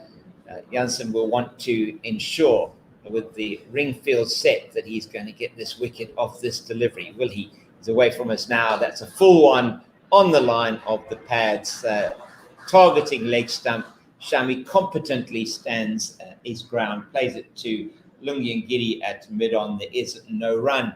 187 for 8 of 62. He survives. He is yet to get off the mark. Pant is on 92. Shami's faced. That's now 7 deliveries for that 0 that he has. But it's not about the runs for him. It's about occupying the crease, giving Rishabh Pant the chance to score as many runs as possible for his team. He's in the 90s now, Pant. Well, you also wonder sometimes about these sort of tactics where, as you say, it's almost providing him with net practice. Yes, and he is finding it quite easy to get the single. I suppose with a guy of his destructive ability, they don't want to let him hit too many boundaries, but you also need to try and get him out. Rabada is going to try and get him out, and this delivery is edged off the top of the bat, shortish wide outside the off stump. Almost fools the man at third man, Duan Olafia, as it bounces and spins away from him, but he's behind that well and is able to stop any thought of either a run or the boundary. 187 for 8 in the 63rd over. Rishabh Pant eyeing at 100 here. He's on 92, not out. Kagiso Rabada towards us now from the Weinberg end, short once again, but this time directed about over middle stump. Pant yet again plays that down to the man at deep back of square, and there is no run. 187 for 8. So yeah, the tactics, whilst understandable, confusing perhaps at the same time. They are giving him a run whenever he wants a run. Yeah, they're depending on him either making a big mistake or knocking over the last two batsmen with 1 or 2 balls that went over. Rabada once again to Pant. He's cut that beautifully into the offside, and we are seeing all the shots here from Rishabh Pant. Just cutting it out to Marco Jansen, who is at that deep cover point position. There is yet again no run. 187 for 8. At least 200. This is an interesting, fascinating period of play, Colin. Not something that I've seen very often in Test cricket, even where you have got a pair batting like this. Rabada in to Pant. He bunts this down off a sort of squarish bat. He stands up, bunts it down to the man at deep backward point. They do take the run, exposing the Shami to 2 balls from Kagiso Rabada. 188 for 8. 62.4 overs gone, and as if it's clouds converging on a mountain, the white men of South Africa out there, say the men in whites, are coming together to actually field to their fielding positions. It'll be 3 slips, a gully, a man at point, a man at a mid-off position, mid-on straight. There's now a forward short leg in position, and there's a man down at fine leg. So South Africa itching to get this last, this 9th wicket here. All attack now. Rabada in from the Weinberg end to Shami. That ball into the body, played just to the left of the man at forward short leg. Shami wanting the single, just natural instinctive, I think, wanting the single. Yeah, he got a third of the way down He the, did, down didn't the he? pitch before he realised that Pat didn't want it. Exactly. 188 for 8. We were looking at that again. It was just to the left of the man. That's Rassie van der Dussen under the helmet. Last ball of the Rabada over into Shami. And he plays that one competently as it's into the body, down to the man at backward point. There is no run, and Bavuma does the fielding. End of the over, 188 for 8 after 63. Do we see a change of strategy here? Because Yeah. we're getting a pattern that Pant has taken the run off the 4th ball of the over. Yes. Do the South Africans maybe bring in the field a bit after 3 balls, or they're concerned that Pant? In fact, I think in some ways it might be quite a good thing. You'll then be looking to punch it through the field, perhaps. And that's when I think you're right, Colin. Just giving him the runs doesn't seem to be working for South Africa in being able to expose Mohammad Shami for an entire over. And they've not been able to do that in the last 5 or 6 overs. This partnership came together when the last wicket fell. That wicket falling, I'm just trying to see when that would have been. I can't actually see that on the scoreboard. Didn't make a note of that. 180 then. Was 180, is now 188. It must be all of 6 or 7 overs ago that the last wicket fell, and this ring field has been employed. Marco Jansen changing his line now to Rishabh Pant. He's coming around the wicket from the Kelvin Grove end into Pant, and that's over the line of leg stump. Rahane appeals. He wants to have that reviewed. There are still 3 reviews for South Africa, and they've gone with the DRS timer. Rahane seemed convinced that Pant had got a touch on that. Pant says indicating it came off his thigh pad, and Marco Jansen didn't seem that excited about it. But seeing as there are 3 reviews left, there is an opportunity potentially to look at this. Pant doesn't seem very worried at all. Rahane is saying, okay, let me try this. Let's see what that is. Colin? Down the leg side. Well, doesn't look like that's anywhere near it. I don't think there's any bat involved, and if they're looking for an LBW, it's pitched outside leg, and it looks as though it might have come off his thigh to me. Yeah, it does look like a poor review taken by the South African team, and they all seem to be heading back to their mark already, as there is absolutely no chance there was any bat involved with that particular delivery. And the review is lost by South Africa, one of the 3 reviews that they have left. There are 2 reviews left. There are 2 wickets to fall, but it really was a wasted review from the South African perspective. Ball going well down, missing the leg side. Maybe we could call it an optimistic review because Maybe. they haven't wasted any before. You're right, they haven't. That's true. So it is the review is struck down, and Marco Jansen will have to try again to Rishabh Pant with this around the wicket line. He's in now from around the wicket to him. That is on the line of off stump, defended back down the pitch to Jansen. He's just changed his line of attack, his length of attack here, Colin. That one much fuller. Yes, both the deliveries are a fuller line and more or less into the body from around the wicket. Doing a little bit of gardening on the Newlands pitch. Still looks like a good pitch. Will definitely last 4 or 5 days. We are on the stroke of 10 minutes to go before tea, as this is defended quietly into the offside by Pant. 3 balls gone in the over. And no move from the fielders. No move from the fielders. We're watching that with eagle eyes here to see if they are going to be moving in, but nothing as yet. There is now. It's a 5-3 offside leg side field. Maybe a short ball coming up. 5-4, yeah, short ball maybe coming up to him. There he's in now, and that is a short ball. He plays that backward of points on the offside and does not take the run. The man at very so that's an interesting position. You've got a man at the deep point, on the deep point boundary, a man at deep backward point. There is a man also here in front of us at a wideish long off. There's a 5-4 offside leg side field with 3 men, 2 men behind the wicket on the offside. The field still hasn't come up, and we're now into the 5th ball of the over. 2 balls left in the over. What is Jansen going to do? That is played very well by Pant. The short ball that is played down to the man at deep backward square takes the single, unsurprisingly. I'm not sure that this is such clever cricket from South Africa. No, especially leaving the field out with only 2 balls to go in the over.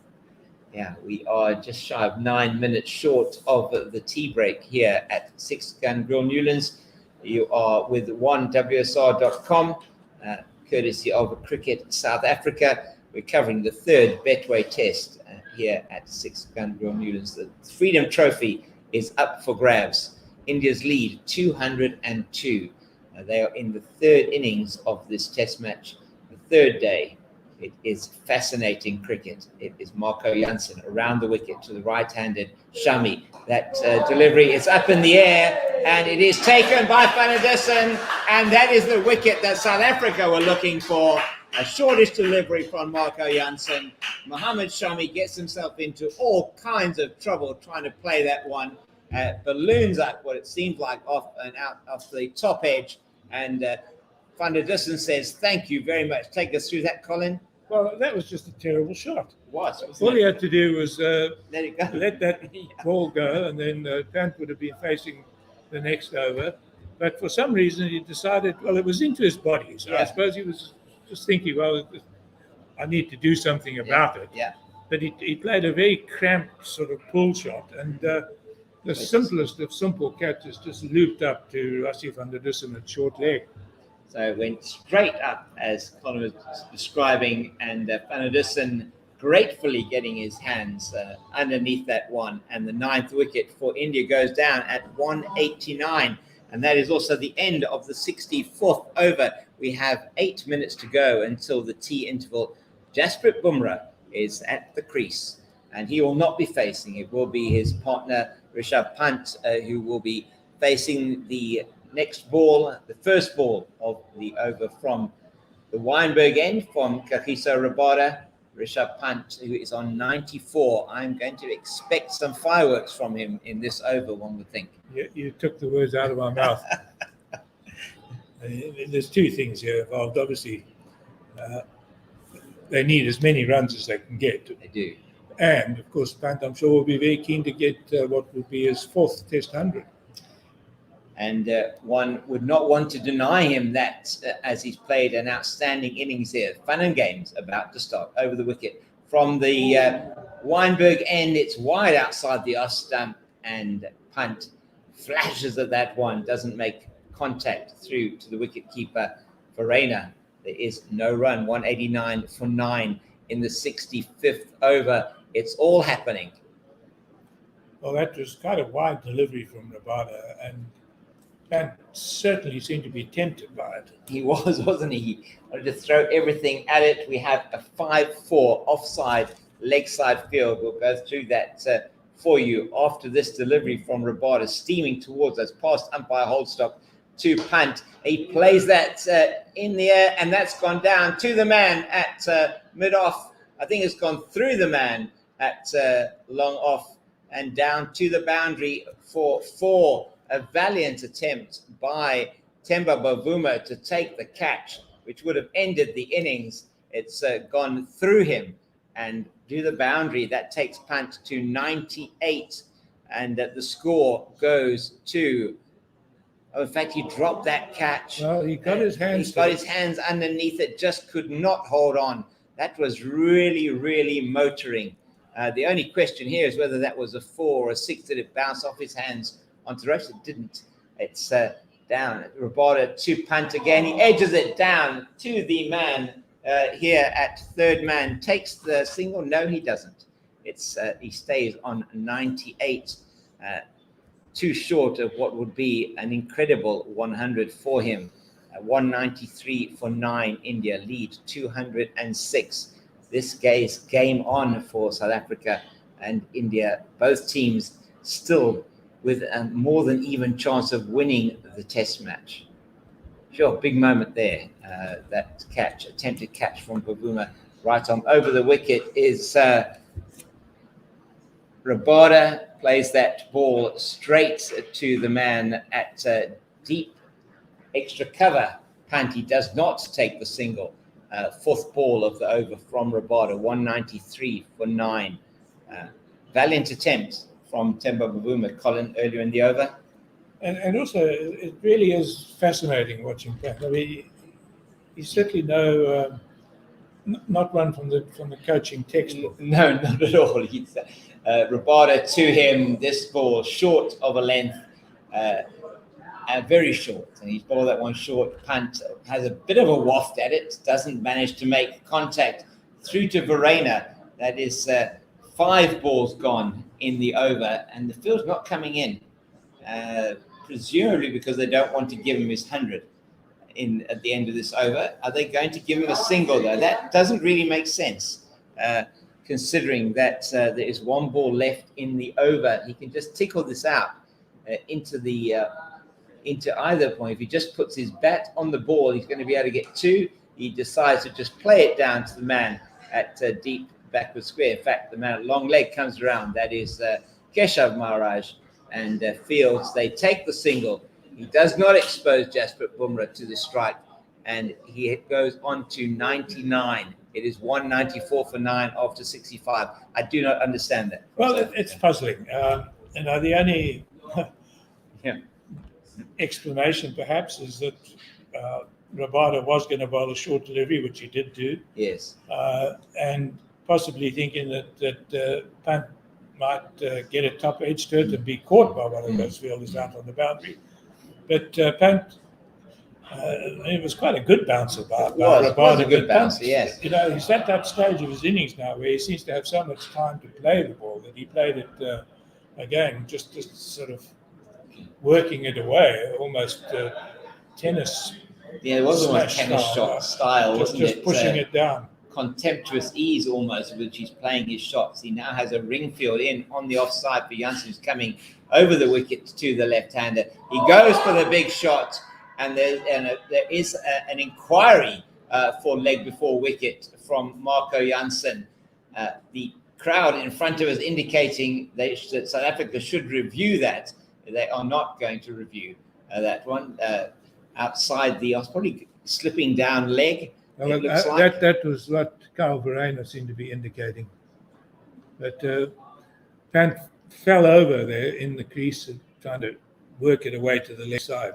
Try to smash that ball over mid-wicket because there is a bit more of a ring field in now. We have a third man, a backward point, a man at the deep backward point boundary, extra cover, mid-off, long on. And it's Janssen in again. He has another go at that one, advancing down the wicket, very much Wanderers-esque as he plays that shot and misses the ball, trying desperately to get to his 100 and get more runs for his team. 194 for 9 in the 66. This is fascinating Test cricket. It certainly is. And once again, totally unorthodox the way that Pant is throwing the bat at it. And of course, if he makes contact, it tends to go some distance. It does indeed. It's away from us now. Marco Janssen, left arm over the wicket. Pant defends into the pitch as it's short of a length and just sort of walks away. And to compose himself, Janssen picks up, throws the ball to Bavuma, who's going to do some shining for him. So the field is a man at deep on the third man boundary. We have a deep backward point. We have a man at backward point. Extra cover, man on the long off boundary. We have a long on in front of us. Man at a mid wicket on the square, deep backward square, and a long leg. 5-4 offside leg side field. In now, Marco Janssen to Rishabh Pant, and that is going to be the 100 for him. He plays it down to fine leg of the fourth ball of the over. The crowd that is here at Six Gun Girl Newlands stands for Rishabh Pant, as they should.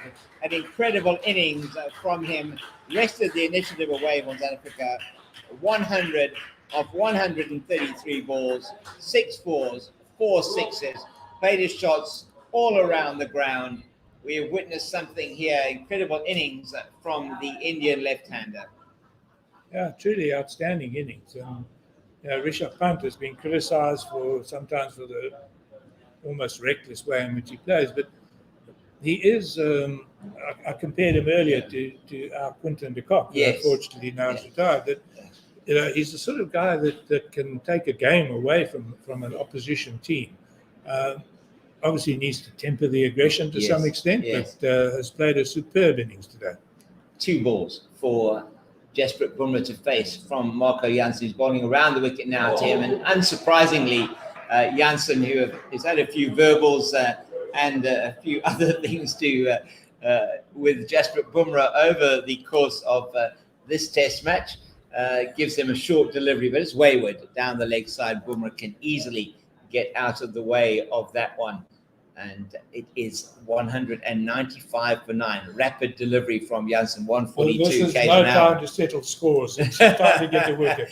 Yeah, as you say, Colin, around the wicket now to Bumrah. Much better delivery this time. But Bumrah does well to drop the hands, and very well played there by Jasprit Bumrah, able to drop the hands on that ball. It was going over the top of off stump, and he survives. 195 for 9 after 66. We are going to have an extended session here. It is supposed to be tea time now, but South Africa have asked for the extra half hour and to get this final wicket, which of course they're completely entitled to do. Well, I wonder if they have asked for it, because I would have thought, if I was the fielding side, I would quite like to have a little break, and then the batsmen have to come in and set themselves again. So is that a decision the umpires could have made, Colin? I have to confess that I'm not 100% sure. But it is time on the scoreboard, 15-12, 2 minutes past the regular tea break, and one would only feel that South Africa have asked for the extra time to get this final wicket, as it is Rabada in to Pant. He's bowling from the Kelvin Grove end, slower delivery outside the off stump on the bounce to Rahane behind the wickets. We have a similar ring field, man at third man, backward point 3/4 of the way to the boundary, deep point, deep extra cover, long off, long on, deep mid wicket, deep backward square, and a long leg. 5-4 offside leg side field. There is not a single fielder within 40 meters of the bat. Second ball of the over from Rabada to Pant. He's over the wicket to the left-hander, and he plays this into the pitch in front of him, short of a length, and just plays it very quietly down, stands in his, stands and looks almost contemptuously, is it? Or they've resigned. He's almost, at times, he almost looks as though he's toying with the bowlers. I mean, Rabada's no slouch, and he just stood there as though he had all the time in the world to just knock it back and look pretty casual about it. It does look like he has so much time. I mean, he has played an innings here of great substance for India. 195 for 9, the lead 208, and in again is Rabada. It is cut from outside the off stump, short of a length delivery to Jansen, deep at cover point. There is no run. 195 for 9, the lead 208. South Africa in the first innings scoring 210. India first innings 223, currently 195 for 9. This is a fascinating contest at the moment. Rabada in towards us again, right arm over the wicket, and Pant has a waft at it outside the off stump. Can't be described, I think, as anything but other than a waft, Colin. No, yeah, he doesn't use his feet a lot, except when he's charging down the pitch to try and hit a six.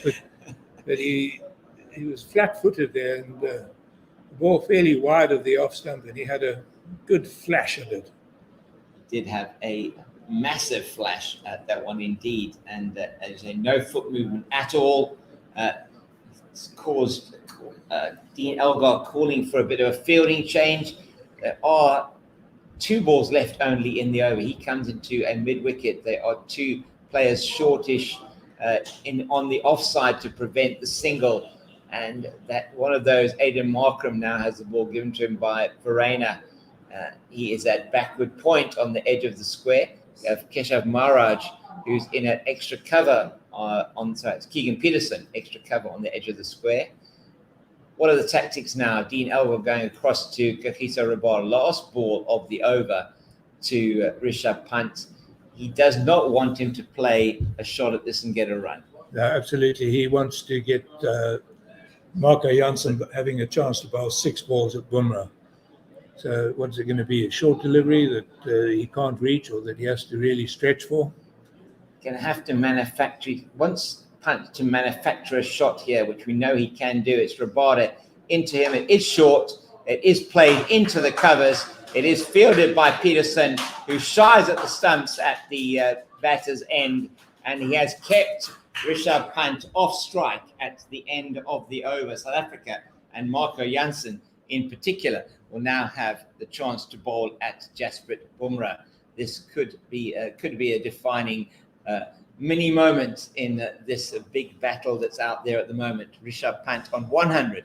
Bumrah yet to score. 195 for 9 are India. Lead of 208. 67 overs gone. No, just digest that. Pant 100, total 195 Incredible. For 9. Yeah. Which says something about, well, I suppose the South African bowlers, but also the rest of the Indian batsmen. You've got KL Rahul made 10. Yeah. You've got Kohli who made 29. Nobody else got double figures. It is an incredible statistic, one that will go into the annals, no doubt, from a cricket folklore point of view. The test match at Newlands, how is it going to play out? How much are South Africa going to have to chase? Marco Jansen may have the answer to that in this over. He's away from us now, round the wicket to Jasprit Bumrah. It is a full delivery, very full, slower ball, trying to york him with the slower ball, just the direction that is slightly out. It is on about a fifth stump line outside the line of off, and it goes through to the keeper, Rahane, and played that ball so early, did Bumrah. He would never have got a bat on it had it been in line with the stumps. Yeah, it was fully on about 4.5 stumps, I think. It was outside that, away from us again. This is a shortish delivery. Bumrah has a waft at that. It's been called a wide by umpire Maria Erasmus, which is quite interesting for me. It didn't look that high. It didn't look that wide down the leg side either. So we'll have a look at that again. I think that's looks like a harshish call from the umpire at the bowler's end. Maybe guided by his partner, would be guided by his partner, I would think. Well, what we have seen with Bumrah in the previous games is he's not afraid to take on the bowlers. He's hit a few sixes. He certainly can throw the bat at the ball. This is a shortish, not short, a very full delivery, and he plays that very nicely up over the man at a extra cover, a wideish mid-off. They go through for 2, which is very interesting. They've gone through for 2. It was interesting because Bumrah paused, having taken 1. Yeah. And virtually checked with Pant, and Pant said, let's go through for the next one. Which is very interesting. There's still 4 balls left in the over. The score now 198 for 9. The wide plus 2 for Bumrah. He's off the mark with that too. It's Jansen away from us again. Round the wicket to the right-hander. This he plays up in the air. This should be the final wicket. Bavuma's under it. Bavuma takes the catch. And South Africa have dismissed India for 198. Jasper Bumrah, the last wicket to fall. That is Marco Janssen's 4th wicket in the over. He scored 2 runs off 5 balls. He leaves his partner, Rishabh Pant, stranded on 100 not out.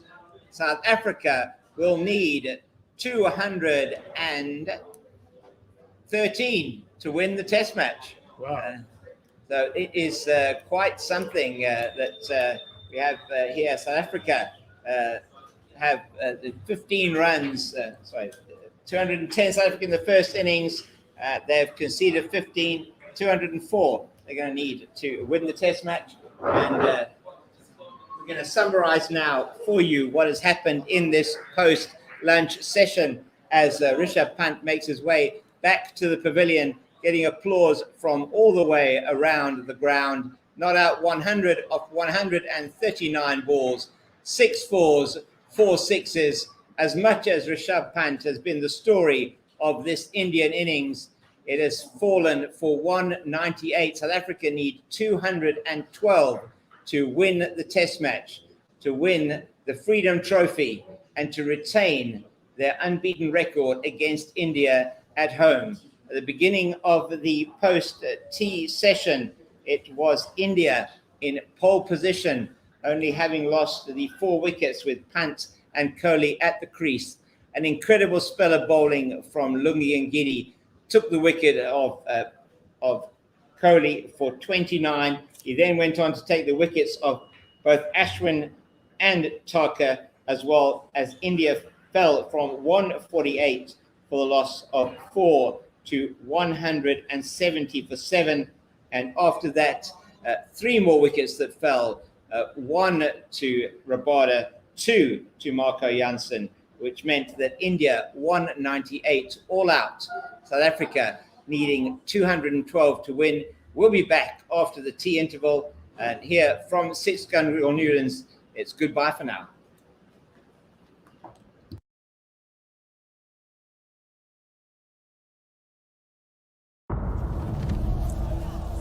To know where you are going, you have to know where you come from. And a very good early morning to all of you out there who, despite the hour, have got up for this historic occasion in South African sport. As South Africa and India mark 30 years of friendship, we look to the next 30 years with even greater anticipation. We have millions watching this telecast right now. 50th test match 100 for the great man. If you don't have the belief that you can win the series here, there's no point coming here. 1-1.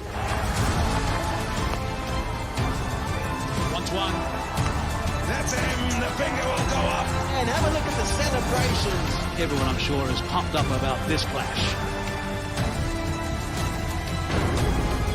Watch the Freedom Series from 26 December.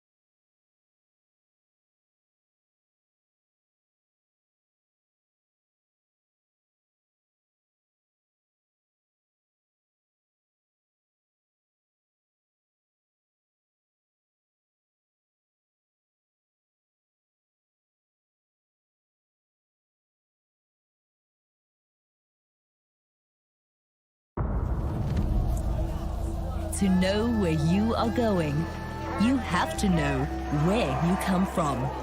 And a very good early morning to all of you out there who, despite the hour, have got up for this historic occasion in South African sport. As South Africa and India mark 30 years of friendship, we look to the next 30 years with even greater anticipation. We have millions watching this telecast right now. 50th Test match 100 for the great man. If you don't have the belief that you can win the series here, there's no point coming here. 1-1.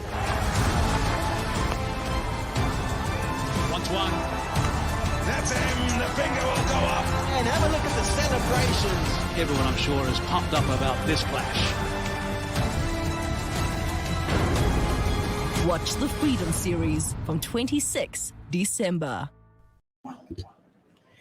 Welcome back to Newlands for the final session of the third day. We are One World Sports Radio, broadcasting live from the famous ground in Cape Town at the southern tip of Africa. What a 3 days we've been having, Seppo Tayela. And South Africa are coming out to bat, needing 212 to win this third and final test match and to win the series. Have you got your breath back?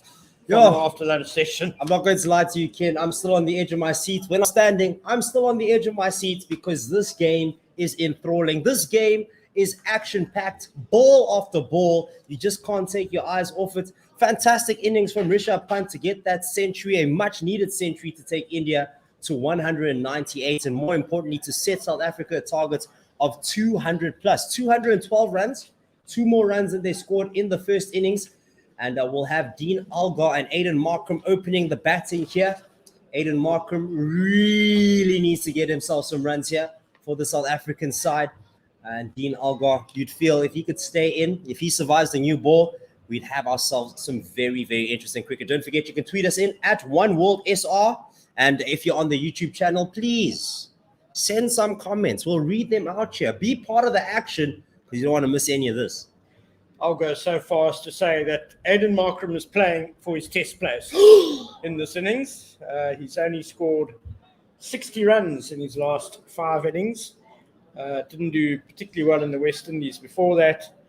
And there are 2 tests in New Zealand next month, which I'm sure he'll be desperate to be taking part in.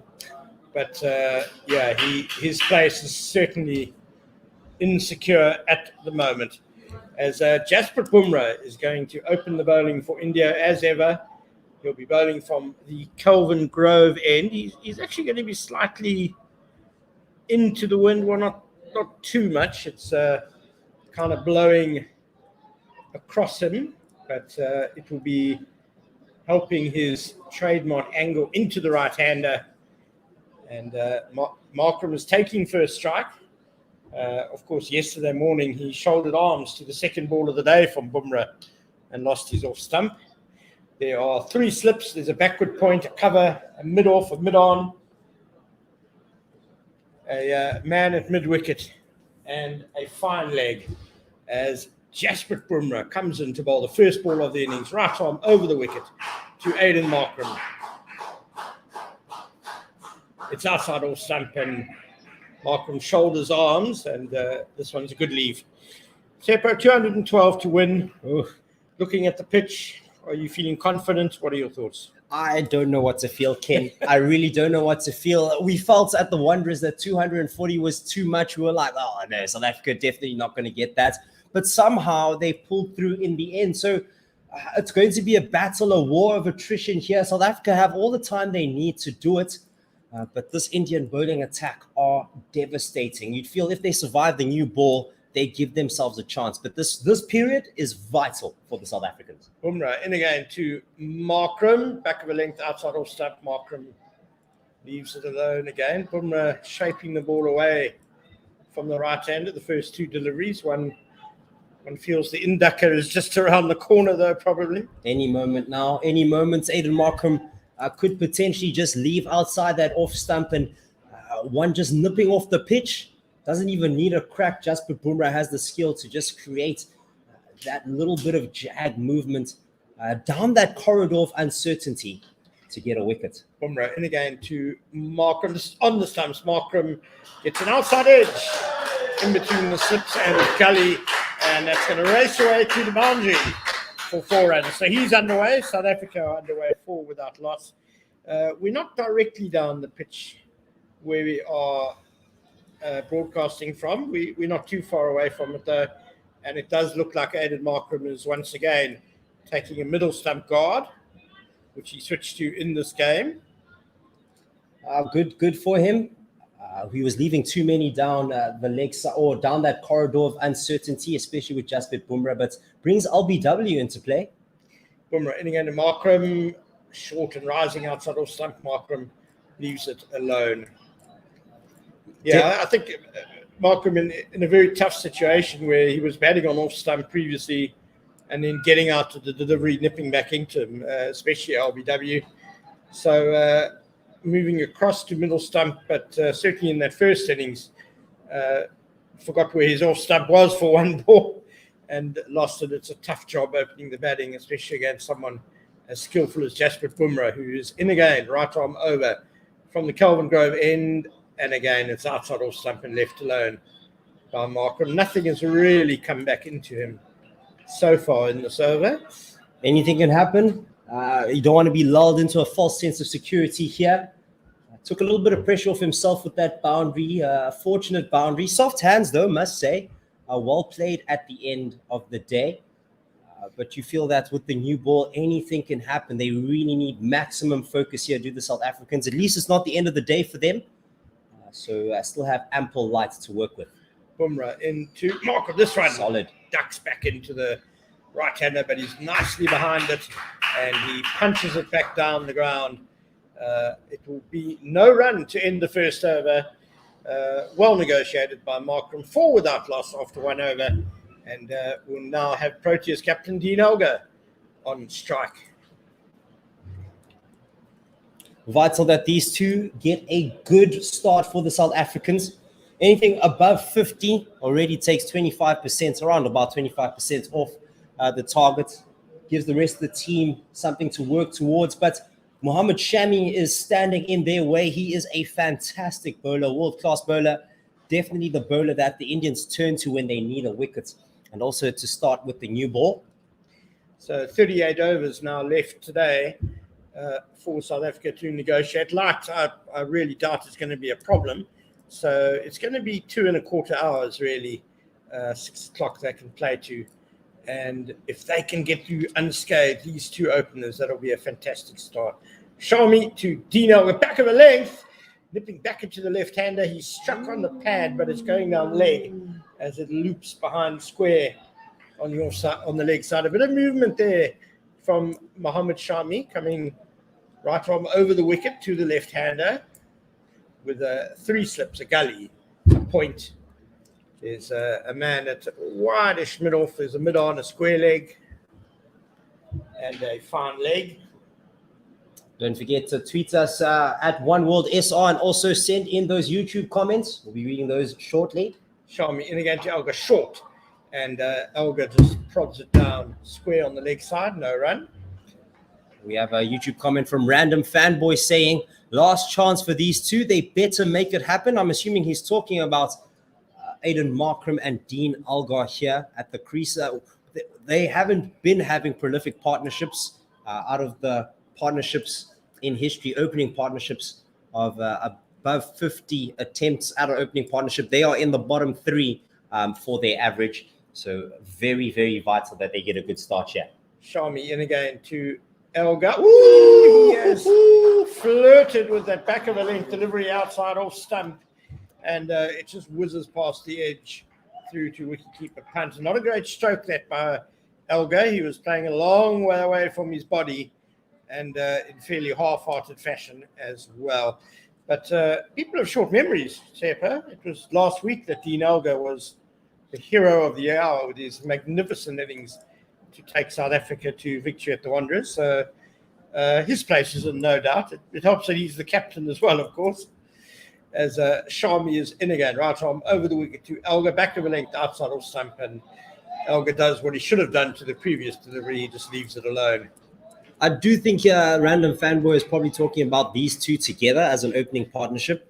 But I don't know. Aiden Markram is probably the one that's fighting for his spot here. If there's any spot in the team that looks like it's a little bit at risk, his is probably the most likely to change. Charles Advia has been doing relatively well at first-class cricket. We were commentating on the SAA India A series where he got some good runs at the top of the order. He was the leading scorer in that series as Shami comes in again to Elgar. Back of a length on off stump. Elgar has pushed this into the covers and he'll get off the mark with a comfortable single.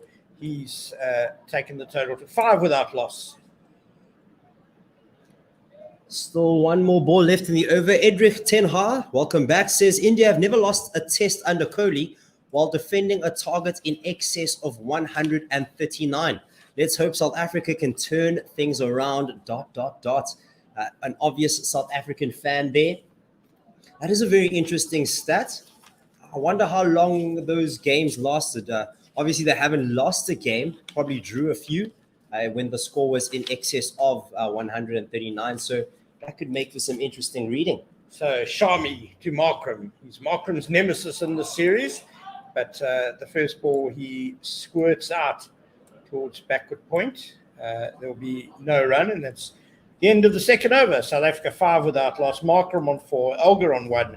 Still 207 to win. India certainly surprised in the first innings when Umesh Yadav opened the bowling with Jasprit Bumrah and not Mohammad Shami. Were you surprised given how hard a time Shami has given Markram in the series? I wasn't surprised. He does have that X factor, that surprise factor that the South Africans still haven't faced up during the series. I wasn't too certain who would be opening the bowling. I would have expected Shami, but you do want to give the new bowler an opportunity with the new ball, maybe to be the golden arm, something that the South Africans didn't expect.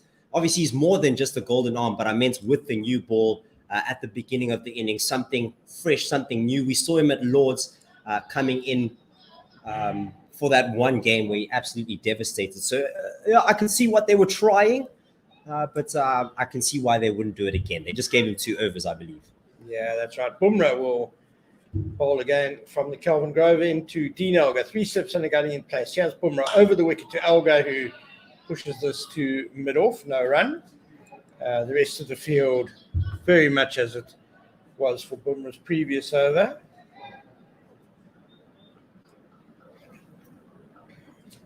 Score still 5 without loss. Aiden Markram, Dean Elgar at the crease with 4 and 1 respectively. The deficit now to win 207. It's a long way to go. Still have a lot of cricket to play here. Bumrah over the wicket to Elgar. That's outside off stump and jagging away. Even further, wicketkeeper Rishabh Pant has to dive in front of the slips to make the collection of that delivery. I fancy that's hit the crack. Speaking of Rishabh Pant, Taylor, what a wonderful century he scored. 100 on the dot, more than half of India's total, and he has certainly kept them in this game. And I believe you were saying during our stint in the second session that could be a game-defining knock that. Bumrah in again to Elgar. This is shortish down leg side. It's been helped away down to the fine leg boundary. It's leg buys off the thigh pad of Dean Elgar. So South Africa will go to 9 without loss. Erring on his lines there a little bit, Jasprit Bumrah. Maybe hoping for the one that could jag away from the left-hander, forcing him to play. He did get a lot of joy with the deliveries that just squared up Dean Elgar. So you can see him pitching it in line with leg stump to force or to draw out that shot. Bumrah in again to Elgar. Ooh. That one, which is just outside off stump, and Elgar lets it go on to the wicketkeeper. Yeah, Bumrah's plan against Elgar will be very simple with that big inducker that he's got to the right-hander. That would enable him to pitch it even on middle and leg to the left-hander, forcing Elgar to play. And then if he can jag it across them, bring the edge into play for the slips. And we saw Bumrah do that in the first innings He's bowled some wonderful deliveries to Elgar. He's in again to the South African captain, and that's exactly what I was talking about. It pitched on about middle and off and leapt across Elgar, who is groping, and it bounced too much really to get the edge through the wicketkeeper Pant. Loving that line from Jasprit Bumrah, forcing the left-hander to play. If you're Dean Elgar there, you can't leave that delivery. If it just straightens up, LBW bowled, so you need to play that delivery. That's absolutely fantastic bowling here from Jasprit Bumrah. Love to see it. This is Test cricket at its finest. Last ball of his second over. In he comes, right arm over the wicket to left-hand Elgar, who gets it nicely behind this delivery. It's just outside off stump. He steered it away through backward point, and the batsman will cross for 2 runs. So Elgar will go to 3, the total to 11 without loss after 3 overs. And bad news for the South Africans is that I think we're already seeing a few puffs of dust on the pitch where the ball pitches and disrupts the surface. We saw something similar to that at Wanderers on the 3rd day. Rain luckily saved the South Africans on the last day, just taking the dirt out, putting a little bit of moisture in the pitch, and not making the conditions as dry. But as we've been saying today, a baking day. The sun is out and about. You don't want to be chilling out here without sunblock and a hat because it's hot out here. Shami is into Aiden Markram outside off stump and left alone. Antonio Gambino. Oh, sorry. Antonio Gambino has a YouTube comment here saying, "I really miss Riley Rousseau. Do you think he should play for the Proteas again?" Well, I think he needs to play for the Free State Knights a little bit more, a lot, yeah, before he can get back into the Proteas. But certainly a batsman of great talent, Riley Rousseau, and a lot of experience now around the world. I'm not sure I'd have him in the test squad necessarily, but potentially for some T20s, one-day internationals.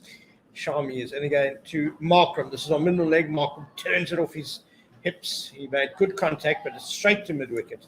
No run. I definitely wanted to play that a little bit more square. Could have potentially got a single there with no one at square leg. Yeah, just on Riley Rousseau. Never played Test cricket for South Africa, but was a very good white ball cricketer, mostly in ODIs for the Proteas before he went Kolpak. Kolpak, the K word, Ken. As Shami is in the game. Markram drives this. He was reaching for it. It was in the air, but it's between mid-off and cover, and it goes away for 4 runs. That shot airborne for a while, but bisecting the fielders there at mid-off and cover. Did very well to find the gap. Aiden Markram is a batter that loves feeling bats on ball, and that ball shaping away from the right-hander, much like what we saw with Lungi and Gidi, but that one just a little bit too much shape. Aiden Markram freeing up his hands and just sending it to the boundary, taking the opportunity when it came. So 15 for 0 without loss, and Aiden Markram now on 8. And Shami will come into him again with 3 slips in place. Back on leg, and it takes off. There's that extra bounce again from the Wynberg end. And Markram did well to drop the gloves. That soared past at around chest high from a good length. Now that is a fantastic reply from Mohamed Shami. A good length delivery. We've been seeing a lot of bounce in this pitch from the South African bowlers especially. It looked like it was moving away initially, but as it bounced, it just straightened up. And just beating the outside edge of Aiden Markram's bat. So quality bowling here from Mohamed Shami. Love to see it. In he comes again, right arm over to Markram. Again, it's back of a length, and this one bounces normally. And Markram pushes it to cover point, no run. Yeah, it's a difficult balancing act for Aiden Markram because you feel that he's at his best when he's playing strokes, when he's being confident. He doesn't want to get into a hole. But against the new ball and such skillful practitioners as Bumrah and Shami, he's also got to be very careful and show really good judgment when he is trying to drive the ball. Shami in again to Markram. And Markram comes forward and pushes this to mid-off, no run. So the 4th over comes to an end with South Africa on 15 without loss. Markram on 8, Elgar on 3. And they've got the deficit down, the target down to below 200 now, 197 to win. That's those little milestones, Ken, those little milestones with 15 on the board. We have a Facebook comment here from Yuan Liversage saying, Elgar always looks so rattled when he starts.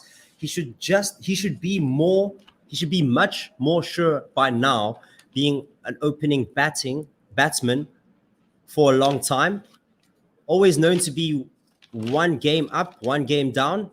I hope luck will ride with him till he settles and calms himself down. Jasprit Bumrah is bowling now to Elgar. That's a bit too far outside off stump, and Elgar leaves it alone. Yeah, Johanna, I think opening the batting in South African conditions extremely tough, and especially when you've got two of the best new ball bowlers in the world in Bumrah and Shami, and the pitches have certainly been helping the bowlers as well. So Elgar, I think, is reasonably consistent as a test opener. And he does ride his luck. 14, someone said 14 balls at the Wanderers that missed the outside edge of Dean Elgar, but he survived it. Bumrah in again to him. This is on the pads, and Elgar digs it out to mid-on, no run.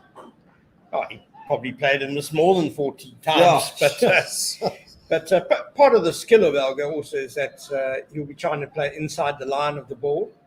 And so if it nips back, he's got it covered. But if it goes away, then hopefully it's missing the outside edge. Does also have soft hands, does Dean Elgar. So if he does find the edge, he'll hope that it will just bounce short of the man at slip. Bumrah in again to Elgar, right arm over, just on and about off stump and going away, and Elgar leaves it alone. Just on Riley Rousseau, we mentioned his ODI career for South Africa. He played 36 matches and scored 1,239 runs at an average of 38.71, a strike rate of 94, and he got 300s in those ODIs as Bumrah comes in again to Dean Elgar. Fuller this time, and Elgar prods this towards mid-off, who runs across and does the fielding, no run. Tons of energy shown in the field here from India. That's fantastic to see. Their tails are up. They still believe that they're in this game. And that was something that was prominent in the South African innings, their first innings. You could see that their heads were up, and that was where they let themselves down at the Wanderers, especially on the last day. It looked like they just threw in the towel. The game had already ended, always complaining about the ball.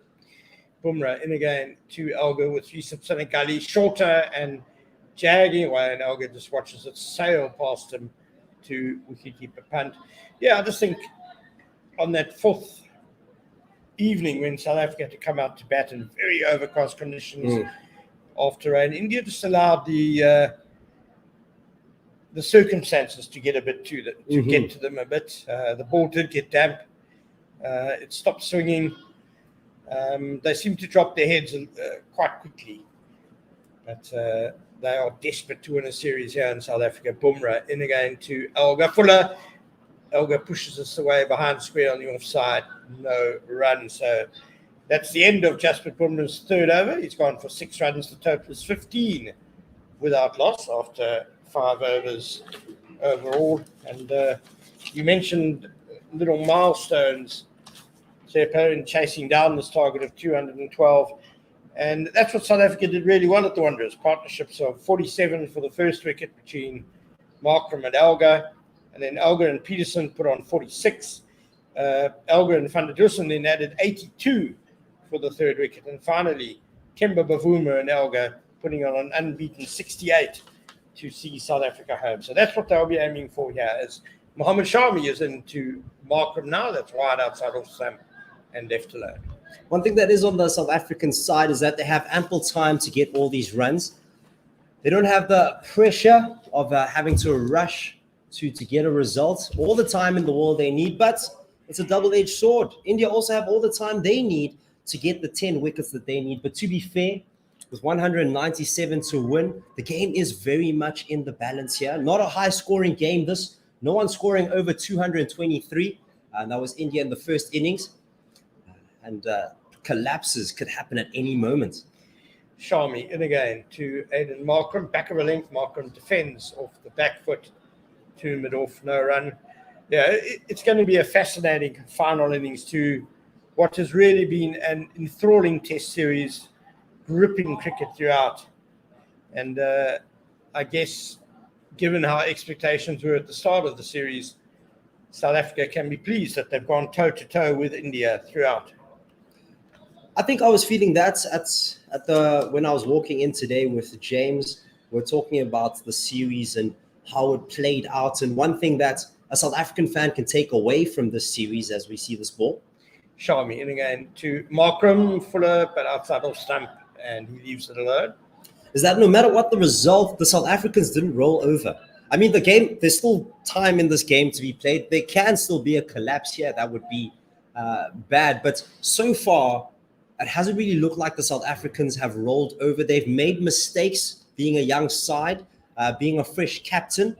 And these mistakes you'd feel with time in test cricket, with more test matches played, they'll probably get better. So they can hold their heads up high no matter what the result with the way they've played the series so far. Shami, right arm over again to Markram, back of a length on off stump, and again he defends solidly to mid-off, no run. Yeah, let's not forget that India, the number one side in test cricket, and with some very experienced players of their own, and they've made mistakes as well. They've had their fair share of wickets falling in clumps.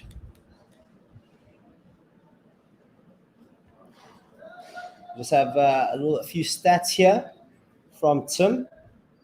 South Africa succeeded twice and failed once in chases of scores between 200 and 250. Shami into Markram, Fuller, but outside off stump and left alone. They chased 211 against India and got to 211 for 5 in 2007. And this was at Newlands. Okay. Spicy. History is on the South African side here. Yeah, a lot will depend on just how much this pitch deteriorates, how variable the bounce gets.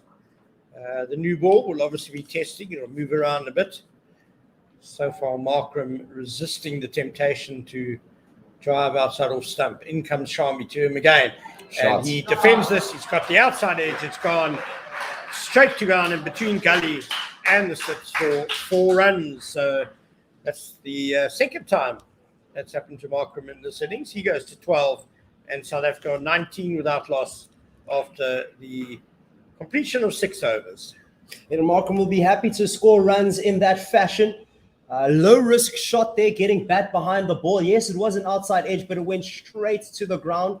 Some soft hands and found the gap between the slips and the gully as it raced to the boundary. As you said, Ken, the second time he scored runs in that fashion.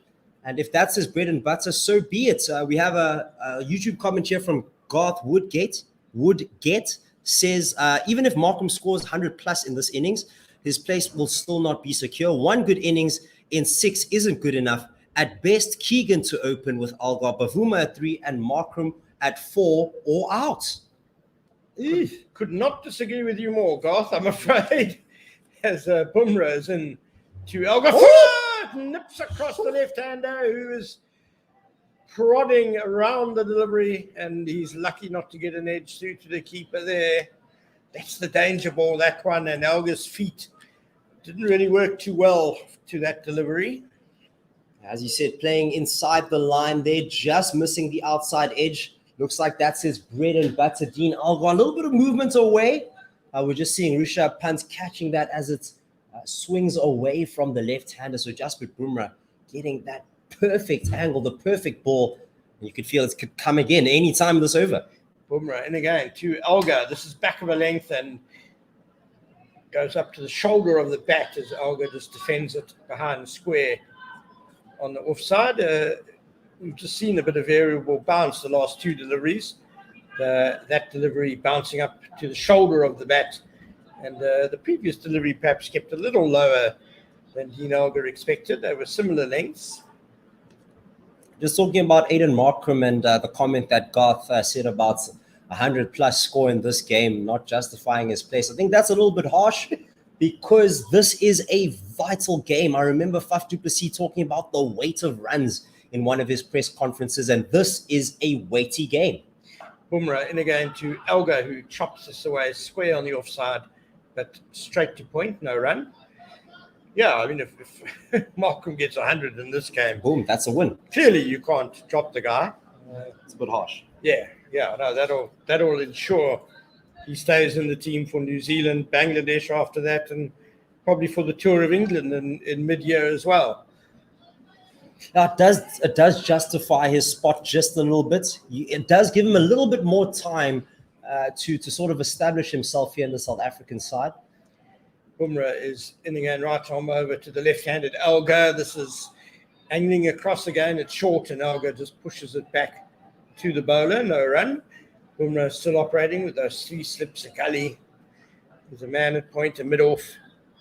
A man wandering towards the square leg umpire.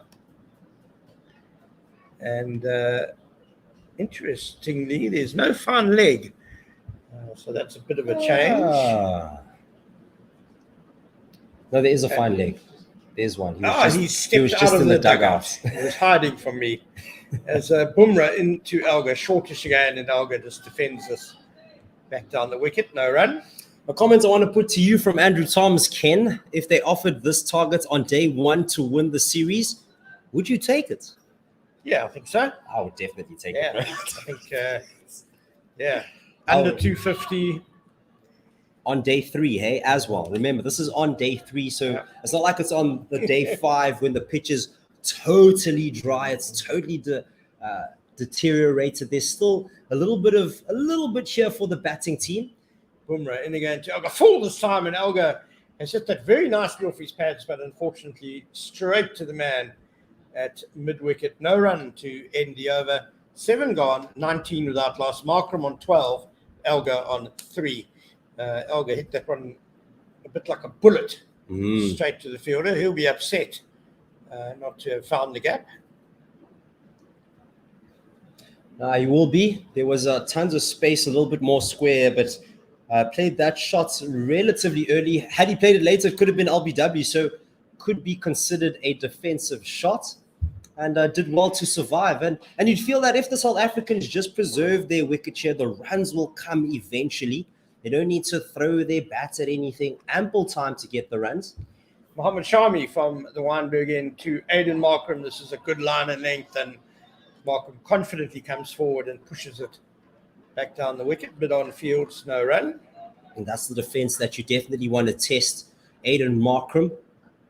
Want to get it full and straight. He had been struggling before. If there's a ball that just nips away from him, his edge will be in play.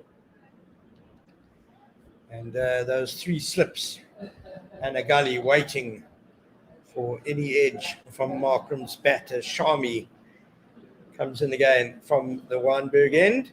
Full outside off. Markram has edged this. It's gone in the air between third slip and gully. He was not in control of that stroke. Nope. But it's gone to the third man boundary for 4. Oh, heart in throat moments here for the South African opener. We have a fan saying here that it was well placed. His third boundary through the slip cordon, but this one wasn't the same as the other ones. A little bit of away movement. It was shaping away from the right-hander. He did get a boundary with a drive similar to that, but this time finding the outside edge.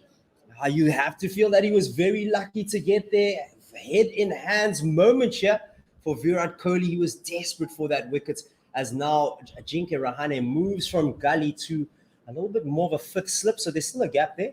Shami in again to Markram. Markram drives edges and is caught at third slip. Well, it was a very loose drive to the ball before, and that one too just poorly executed by Aiden Markram. And he's edged it to third slip. He's gone for 16, 12 of which were boundaries to third man. So probably a bullet is awaiting Aiden Markram from the national selectors, I'm afraid. It was a very expansive drive to a full delivery. Lokesh Rahul did well to hang on to it because it went like a bullet to him at third slip. But Markram has once again given it away. Out for 16. South Africa 23 for 1. What on earth was he doing? I don't understand. After getting an outside edge with the ball that is moving away from you, why throw your hands at that ball? You can see it's moving away. Get a little bit more defensive. Stay in for your team. But no, he wants to throw his hands at that shot and throw his wicket away. And you feel like he's throwing his spots in the team away with shots like that. That was a brain fade right after another brain fade. And we're already seeing comments here from Sheikh Sabir Khan saying, drop him. No, that was shocking. That's truly international cricket, the biggest stage. Cool heads need to prevail. And there he got a little bit hot-headed and absolutely threw his wicket away when the warning signs were there. That's shocking. It truly is. Keegan Peterson will come to the crease and undoubtedly the batting revelation for South Africa in this series. He's made the number 3 spot his own.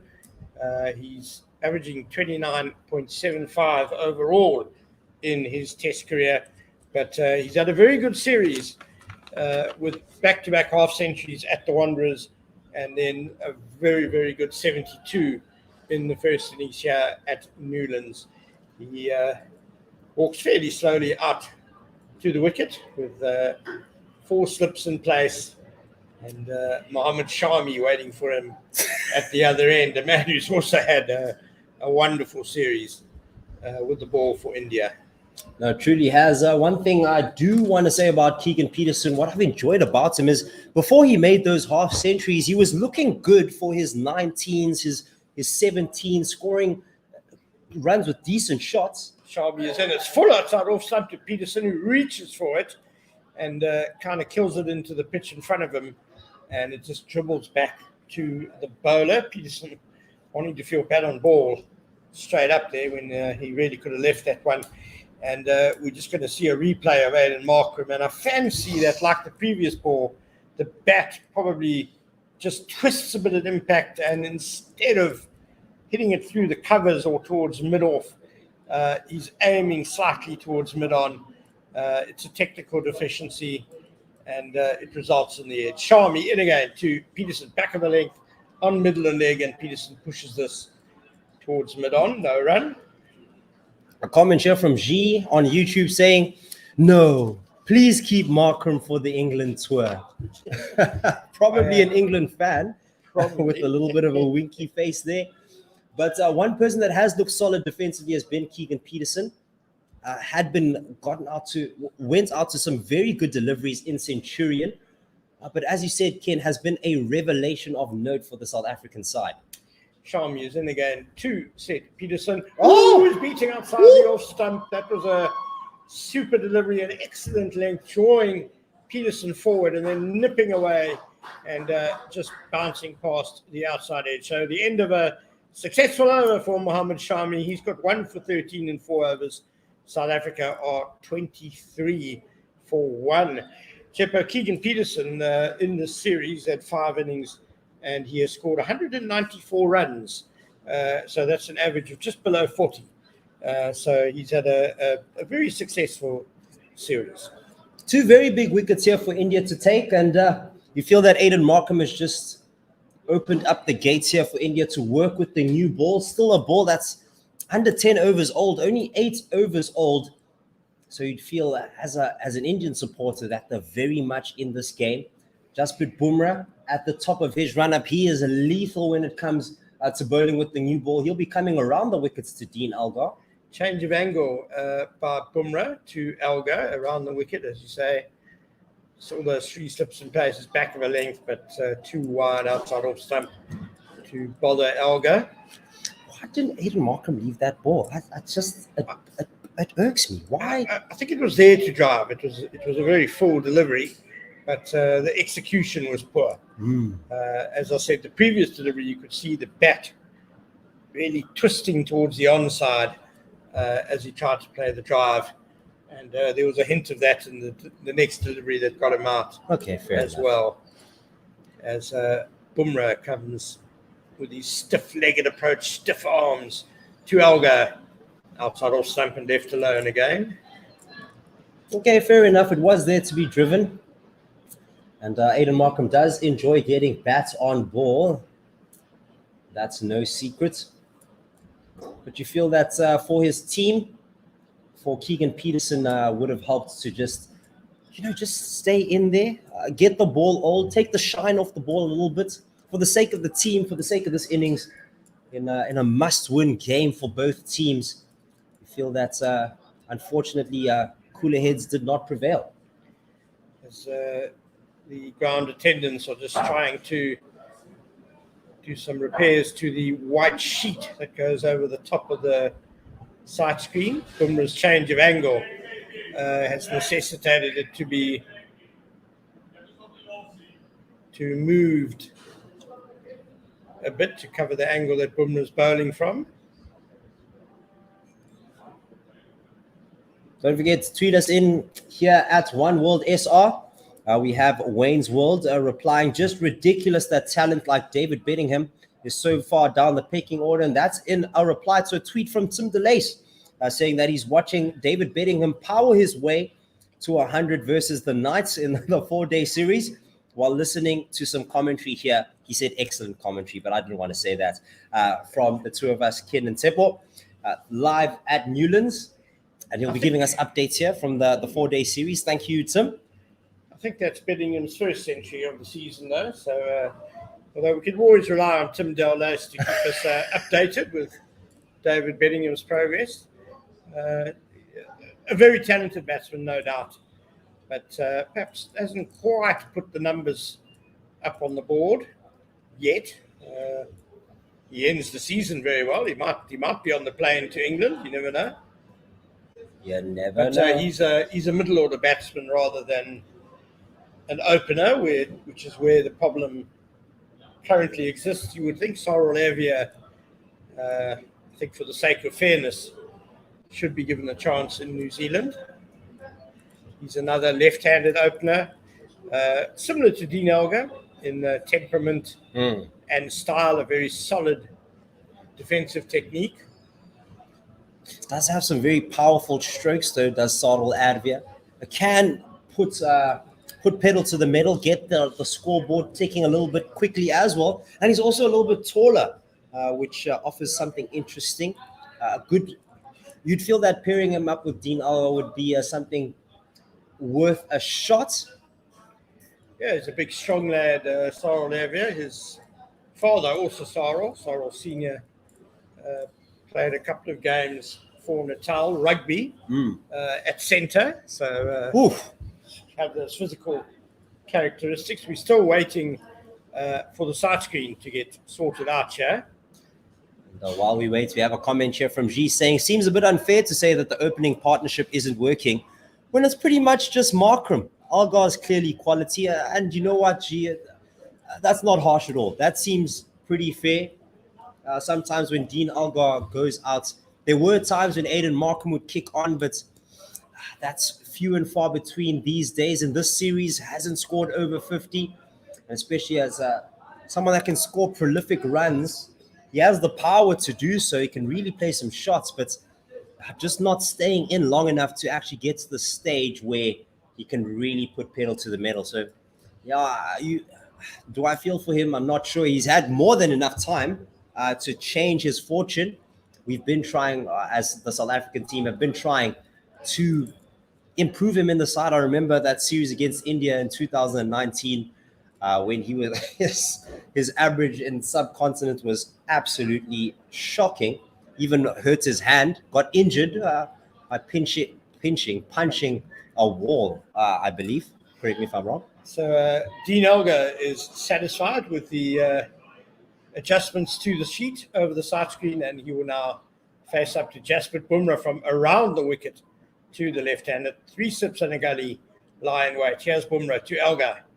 For Elgar, it is dropped short of first slip, though. He was prodding outside off stump again. Just the break and play perhaps affecting his concentration there, because, again, that was a delivery he could have left. I was literally about to say, imagine all that work being done, and then Dean Elgar goes out very next ball. To be fair, it did actually pitch fairly close to off stump. and nipped away quite sharply. So a good delivery that by Jasprit Bumrah as he comes in again to Elgar. This is shorter. Elgar gets in behind it as it angles into him and pushes it to mid-on, no run. Is he taking guard? Was he taking guard on off stump in the previous delivery to sort of mitigate the ball that pitches in front? I could be wrong. We'll see in the next delivery. Looked like he was a little bit across his stumps in the previous delivery. Trying to just mitigate that away movement. I would say he's on middle and off probably. As Bumrah comes in again to Elgar. Full. Elgar has got this one away off his legs through mid-wicket, and they will turn and run the second run quite comfortably. They're going to come back for the third. Well done. As Ashton Fields. And Elgar will go to 6 not out, and the total to 26 for 1. Just taking down that target, taking down the deficit to 186 now to win. It's a tight game here at Newlands. Day 3, anything can happen here. The game very much in the balance. A good partnership puts the power or puts the control in the South Africans' hands here, and 1 or 2 wickets will put the control firmly with the Indian team. Bumrah in again to Peterson. Full outside all side. He pushes forward. It's a nice controlled drive by Keegan Peterson, which is beaten mid-off. And that'll run away to the boundary for 4 runs. And that's a very positive note on which to end our commentary stint, Seppo. South Africa are 30 for 1 after 9 overs. Elgar has 6. Keegan Peterson has 4. And they still need another 182 runs to win. We are handing over to James King and Colin Bryden. Well, the match is really interestingly poised. What a disappointment, though, to see the way that Aiden Markram got out. Because you just felt that he was the sort of player, beautiful, bright sunshine. Probably conditions are as good as they're going to be or have been during the match. Always still a little bit, James, in this pitch, but to play 2 shots in a row that were edged, just, I don't know, couldn't understand it. Colin, 100% right, as we see Shami, the successful bowler, coming in to Elgar. He's bowling over the wicket to the left-hander from the Wynberg end. Colin, you summed that up. There was absolute incredulity, I think is the word, at the back of the commentary box, when we saw the carbon copy shot played to a ball that had gone through the gap between third slip and gully into their hands. Good catch, it must be said, by KL Rahul, but Aiden Markram, one feels that means his ticket to New Zealand is certainly not secure. It's Mohammed Shami again into Peterson, into Elgar, this one outside the off stump of the left-hander. He plays at it and misses, and it goes through to the keeper, Pant. South Africa needing to consolidate. There is no rush. They have 2 days to score the 182 runs they now need to win this test match and to make sure that India do not make history. Mohammed Shami is getting plenty of swing. He is getting swing. Bumrah is getting movement off the pitch. It's Shami once again from the Wynberg end. A bit of a drive, a loosish drive from Elgar there to a ball wide outside the off stump, goes along the ground to Rahane at gully. There is no addition to the score, which is 30 for 1 in the 10th over. The man to go, as Colin so aptly described in bizarre fashion, Aiden Markram out for 16, all of which were scored in boundaries. And South Africa were 23 for 1.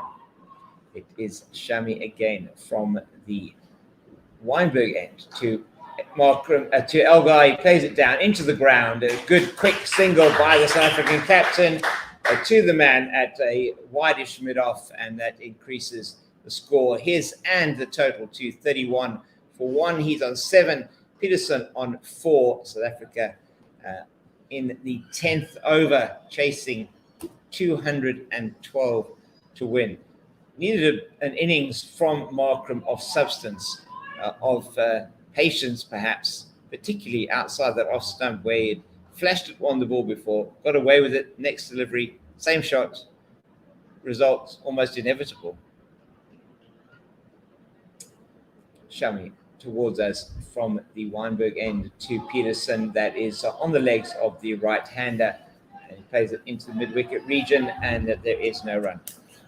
One thing I will say about Adam Markram is when he is in form, he dominates bowling attacks. He asserts himself, and he's a beautiful, crisp striker of the ball. So in some ways, you can almost understand that he wants to get on top of the bowling. But having had that escape, it was a poor shot. It was a poor shot under the circumstances, one feels, as Shami in to Peterson gets in right behind that one, which is short of a length on the line of off stump, defends into the covers, no run, 31 for 1 after 10. I think in any time a team is chasing a smallish target, you don't want to get too caught up in saying what you've just said now, that they've got 2 days to do it. No, you don't. You want to get it over and done with. You've got to play positively. The one thing, what Jasper Bumrah said at the close of play last night was, it's a new ball wicket. As the ball gets a little softer and a little older and the shine goes off, it gets a bit easier to play. Although, having said that, when you look at the scores, that's not really borne out. No, it isn't. I mean, the spell from Lugni Giddy and the spell from Mohammad Shami in both of those last 2 innings have shown that to us. This is very nicely played by Elgar as Bumrah from the Kelvin Grove end goes in towards the around the wicket to the off stump line of Elgar, and he just gets on top of it and squeezes it down through the vacant gap between gully and the third slip for 4 runs. South Africa moved to 35 for 1 in the 11th over, Elgar 11. You're 100% right, Colin. I mean, it isn't something that you don't want to get bogged down. It's the thing is, in that situation, perhaps where the team here has been a little bit critical about Markram, is having played the shot the previous delivery, play a similar shot the next one, perhaps just doesn't really make sense. It's Bumrah in again to Elgar, and he defends this into the leg side. The man at square leg, that's Charles Tucker, comes round and feels they take another single, 36 for 1 in the 11th over, Elgar to 12. Peterson on 476 to win for South Africa, and 29 overs left in the day. One feels we might get 22, maybe 21 overs. You're certainly not going to get 29. No, we're not. No. But it is, well, and it's actually been a wonderful test series because the games have been so closely fought, and almost every I would say, in fact, every session has been important.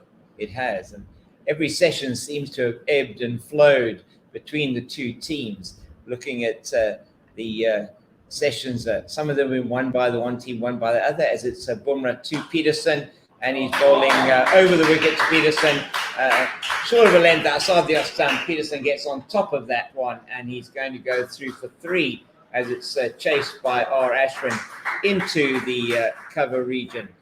Peterson goes to 7, 39 for 1. Yeah, a small difference between the two teams, in my opinion, is the running between the wickets. And that's the second occasion that we've seen 3 runs taken, where on a few occasions during today, similar strokes to similar parts of the field, the Indians have taken 2. So you're picking up a little 1-run difference at a time. Does make a difference. It rotates the strike just that little bit more with and here particularly a left-hand, right-hand combination, change of line again for the bowler. Bumrah round the wicket to Elgar, the left-hander, and he leaves it alone. Ball that is left on height and is left on line outside the off stump. But a couple of defining sessions there have been from a bowling point of view, or if I say defining sessions, defining spells from bowlers, a couple of incredible innings that we've seen that have been really across the series, have dominated in what has been a series of ebbs and flows throughout. And we're now coming to the bottom end of that as Bumrah is in to Elgar. He just comes forward, bats high, leaves that one again alone outside the off stump.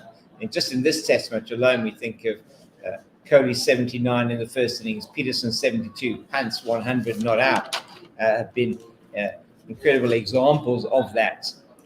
Absolutely. Just again, okay, Pujara got 43 in the first innings for India, but apart from that, nobody's got to 230, which is actually quite a remarkable figure. It is quite a remarkable stat. One other remarkable stat, which we'll get to now, is Bumrah's in to Elgar on the line of the off stump, gets in behind it and defends into the offside. It is the end of the 11th over, 39 for 1. Peterson 7, Elgar 12. Bumrah 6 overs, 0 for 21. Shami 5 overs, 1 for 14. Bowling change, I'm sure, will be imminent as these two have bowled unchanged with the new ball. Looking at Giddy's spell today, for example, Colin, 6 overs in that middle session, 6 overs, 3 for 11. Changed the game. Absolutely. And of course, he got the key wicket of Kohli, who shown such discipline that even the great Kohli perhaps became so obsessed with not getting out that he didn't score enough runs, and eventually did actually succumb to temptation, was caught in the slips, and it opened the door. So that, to your point, as it is Shami towards us, to Peterson, that's down the leg side, and Peterson is able to whip that off his pads. He'll come back for the second as Bumrah at long leg does the fielding. Another 2 to the total for South Africa, 41 for 1. They need 171 to win.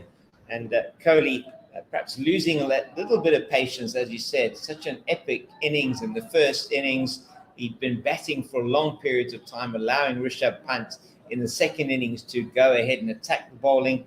Just a little bit loose outside the off stump and paid the price, losing his wicket. Invaluable for South Africa as Shami's in again to Peterson and drives that very nicely into the offside, fielded by Yadav at a wideish mid-off. There is no run, 41 for 1.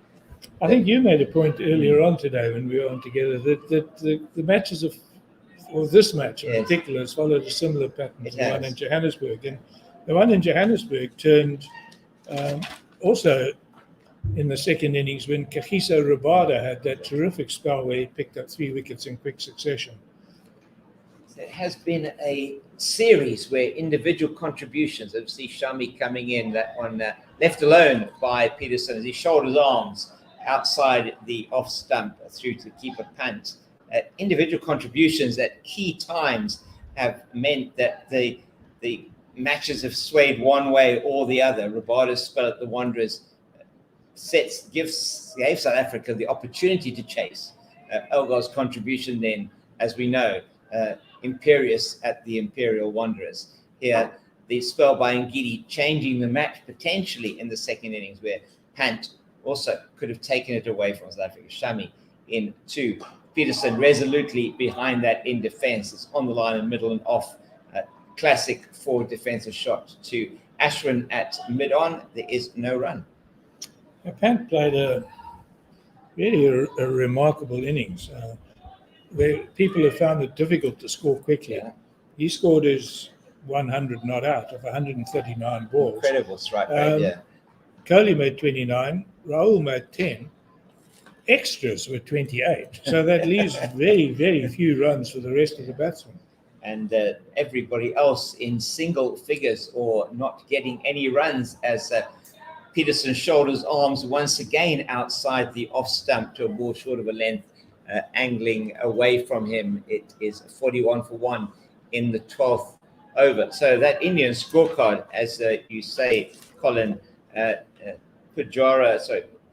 10, Pujara 9, Rahane 1, Ashwin 7, Thakur 5, Yadav a duck, Shami a duck, Bumrah 2.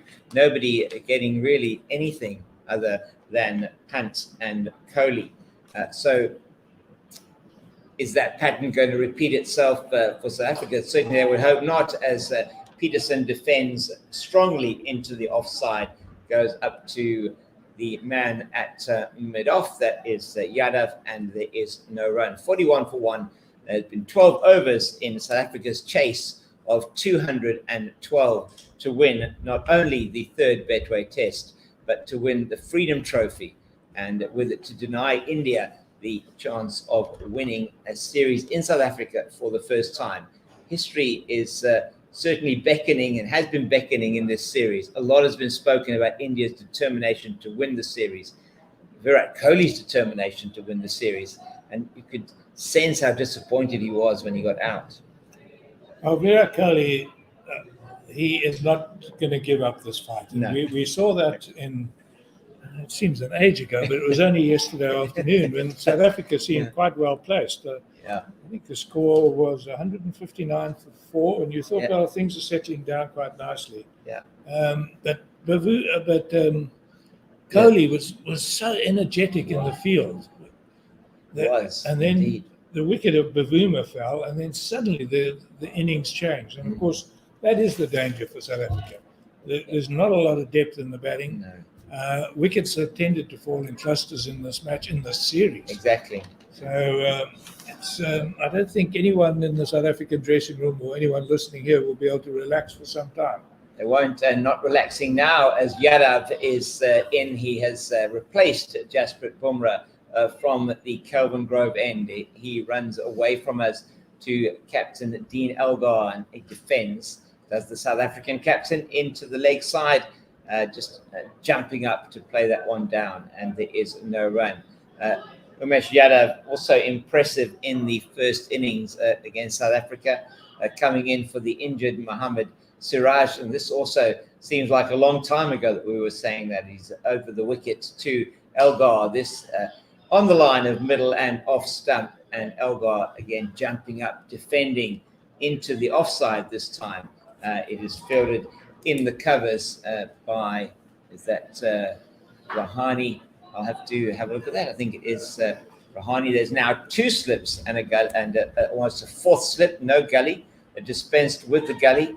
There's a man at a deep point, that is Shami, and he's Yadav in to Elgar on the line of leg stump on a length, and played into the leg side, fielded in the mid-wicket region by Tucker, and there is no run. 41 for 1 in the 13th over. So we have 2 slips, a 4th slip, a deep backward point, an extra cover, mid-off, mid-on, forward square leg, and a man at long leg. Pretty conventional ring field that we've had for most of the time, except for that deep point. So it could be a surprise short delivery on its way sometime.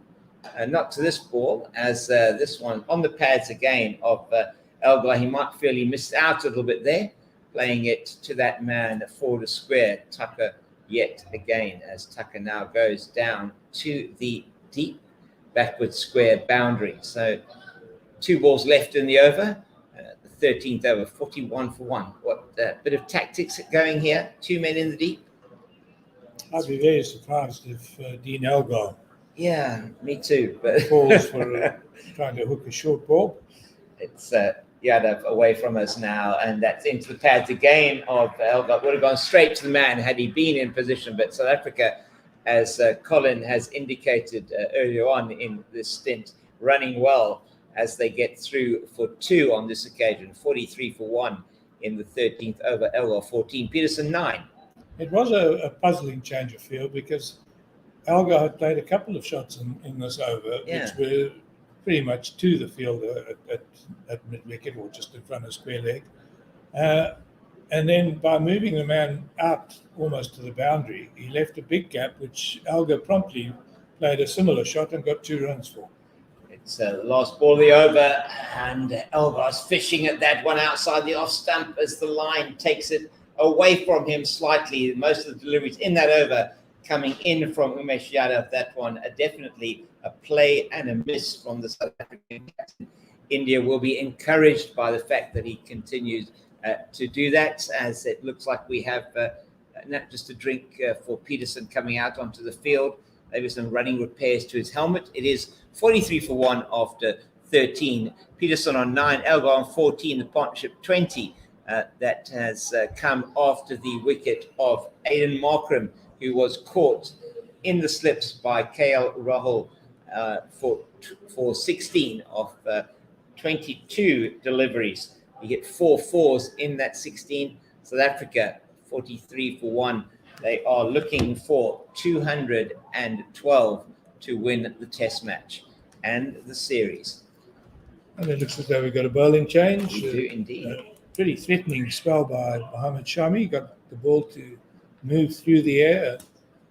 But he's now being replaced by Thacker, who, of course, had that wonderful spell in Johannesburg. 7 for 61, the best analysis for an Indian bowler against South Africa. In South Africa, I think perhaps even in total, but 7 for 61. It was in total.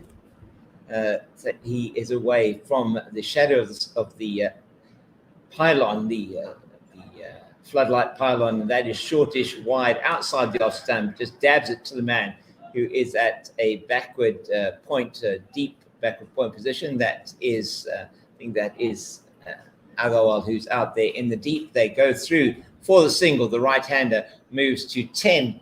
Elgar is at 14, 44 for 1 in the 14th over. South Africa need 168 to win. They have knocked off about a fifth of the total that they need to win the test and the series. Past umpire Holstock. Now it is a Shadowed Tucker over the wicket to the left-handed. Elgar defends into the offside, fielded by, that looks like, we'll have to tell you now who that is on the offside. Substitute fielder is on at the moment. That is Hanuma Vihari. That's why I couldn't quite pick up immediately who it was.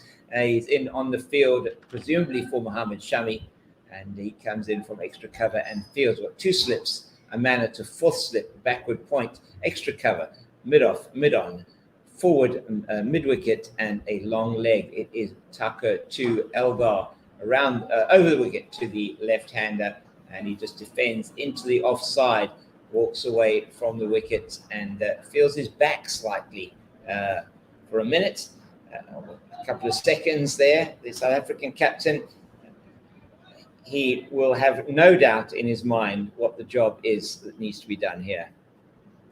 Well, and we do know, I mean, he played such a wonderful innings in Johannesburg. You need a little bit of luck, of course, in these conditions against such good bowling.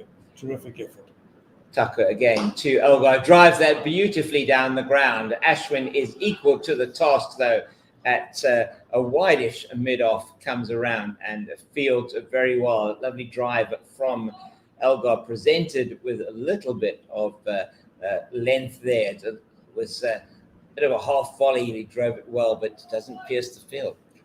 Well, Ashwin's certainly not the most mobile of the Indian fielders. I think Elgar thought he was in with a chance of getting a boundary there. But so. Ashwin moved pretty well. It's Tucker once again from the Weinberg end, a similar sort of shot, although this one's slightly more airborne, straight to Ashwin at mid-off this time. There is no run, 44 for 1 in the 14th over. Peterson 10, Elgar 14, partnership 21. So looks the pitch at the moment possibly at its best to bat on. It's hard to say. You're still getting the odd ball that bounces a little bit unpredictably, but I'd say it's generally pretty good.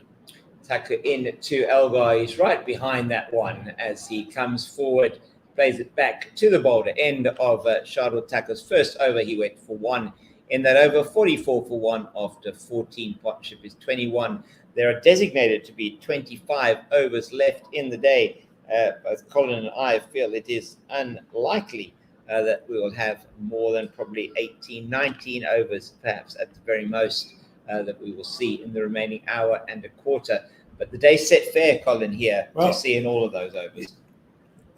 On a completely, slightly different track, the day is set fair. It is such a beautiful scene here. It is. The light at this time of the day is just beautiful. The green grass, the mountain to our right. And I've said it on every stint, so it's a bit like a stuck record, but what a shame that more people can't be here to witness what has been an enthralling game. I could not agree with you more, Colin. There's a sparse crowd in here, all sitting in hospitality boxes as Yadav is away from us to Peterson.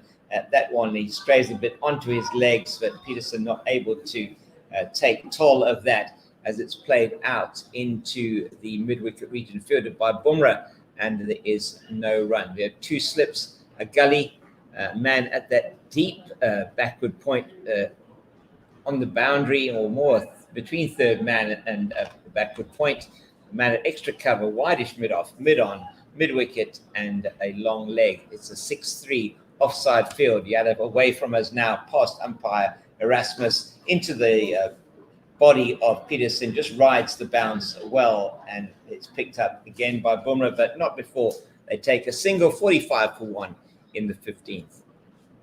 Nice technique there from Peterson. He has impressed in his innings, both in Johannesburg and certainly here in the first innings. Coming of age in this series, it seems. Of course, not a young man necessarily, one who's bided his time. Well, I think in some ways that's a good thing. You know, you do get your prodigies who you can put into a side when they're 18 or 20 or so. Yes. He's served his time, as you say, in first-class cricket. He's got the runs behind him. It is going to be Yadav away from us to Captain Dean Elgar. Pushes this into the leg side to that man that you nominated, Colin. That is R. Ashwin, who has moved across to the position fielding at mid-on, to the left-hander.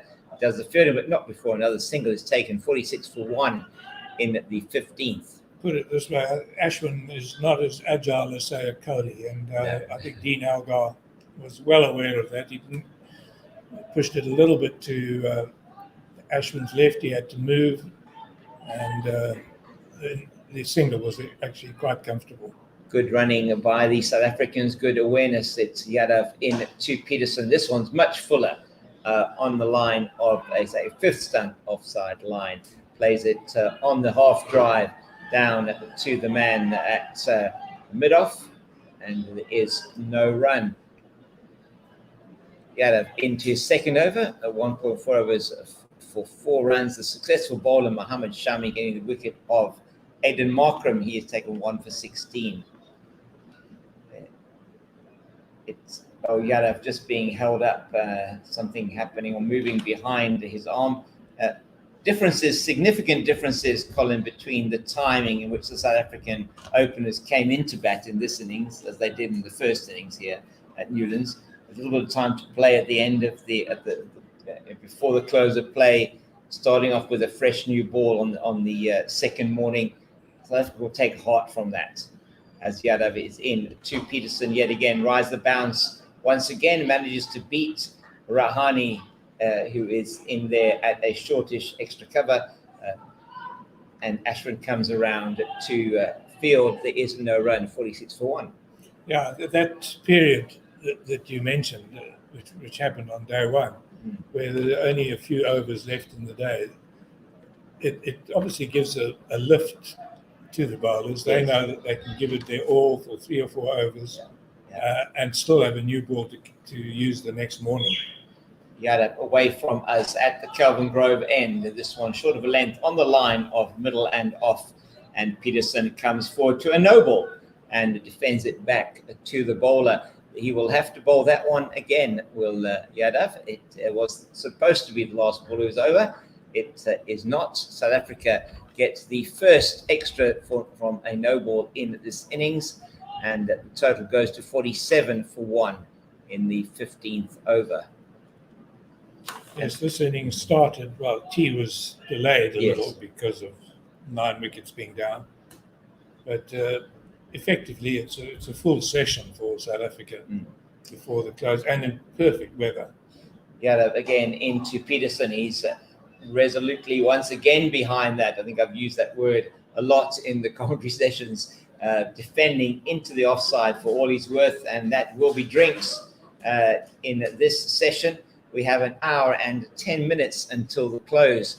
Tonight, the match position at the moment is that South Africa chasing down 212 to win this test and the series, the Betway series, the Freedom Trophy of 47 for 1. They need a further 165 to win the test match. The man out for South Africa, Aiden Markram, caught by KL Rahul, driving loosely at a ball outside the off stump from Mohammad Shami, who, it must be said, had bowled exceptionally well up until that point, getting the ball to move in the air quite appreciably, more than any other bowler perhaps we've seen in the match so far. And Markram gone for 16, 4 boundaries in that 16, getting the runs quickly of only 22 balls, but failing once again. By my calculation, Collins, 76 runs in the series of 6 innings, an average of only 12.67. So not what he would want. No, that is disappointing. And he is such a good player.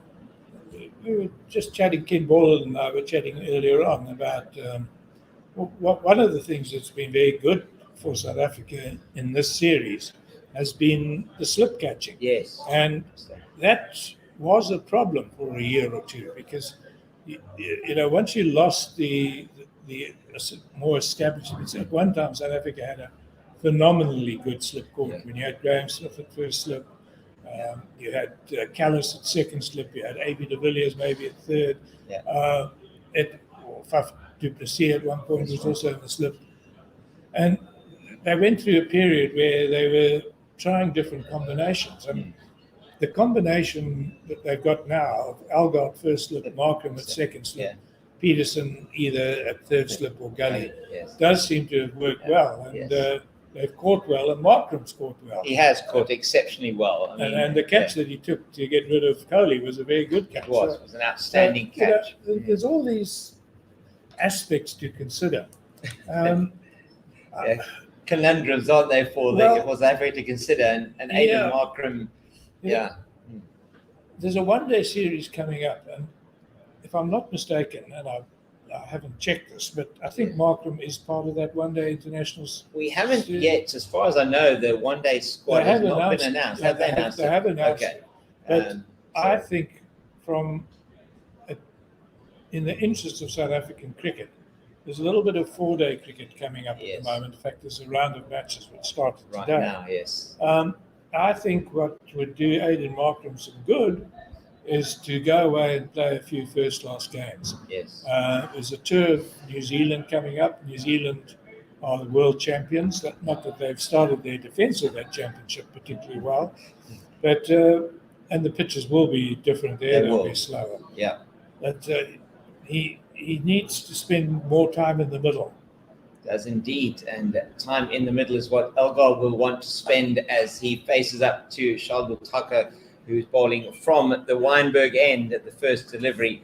Post drinks here is played back to the bowler, and there is no run. So, just talking about that and the catching, Colin, I see from the press, and some people might have reported or spoken about this already, the first time in Test history that there's been 2 innings, both innings in a Test match have been all caught. 20 wickets, 20 catches. The Indian batting 20 wickets, 20 catches. And we do have the ODI squad here for the team to play against India. Apologies for that. Yes, it was announced. My apologies there. We'll go through that between overs. And the score at the moment, 47 for 1. But the catching was superb. Even the catch that Elgar took, the deflection off of Rahane. Rahane did very well to get his glove to that, to deflect it up, and good work from the captain as the captain of South Africa lets that one go by outside the off stump from Thakur in the 16th over, 47 for the loss of 1. So you say that it's the first time in Test history that a team has been out. All of their wickets have fallen to catches. Correct. It's the first time in Test history I know it's fairly unusual, but I wouldn't have thought it was the first time. I'm amazed. Yeah, the first time in Test history that has happened, which is quite amazing. This delivery to Elgar from Thakur is played out into the covers, and fielded by Ashwin at a wideish mid-off. There is no run. So that Proteas squad here, Bavuma Maharaj, not sure what I did there, sorry. And we'll get that squad for you shortly. South Africa 47 for 1 in the 16th over. It is, most certainly Aiden Markram is in that squad. We'll run through the entire squad for you at the end of the over. A number of the players from this test match in that squad. This is a short of a length outside the off stump, but a bit shorter than that. It's a ball angling away, a little bit away from Elgar. He gets on top of it, but not a great shot from him. Swivels around as he plays it. Just goes down into the leg side, and there is no run. It's 47 for 1. Bavuma Maharaj, De Kock, Hamza Janssen Malan, Yanaman, Sisanda Magala, Markram Miller, Ngidi Parnell, Petwile, as it is Tucker. And this very nice shot from Markram, just from Elgar, just eases it out into the offside through the cover region. He comes back for 2. A little bit wide outside the off stump, but it was there to be played.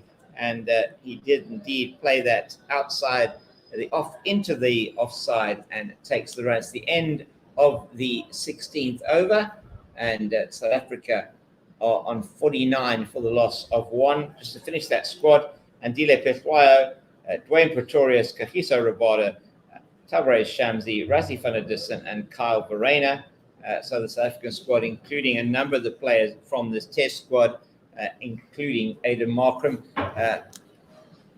Those matches finish, Colin, before the next round of domestic 4-day games. Okay, so in other words, he can play in those, but then hopefully, nowadays they don't play. They seem to be rested.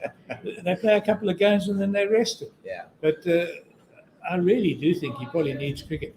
Having said that, of course, he's got a fantastic record in domestic cricket. He does. He tends to peel off the hundreds almost at will. Police the domestic attacks all the time, well, it seems. You just wonder a little bit about that, because obviously against India, the quality is that much higher. Change of bowling from the Kelvin Grove end. It is R. Ashwin who's going to be running away from us to the right-hander Keegan Peterson. It's short outside the off-stump. He takes full toll of that loosener from Ashwin, plays it to the deep cover boundary in front of the Oaks, and that is going to be 4. And South Africa's 50 comes up with that shot from Peterson. 53 of 98 balls at 7 fours, and Peterson moves to 15. It is a 53 for 1. The partnership is 30. That was a beautiful shot by Peterson. A little bit short as Ashwin's first ball, but Peterson got into position very quickly, punched it off the back foot, and it was all along the ground for 4 runs. Ashwin once again to Peterson. This is bouncing quite appreciably as it goes into the pads down the leg side. He brings his arms up high, hits him on the pad. The man at forward short leg not interested at all in that. You've got to be careful. It's actually off the gloves of the keeper. Thought that came off the pad, but he just left that alone outside the leg stump. Ashwin again, it gives us one a lot more flight. Played into the ground by Peterson, fielded at shortish mid-on by Virat Kohli.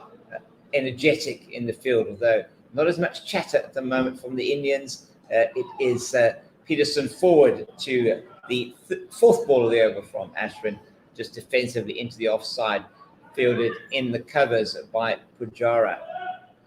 So gets through his overs incredibly quickly, does R. Ashwin. Maybe have a chance to chat a bit more at the end of the over. It's Ashwin into Peterson, defends once again outside the off stump, trying to cover any spin that could possibly be there. Seen a little bit of turn, not much, perhaps a bit of slowish turn on the wicket, Colin, which we can talk about, as I say, perhaps at the end of the over. There's 1 ball left here, 53 for 1, South Africa. Right over the wicket, in to Peterson, defends once again off the front foot, the ball on the line of off stump.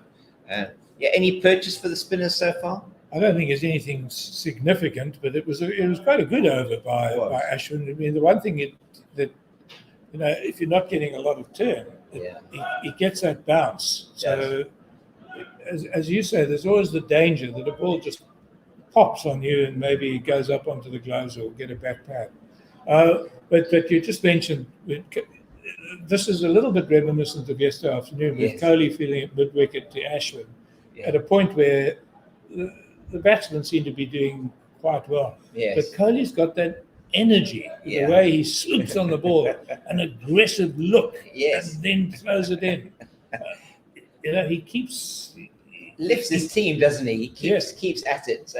As Charlotte Tucker is going to continue from the Weinberg end, 3 slips and backward point, waiting for the edge from the South African captain. The left-hander is in defence down to the man at mid-on, and there is no run. Looks like a little bit of a fielding change. We're seeing Ashwin moving around to mid-wicket, and is just trying to see who that is going. I think it's Rahane that is going into extra cover. No doubt trying to prevent that quick single that Elgar has been almost getting at will over the last few overs. 53 for 1 in the 18th. Tucker away, towards us now to Elgar, and he defends into the offside. It's that man Rahane who does the fielding, and there is no run. Elgar on 17, Peterson 15, the partnership for South Africa 30 to win. That is the big target, the big total on the board, 159 for South Africa to win this test match. They are exactly a quarter of the way there. 17 overs gone. That means if this run rate continues about 3 and over, we are probably going to see a result in this match. The batting side is going to prevail somewhere in or around lunchtime tomorrow. The bowling side is going to prevail. Interesting. We shall see, as it is Tucker once again into Elgar, and he defends back down the field and fielded at mid-off. 17 overs gone, quarter of the total gone. That's somewhere between lunch and tea tomorrow. South Africa will be targeting. Well, earlier on we were talking about the need to stay positive, and 3 runs and over in Test cricket is a good run rate. That's good by South Africa. Tucker into Elgar, and he's right behind this ball, which is angling across him, and takes it quite high on the bat. Has a bit of a look at the cherry that might have been created there as he walks away, and there is no run. 53 for 1. Tucker in his 3rd over, 0 for 3. Bumrah 0 for 21 off 6. Shami 1 for 16 off 6. Yadav 0 for 5 off 2. And Ashwin 0 for 4 off 1 over so far. Peterson 15, Elgar 17. Tucker towards us from the Weinberg end, right arm over the wicket to Elgar. He's playing that one with a little bit more force into the offside. Rahane is quickly around to prevent any thought of a run. Remains 53 for 1. Another thing about keeping the scoring rate at a fairly good scoring rate is that it gives the captain, the fielding captain, a bit of a dilemma. Obviously, he wants to strike as much as possible and set attacking fields while the ball's still new. Let's see. It is going to be Tucker again. This is to Elgar, and he does edge that one, but it falls short of first slip. Pujara cannot stop it from going off his hands down to the 3rd man boundary, and it is 4 runs to the South African captain. A genuine edge, one feels there, but soft hands once again from Elgar, which was a feature of his innings in Johannesburg, not going hard at the ball, squared up on that occasion. Yeah, well, a little bit of luck there, and you certainly do need that. Yes, Elgar, as a number of people have said, perhaps riding his luck quite a bit in that Johannesburg test, but I'll stick with the Gary Player quote, which is along the lines of he said the more you practice, the That's luckier you get. But in Elgar's case, the more determined he is, the more he deserves the odd bit of fortune. And determination is his second name. If ever there was going to be a second name for Dean Elgar, that would be it.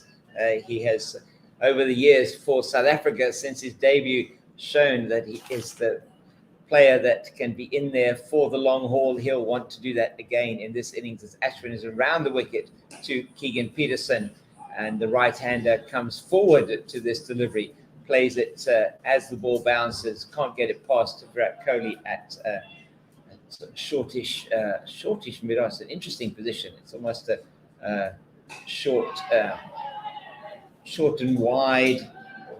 wideish sort of mid wicket, in between mid on and mid wicket. I can't quite describe it really, Colin. But shortish mid wicket. Yes. Yeah, it's Ashwin in once again. Third ball of the over to Peterson. That's played out into the offside. Beats the dive of Pujara at extra cover, and they go through for a quick single. Well judged single. Probably would have got it anyway, even had Pujara cut off that ball. Not quite like the one that Rassie van der Dussen was rather unsettled to in the first innings. And for the first time, we're going to have Ashwin bowling to Elgar. It could be dangerous for the South African captain. Ball perhaps turning away. Ashwin does have the ability to keep that ball straight to the left-hander as well. Yeah, and of course, traditionally, you'd be looking to bowl into the rough outside the left-handers off stump. Oh, my word, this ball outside the off stump. Elgar flirts with it there. No foot movement to speak of, as he is neither forward nor back. In fact, he's back to that, and it beats the outside edge barely. Good delivery from Ashwin, as Elgar this time gets one on the pads.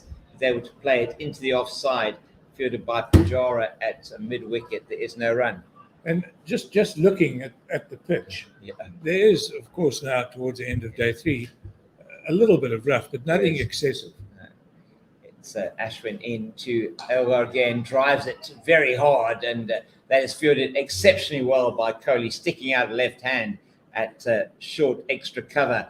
There is no run. He holds his hand now. He took the brunt of that, but prevented a certain single, as it is 58 for 1 after 19. Peterson 16, Elgar 21. The partnership's 35. South Africa need 154 to win.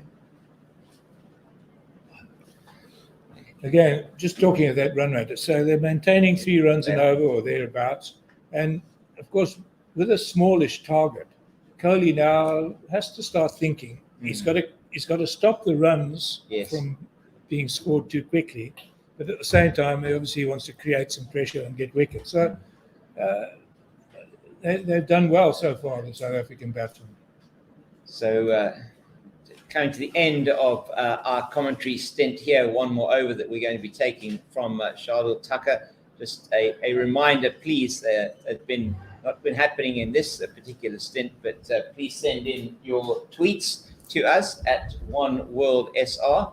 We have got some comments that have come through on the StreamYard link, as the delivery from Tucker is into Keegan Peterson, just defends, just riding the bounce into the offside. There is no run. Please, as I say, tweet us at OneWorldSR, and please send those comments through. Some comments coming from Z, coming from Random Fanboy and Donnie Boyson. Please keep them coming in. Comments about Aiden Markram, a big Aiden Markram fan club out there, most certainly in South Africa, as it is Tucker again from the... Oh, my goodness, that one took off a length, or just short of a length. Peterson, no price with that delivery, and lucky to survive, as he tried to get his gloves out of the way, and he did.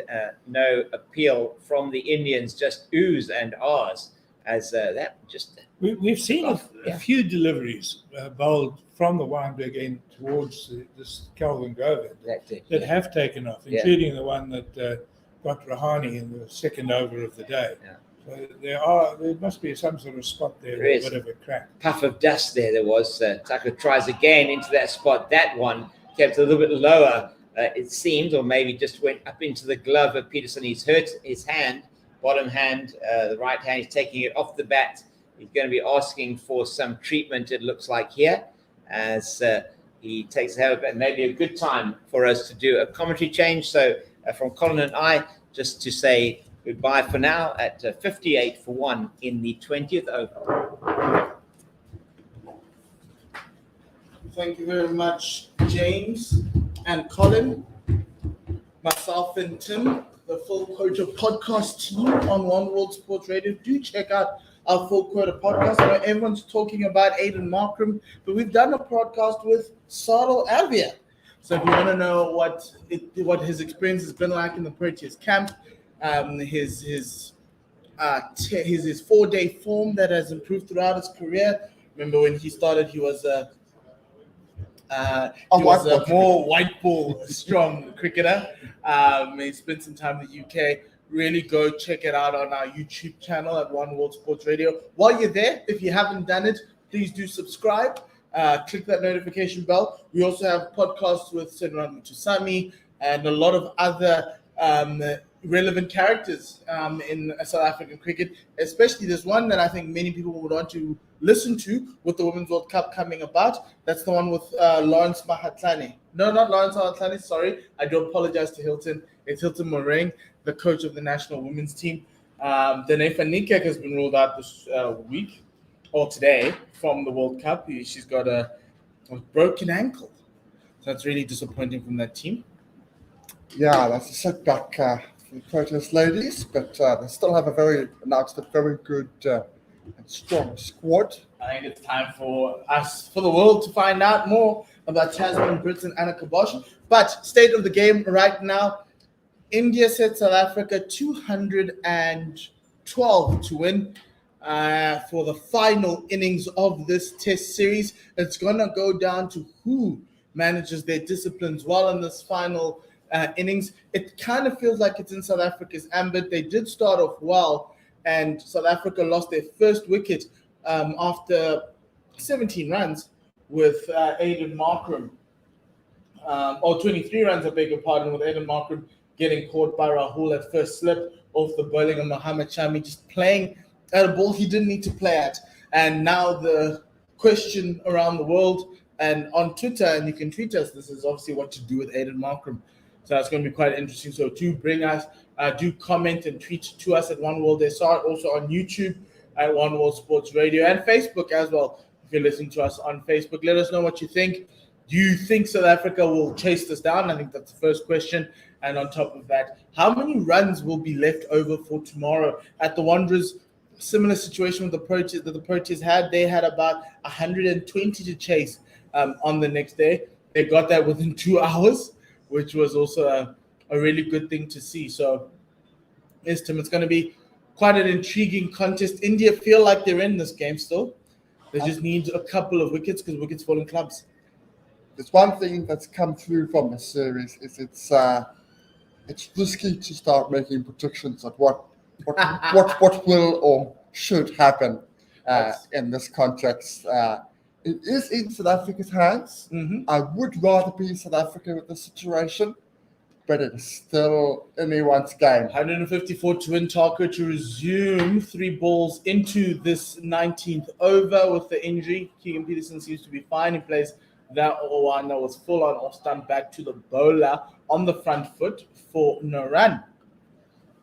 Keegan Peterson has looked very, very good throughout the series. He's really staking a claim for that number 3 position.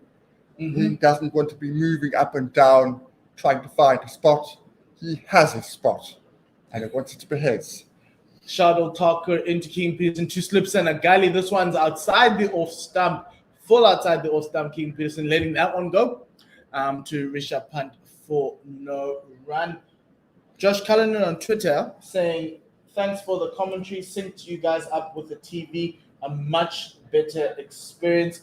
Thank you very much, Josh, for doing that. Please do let your friends and family know, and everybody know, we're trying to get cricket on the radio, digital cricket, as popular as possible, and your help will be much appreciated as we also work on our end. Tucker into Keegan Peterson. That was a slightly over pitch. Keegan driving in the V, but the ball just only landing up to the field at mid-off for no run. To try to keep with that positive vibe from a South African point of view, Adam Markram made double what he made of the first innings. if that continues for the South Africans in the second innings, they will win at a counter. It's a Keshav Maharaj innings. At 25 from Keshav, they're telling me that's going to be a 50. It was a really handy 25 in the context of the game. I really love the way he batted. He applied himself at the top as the night watchman, even coming back the following day. So that's going to be quite interesting to see how it works out. Ashwin is now in from the Calvin Grove end. He's got 2 slips, extra cover catching as well as a mid-wicket catching. And it's outside the off stump of Dean Elgar, the left-handed Dean Elgar, and he presses that out into the offside, a full ball, for a single. Dean Elgar is now the leading run scorer for the series. He overtakes KL Rahul. He's now scored 227 runs. And with that, the score goes up to 59. Dean scored to 22, and Keegan Peterson on 16. The right-hander Keegan Peterson has 1 slip and a short leg. Extra cover catching mid-wicket, catching on the square, very close to the bat. You've also got the fielder on the boundary at third man, as Keegan Peterson looks to play this ball straight on middle stump out to the leg side. And the fielder at mid-wicket on the square, slightly deeper than Virat Kohli, who's catching. They're more catching mid-on as Virat Kohli there. This ball is full and driven down to long on. Jasprit Bumrah is there for a single. Field will change for the left-hander Dean Elgar, loving the right-left-hand combination of South Africa right now, making India work for their runs. 1 slip, silly point, short extra cover, square leg. This one straight. Dean Elgar played all around it, and it hit him on the pad, and Marais Erasmus's finger goes up. Dean automatically reviews. I think the only thing that can save Dean here, Tim, is probably if he inside edged it onto the pad. The fact that it was an automatic review, it wasn't a coming together of the batsman, suggests to me he thinks he's got an inside edge. Yes. Dean missing a straight one and being given out, so we're just waiting to see the DRS review for South Africa. It's a massive moment in the game, could change a lot. Ashwin get his ball pitched, it straightened actually, and it looks like there was an inside edge. Onto the pad. That's still showing. Let's look at ultra edge. Ball goes past the bat. There's nothing. Okay, there's nothing, and that is straight. So all you need is for the ball to hit the stumps now. So Dean's only hope is if it was going down leg, but it was straightening. So as we wait for ultra edge to come through, Ravi Ashwin bowling a carom ball, the one that comes into the left-hander and straightens. Really, really good from him. Let's see. Ultra edge is now, Hawkeye is now on, pitching in line, hitting in line, and missing the stumps, going over. That is an unbelievable review, a great review by Dean Elgar. I don't know if it was a hunch or if it was expert knowledge, but he is so happy, and Virat Kohli is not happy. He is livid. I tell you what, the bounce at Newlands has been consistent. It has not been up and down like it was at the Wanderers. So I could see that being the case.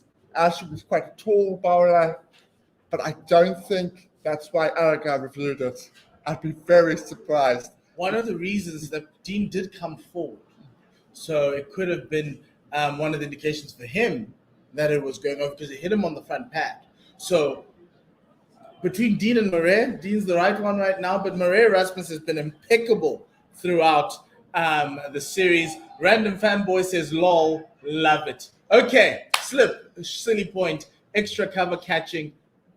You've also got a man at conventional extra cover, and this ball is straighter and fuller in the block hole, and then Dean plays it out to the leg side to the fielder at mid-wicket. You've also got a mid-on and a fine leg that's a lot closer in the ring.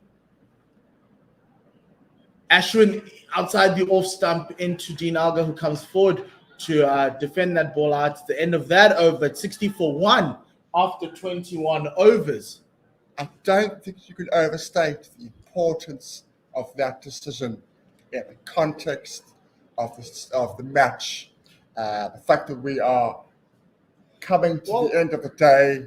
Tim, in the days of no reviews, that is It's an curtains. incorrect decision. That's curtains. It's curtains. Thanks very much. And so that's one of the reasons why, and one of the proponents for having a review, and the players having the right to review. You know, had they wasted it, then they would have wasted. South Africa still got 3. India still got 3. It reminds me of that review at Centurion. I don't know which batter it was, but it was also given out and ended up being not out, and everyone was worried about the bounce of the ball, and they thought Hawkeye was incorrect. Shuttle Talker to resume from the Weinberg end. He straightens down the leg side to Keegan Peterson, who plays it off his pads. A full ball out to the leg side for a single. Score goes up to 61. The target now is 151 as Peterson moves on to 18. Yeah, that you can sense the air of relief in the South African dressing room, even from here.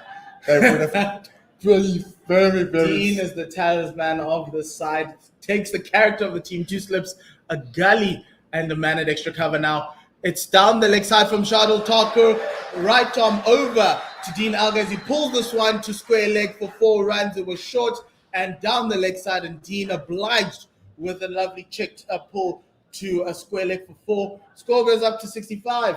This partnership is now with 42, and Dean is on 26. That ball just set up. It didn't have the intensity that Rabada and Jansen were getting from the South African bowlers. It set up quite easily, and Dean was determined to smack it away. It's also a momentum shift. India's starting to get frustrated.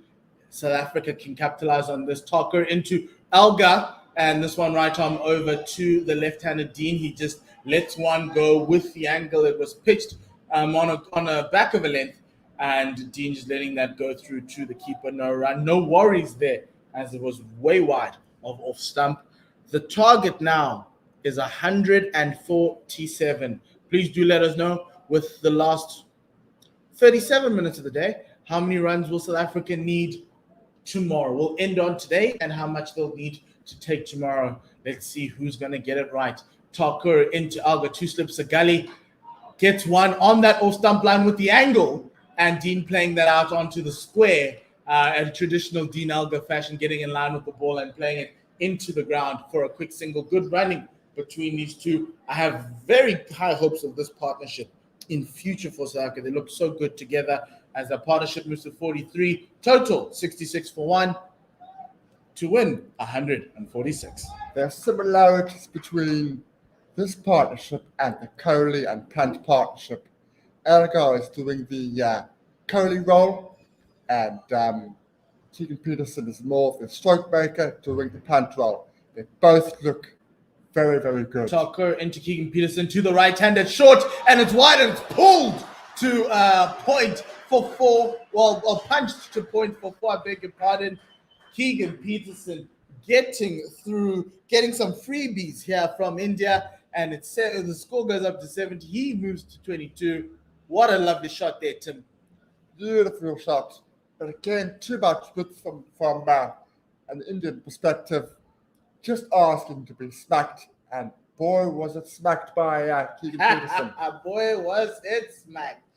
Oh, I love this kid. I really do. Well, I shouldn't call him a kid. He's only a few years younger than me. Talker into Keegan Peterson. This ball now rearing off the length, looking like it hit another crack from that Weinberg end, and it cut him in half. It goes out to the offside to square him up. No run taken there from the South Africans. That ends the Talker over. 22 overs have been bowled in this innings. 70 for 1. Second time that Keegan Peterson has been hit, but he is still there, still standing strong, still determined to do his best for South Africa to get them across the line in this momentous test match. Finally, a KP that does not divide South Africans. A KP South Africans can all fall behind. We've said it many times, but it just looks the part. Ashwin in again from the Calvin Grove end. 6-3 field on the offside to Dean Elgar. A slip, silly point, short extra cover, conventional cover, backward point, and a long off. As this ball, he pushed outside the off stump very quickly, and full Dean Elgar choosing to let that go through the punt, no run. On the leg side, mid-wicket, mid-on, and fine leg, who's at 20 meters into the boundary. Next ball outside that off stump, Ashwin aiming for the foot marks there. Dean Elgar letting that ball go through for no run. I just hope that Elgar plays for the maker's name. Plays it straight. Next one, a lot more into middle stump. Still fuller from Ashwin. He's darting these ones in. Dean just defending out to the leg side. No run. 70 for 1. Dean on 27. This battle with Ashwin continues. Outside the off stump, Dean letting that ball go through. Pitched very full and going to Rishabh Pant. No run. He just shoulders his arms to that one. It's not turning. It's darting them in very quickly. Dean coming forward to Ashwin, this time outside the off stump. Ashwin dragging the length a little bit, and he comes forward, takes a stride, and defends while he smothers the spin. Ashwin into Elgar. Dean Elgar comes way outside the off stump to defend that ball. Defends it out to the offside. No run. End of a maiden over. 70 for 1. As we look at some of the tweets, Tim Tapatala says how Dean Elgar survived. God only knows. Yeah, I second that. That was very easy to say. That was a quick over from Ashwin, but Ashwin is a very wily spinner. He'll have an idea, have a plan to try to dismiss Elgar. He'll be doing it for a reason. Random fanboy says 134 tomorrow left. That's his prediction. 9 wickets left as well, so we're not going to lose a wicket from his prediction. He asked what time does play end? Play ends at 6, so he got 32 minutes left. And with that, another chapter in this match, another battle that's going to come through. KP versus Jasprit Bumrah from the Wynberg end. Kohli going to a star bowler, 3 slips, extra cover, mid-on, mid-off, mid-wicket. You've got a fine leg. You've also got deep backward point on the boundary. Fine legs also on the boundary. Virat is hunting for wickets. It goes to his ace. Jasprit Bumrah coming in from the Wynberg end to Keegan Peterson. It's good length on off stump. Keegan Peterson just gets behind it and plays it out to the leg side for no run. Keegan Peterson gets solidly behind that, making sure that he gets in behind the ball that comes back in naturally from Bumrah. Needs to be wary of that one, especially with the cracks from the Wynberg end. That Shardul Thakur exposed, Lungiti exposed some of those in that earlier innings. Bumrah coming into KP. Oh, he gets one that rears off a good length, hitting that crack again. And KP looking to play at that. He moved his hands away at the right time, going to Rishabh Pant for no run. Still 70 for 1. Extra bounce of that delivery. That was the difficulty for Keegan Peterson. Excellent carry through to the keeper. And rather fortunate that he didn't get a feather through. Ball still very new, so you can get it land on the seam and it might just do something on that crack. Bumrah into KP. This one is coming into him, and he comes across that off stump on a good length ball, and he defends it up on the back foot out to the offside for no run. The Indians are now starting to talk a little bit more. They know that their talisman, Jasprit Bumrah, is there. They feel like something might happen. They want to shake the tables. And they hope that man with a 93 on his back can do it for them. Bumrah coming in, passing umpire Holstock from that Wynberg end into KP. It's full on off stump, and KP drives that down the ground. It's not going to go for 4. The South Africans are going to look to get 3. Great fielding from the boundary by the Indians, and the South Africans doing an incredible job of running through for 3 runs. Great cricket all round, great bowling, great batting, and great fielding. That is what the series has been made of. And that brings up the 50 partnership. South Africa now move up to 73. In this partnership, Keegan Peterson has scored 25, Elgar scored 24, and there's only been one extra team. Yeah. Outstanding 50, outstanding batting between these two. It needed to happen with the early dismissal of Markram. It needed to be a solid platform made for the rest of the batters should South Africa need them. So we're just having a look right now, Tim, if I disturb you a little, at that fielding to check that it didn't, Shuttle Talker didn't touch the line as the ball was coming back. Just waiting on that. It looks clear from us, but we'll just wait for the signal from the umpires. Umpires have signaled that it was good. Good piece of fielding. Into Dean Elgar. This time, this ball hitting him on the hip, rearing off a length, and he plays it out to the leg side. It will be leg byes. It popped up on, it hit that cracker, I think, because we've seen balls rearing up on a length, but because Dean's a left-hander, it hit him on the backside. He's going to have a very sore lower back tomorrow, but that's a sign that South Africa might be in good things. When Dean Elgar's wearing balls, Tim, it's good things. It's good things. Good things happen to South Africa when Dean gets hit.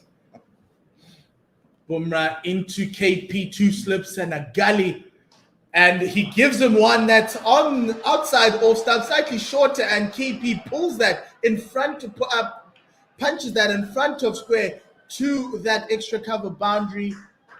The South Africans will run for 3, as we saw a valiant attempt from Ajinkya Rahane to stop the runs, to stop the 4 runs from happening.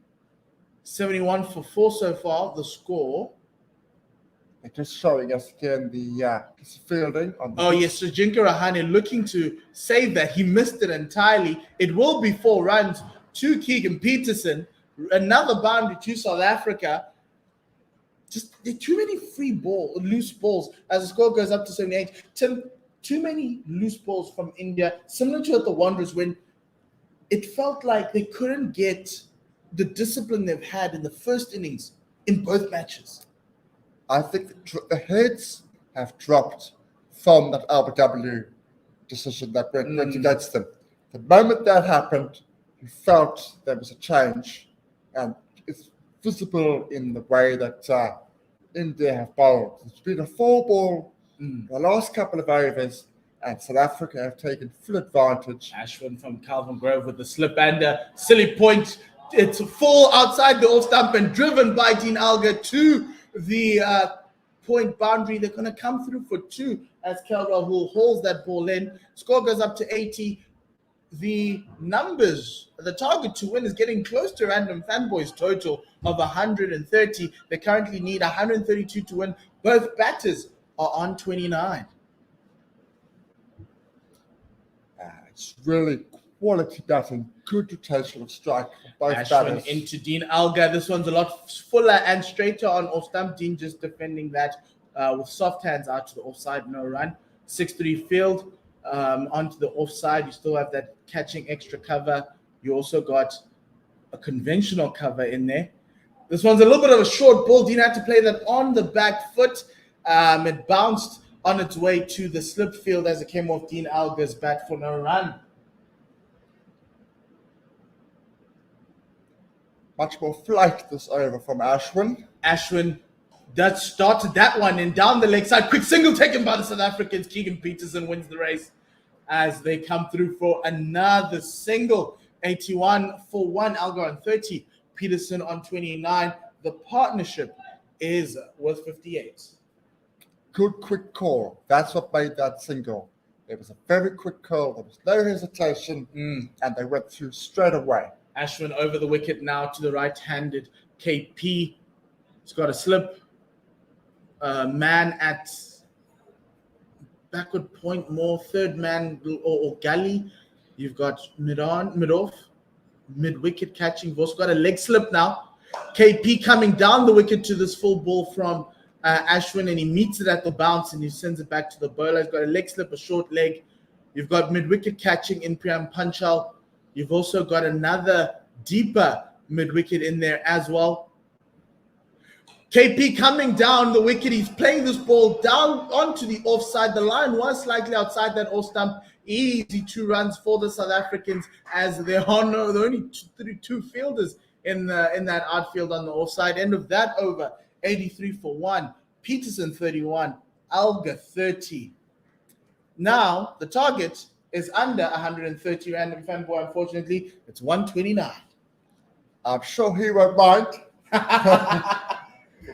Yes, he won't. We've got tweets here, and he's saying Peterson taking Elgar's words to heart. He has won a lot. He has won a lot in this innings, and he's won a lot of hearts, by the way, Anis. Tempo says, I feel like I see the fighting spirit of Elgar and Keegan Peterson. Gets me pumped for Test cricket. And then he also tweets and says, Elgar and Peterson wearing balls here. If you want us to read your tweets and your comments, please do send them through at One World SR. That's One World, WORLD SR. Also, if you're there and you're not following us, please do follow us there on Twitter and also on Facebook at One World Sports Radio and on YouTube. If you're on YouTube and you're new to us, please do give us a like, subscribe, as well as click that notification bell, because tomorrow morning when South Africa chase however many runs are left, or India try to make a final play in this series, you'll be notified when we go live. So that's going to be good to see when we go live at 10:25. It's quite interesting because it feels like today with both Bumrah, Kohli's throwing that one last throw of the dice for today hasn't worked so far, but we know how deadly Bumrah can be. 83 for 1. Bumrah now coming around the wicket to the left-handed Dean Elgar. 2 slips, a gully, a man at extra cover and mid-wicket. He's coming into Dean Elgar's pads. It comes off of his pads and it squirts past that fielder gully for a single. It was a good length ball, rising a little bit on that length. Dean playing that off his toes and out to gully for a single. Score goes up to 84, but that's going to be a leg bye. Similarities to what happened last night. Last night, South Africa were pushing for those extra wickets, desperate to get Kohli out before the close of play. Weren't able to do it. India desperate to get Elgar. And then over the wicket to the right-handed KP. 2 slips and a gully. This one goes outside the off stump. KP lets that go through. No run. At the moment, they just can't get Elgar, no matter how hard they try. Dean Elgar's been the prized wicket for the Indians. They need to try and get him out. As we hear the 5:40 train passing the Newlands station. Normally that would be the train many fans would take to go home, but we don't have fans right now in the grounds. Bumrah into KP, and he plays it late. It is a good ball good length ball outside the off stump. KP played it very late down to the field at third man for a single. Score goes up to 85. KP to 32. Very interesting last 21 minutes here. South Africa can somehow, both bats can somehow still be there. I think they will be very, very happy. KP is about to overtake KL Rahul on the most runs board. These two will. Next ball from Bumrah around the wicket to Dean Elgar. This one is a shortish length outside the off stump. Dean Elgar letting him go through for no run. It was coming into him. It was shaping into him. I think Bumrah is trying to make Dean Elgar play as many balls as possible.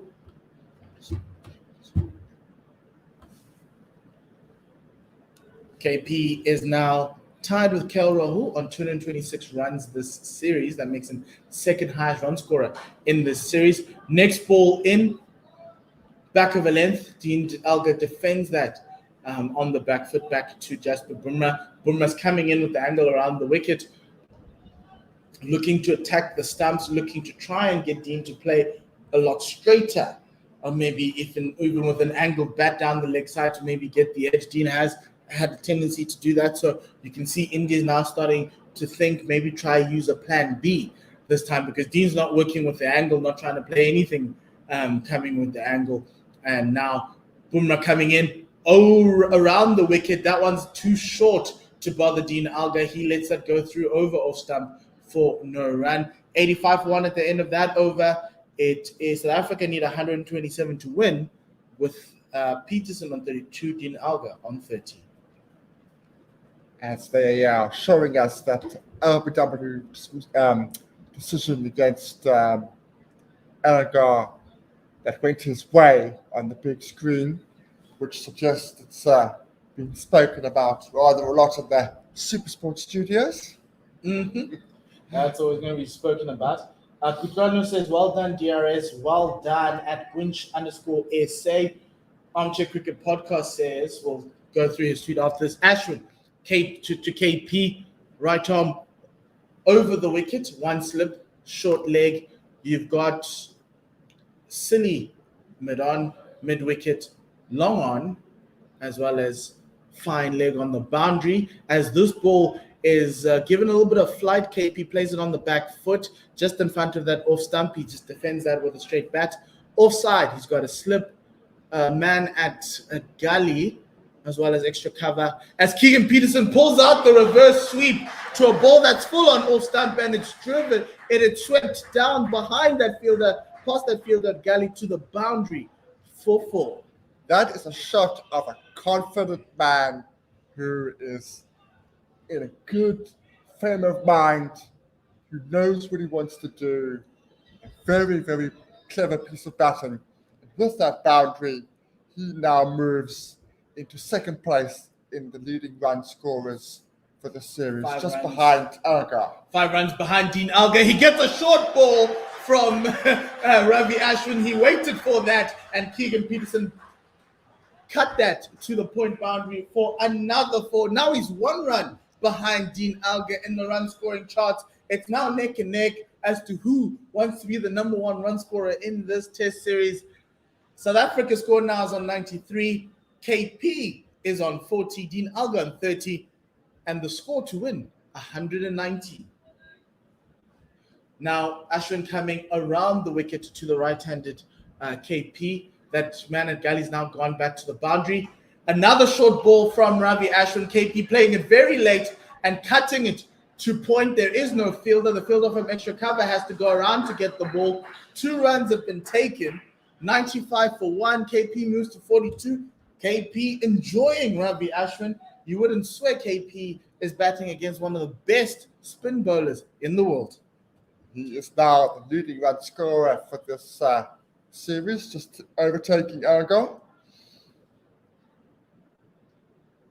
236 runs. Ashwin around the wicket to KP. This one, he is on the leg stump line a lot fuller. KP with a leg glance down to the fielder at mid-wicket. No run there.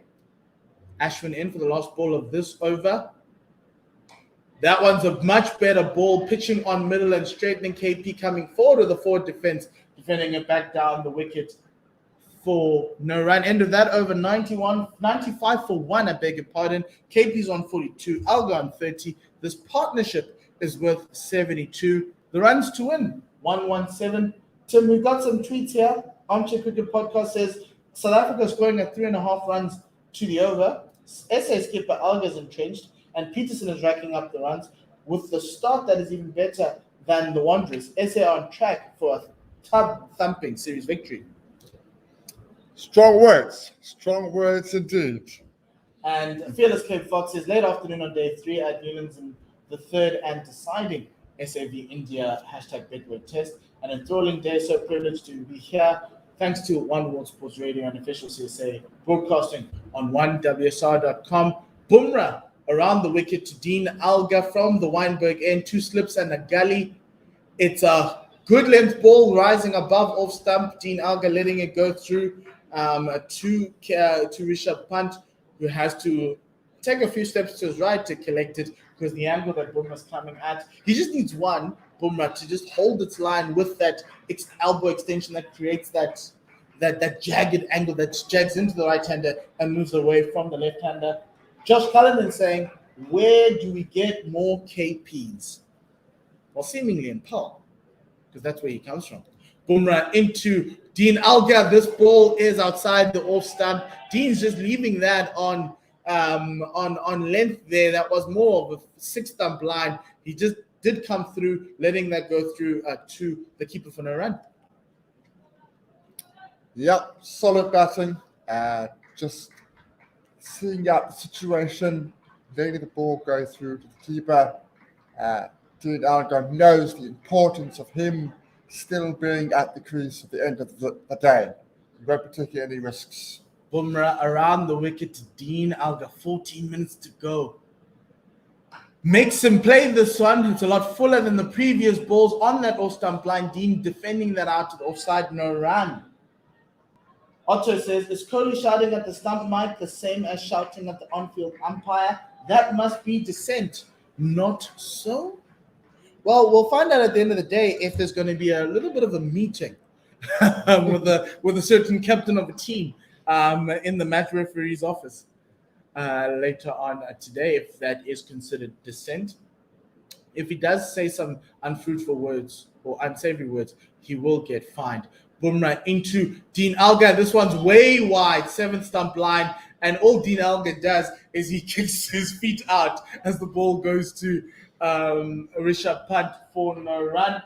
Giving his legs a bit of a stretch.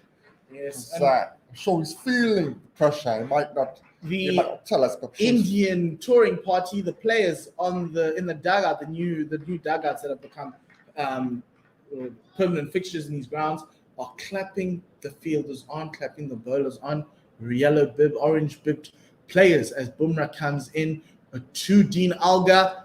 Another ball, really good length, line slightly off, 6-stump line, Dean Elgar letting it through. The bench that we're talking about, the Indian players, is cheering that ball on. Leah on Twitter says, you don't have to specify you mean the other KP in Pomariki. The fact that he plays for South Africa makes it quite clear I'm not talking about Kusal Pereira. It's very true. Kusal Pereira, who did put South Africa in some trouble the last time, well, two Sri Lanka tours before in 2018. The last time the Lord of all Kolpaks, Duan Olivier, played for South Africa. Bumrah into Dean Elgar. He's cut him in half. It was too high. It's hit him on the thigh pad. Really good length onto that off stump, but it's not going to, if you wanted to go for DRS, it's fine. I don't think it's going to be taken because the umpire did say not out. It's the end of the 28th over, 95 for 1. That was, I'd be much more confident about that being over the stumps.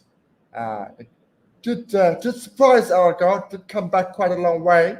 It did hit him above the knee roll. So above the knee roll. Came back viciously, and he was very late on the delivery itself. Another red mark for Captain D. God knows that was over the stumps. Final throw of the dice for Virat Kohli for the day, not the match, for the day. Mohammad Shami coming in from the Calvin Grove end. The Ashwin experiment has been put away. Shami is going to start. He's got 3 slips. The man at extra cover. He's going to have a backward point on the boundary, mid-on, mid-off, mid-wicket, as well as fine leg. Shami coming into Keegan Peterson. This first ball is a loosener outside the off stump. It is back a good length outside, way outside the off stump on the 6-stump line, and Keegan Peterson lets that go through for no run. Diana Patterson on Twitter says, thanks for the commentary. The series has been your best since your inception. Great enthusiasm, lovely commentary, great sound quality, and congratulations. Now let's hope for a South Africa win. Thank you very much, Diana, who's been a great supporter of our platform here at the One World Sports Radio. Shami into Keegan Peterson. Another ball wide outside the off stump. Keegan Peterson letting that go. that from a South African perspective, that's absolutely fine. India are welcome to bowl that 6-stump channel wide of the stumps. Well, it also helps try and get back some calm. If you just bowl that line and length, batter doesn't play at it, no runs are being scored. You just get yourself and you get your bearings as India, and that's what they need to do. They've been going at 3.3 runs and over. Partnership for 72. Shami right arm over into Keegan Peterson. This one a lot straighter, a little bit fuller. Keegan just playing that out to the offside, no run, defending on the back foot. Yeah, the similarities between this partnership and the Kohli and Pant one are really there. Really needed to restrict them after lunch, and we found a way to do it. The field at mid-wicket's moving out to Tim. He's moving into a fly square leg. Backward square leg. 10 paces from the boundary. Some short stuff, possibly. Shami into Keegan Peterson down the leg side. It gets Keegan Peterson on the glove, and it will race away to the boundary for 4. Maria Erasmus confirms that it's come off the glove, and 4 more runs for South Africa. Score moves up to 99 for 1. Keegan Peterson to 46. The target, 130. That was a mighty good delivery, and just wide of a diving punt down the leg side. That would have been music to the ears of the Indian bowlers if they had managed to get that scalp before the close. Yeah, that leg side strangle has been a ball teams just throw to see if it can happen. Shami into Keegan Peterson, and he drives at a full and wide one. It was stopped by the field at extra cover. They are going to try and run as many as they can. They can only take 2. And that brings up South Africa's 100 and 101 for 1. Of 174 balls, and South Africa have scored 14 boundaries. Peterson is now on 48. Elgar on 30. Partnership is now with 78. And the target is now 111. Not something you want to mention, the Nelson. Shami into KP. This one on the 6-stump line, a little bit full. KP does not drive at that one. End of that over. 101 for 1. A bit of a mixed bag at that over. 3 wide ones. Delivery that very easily could have got a dismissal of Peterson. And then a half volley out something off stump. So a real mixed bag from Shami's first over back. Yes, that is true. A little bit of a mixed bag there. Tim, it's looking very much into South Africa's side of the game. You are shaking your head. Do you still think it's a little bit too early? We know this game can turn on a dime. 2 quick wickets. India comes back, but the calm that the South Africans have right now is really something to be marveled at. Bumrah coming in around the wicket to Dean Elgar with 3 slips. It's fallen straight. Dean missed it, but the ball's going down leg with the angle from Bumrah. So the LBW appeal is stifled, and the Indians don't even bother to have it checked upstairs. Just show that, we have a look at the big screen. Yeah, it's definitely missing the leg stump.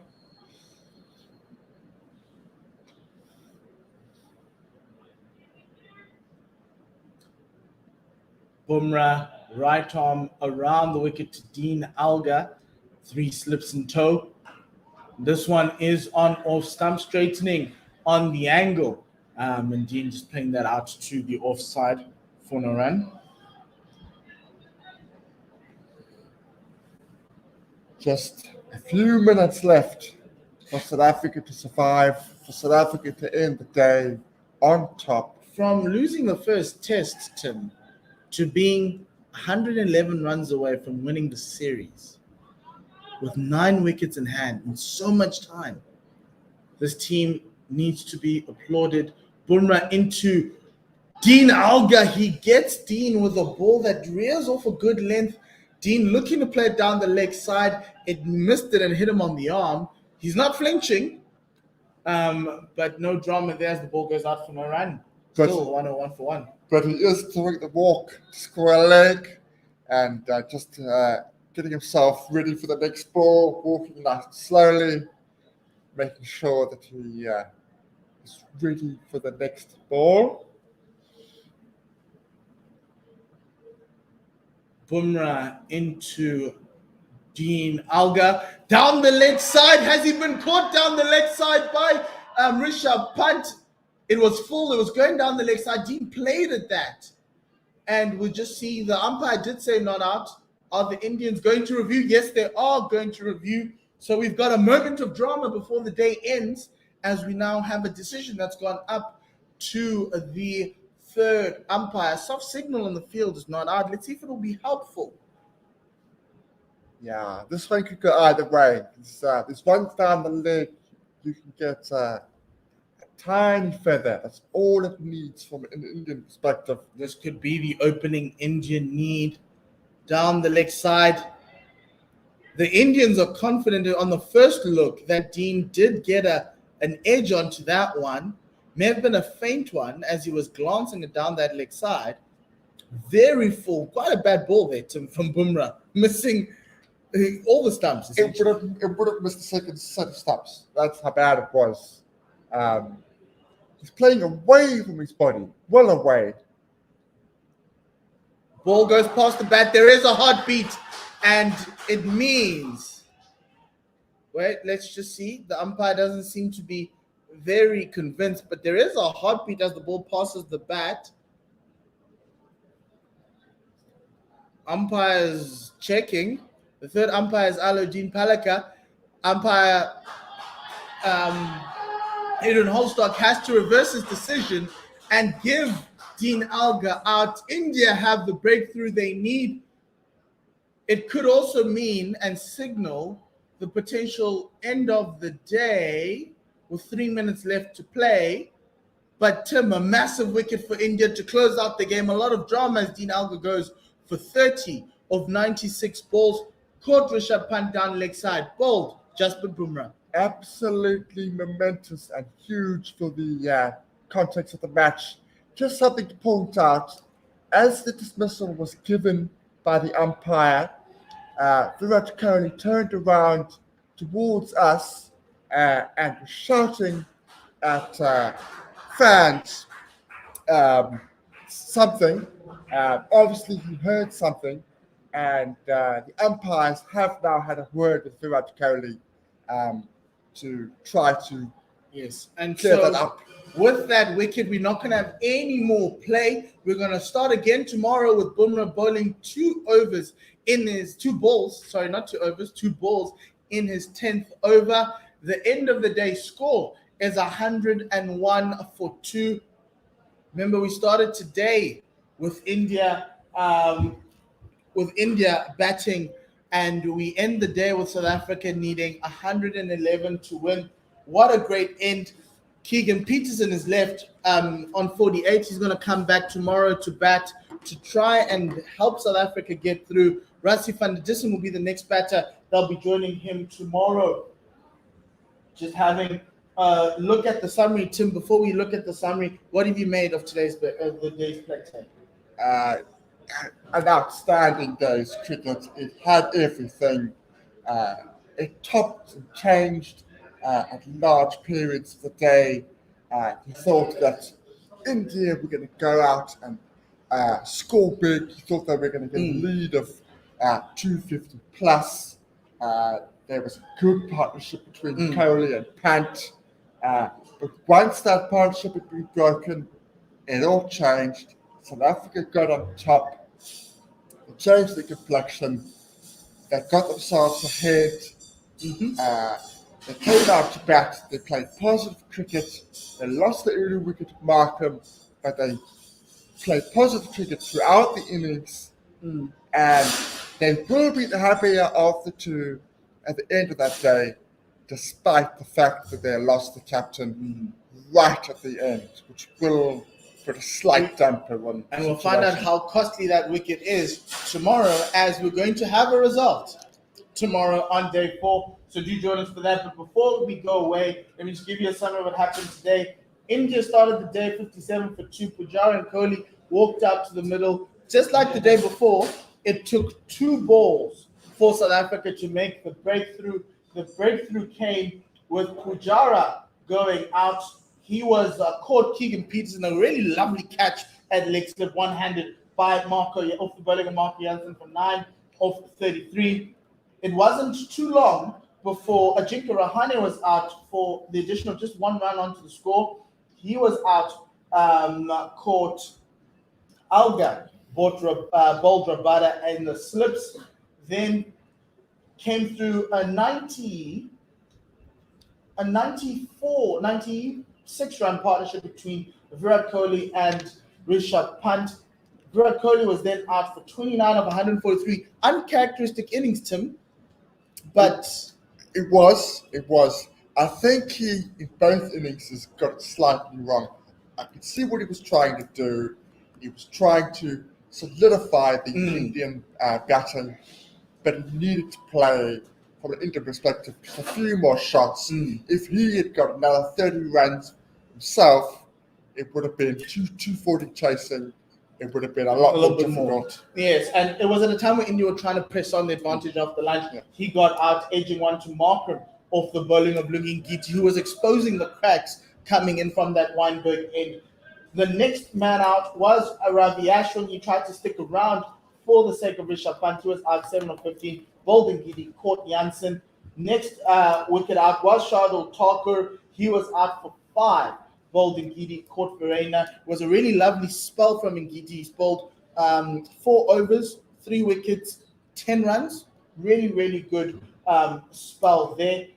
Next man out was Umesh Yadav. He was out for a duck, bowled Rabada, caught Kyle Verena behind. Mohammad Shami was the next batter out. He was out for a duck, bowled Jansen, caught Van der Dissen up in the air. He tried to pull one and it was caught by the short leg. And then Jasprit Bumrah was out last, bowled Jansen, caught Temba Bavuma. The man not out, Rishabh Pant, with the second 100 of the series from any of the batters that we've seen over these past series. He was out for 100 over 139. India were out for 198. Low scoring series for India. They'll be disappointed in that. When they were coming to South Africa with a batting lineup they thought was going to be better than the South Africans. It was certainly an experienced batting order, but the cracks were there, and it was almost a couple of guys that were playing a tour too many. And that you might find will be the case when they go on their next tours. You might find 1 or 2 of them will call it a day, at least in this format. Yeah, so that left South Africa needing 212 to win. Kagiso Rabada, the bowling field, South Africa, Kagiso Rabada, 3 for 53. Marco Jansen, 4 for 36. Lungi Ngidi, 3 for 21. Duan Olafia, no wickets for 38. Keshav Maharaj, no wickets for 33 in his 7 overs. I don't think Keshav's bowled more than 25 overs this series, Tim. That's going to be another question for debate. Going to New Zealand with those green tracks.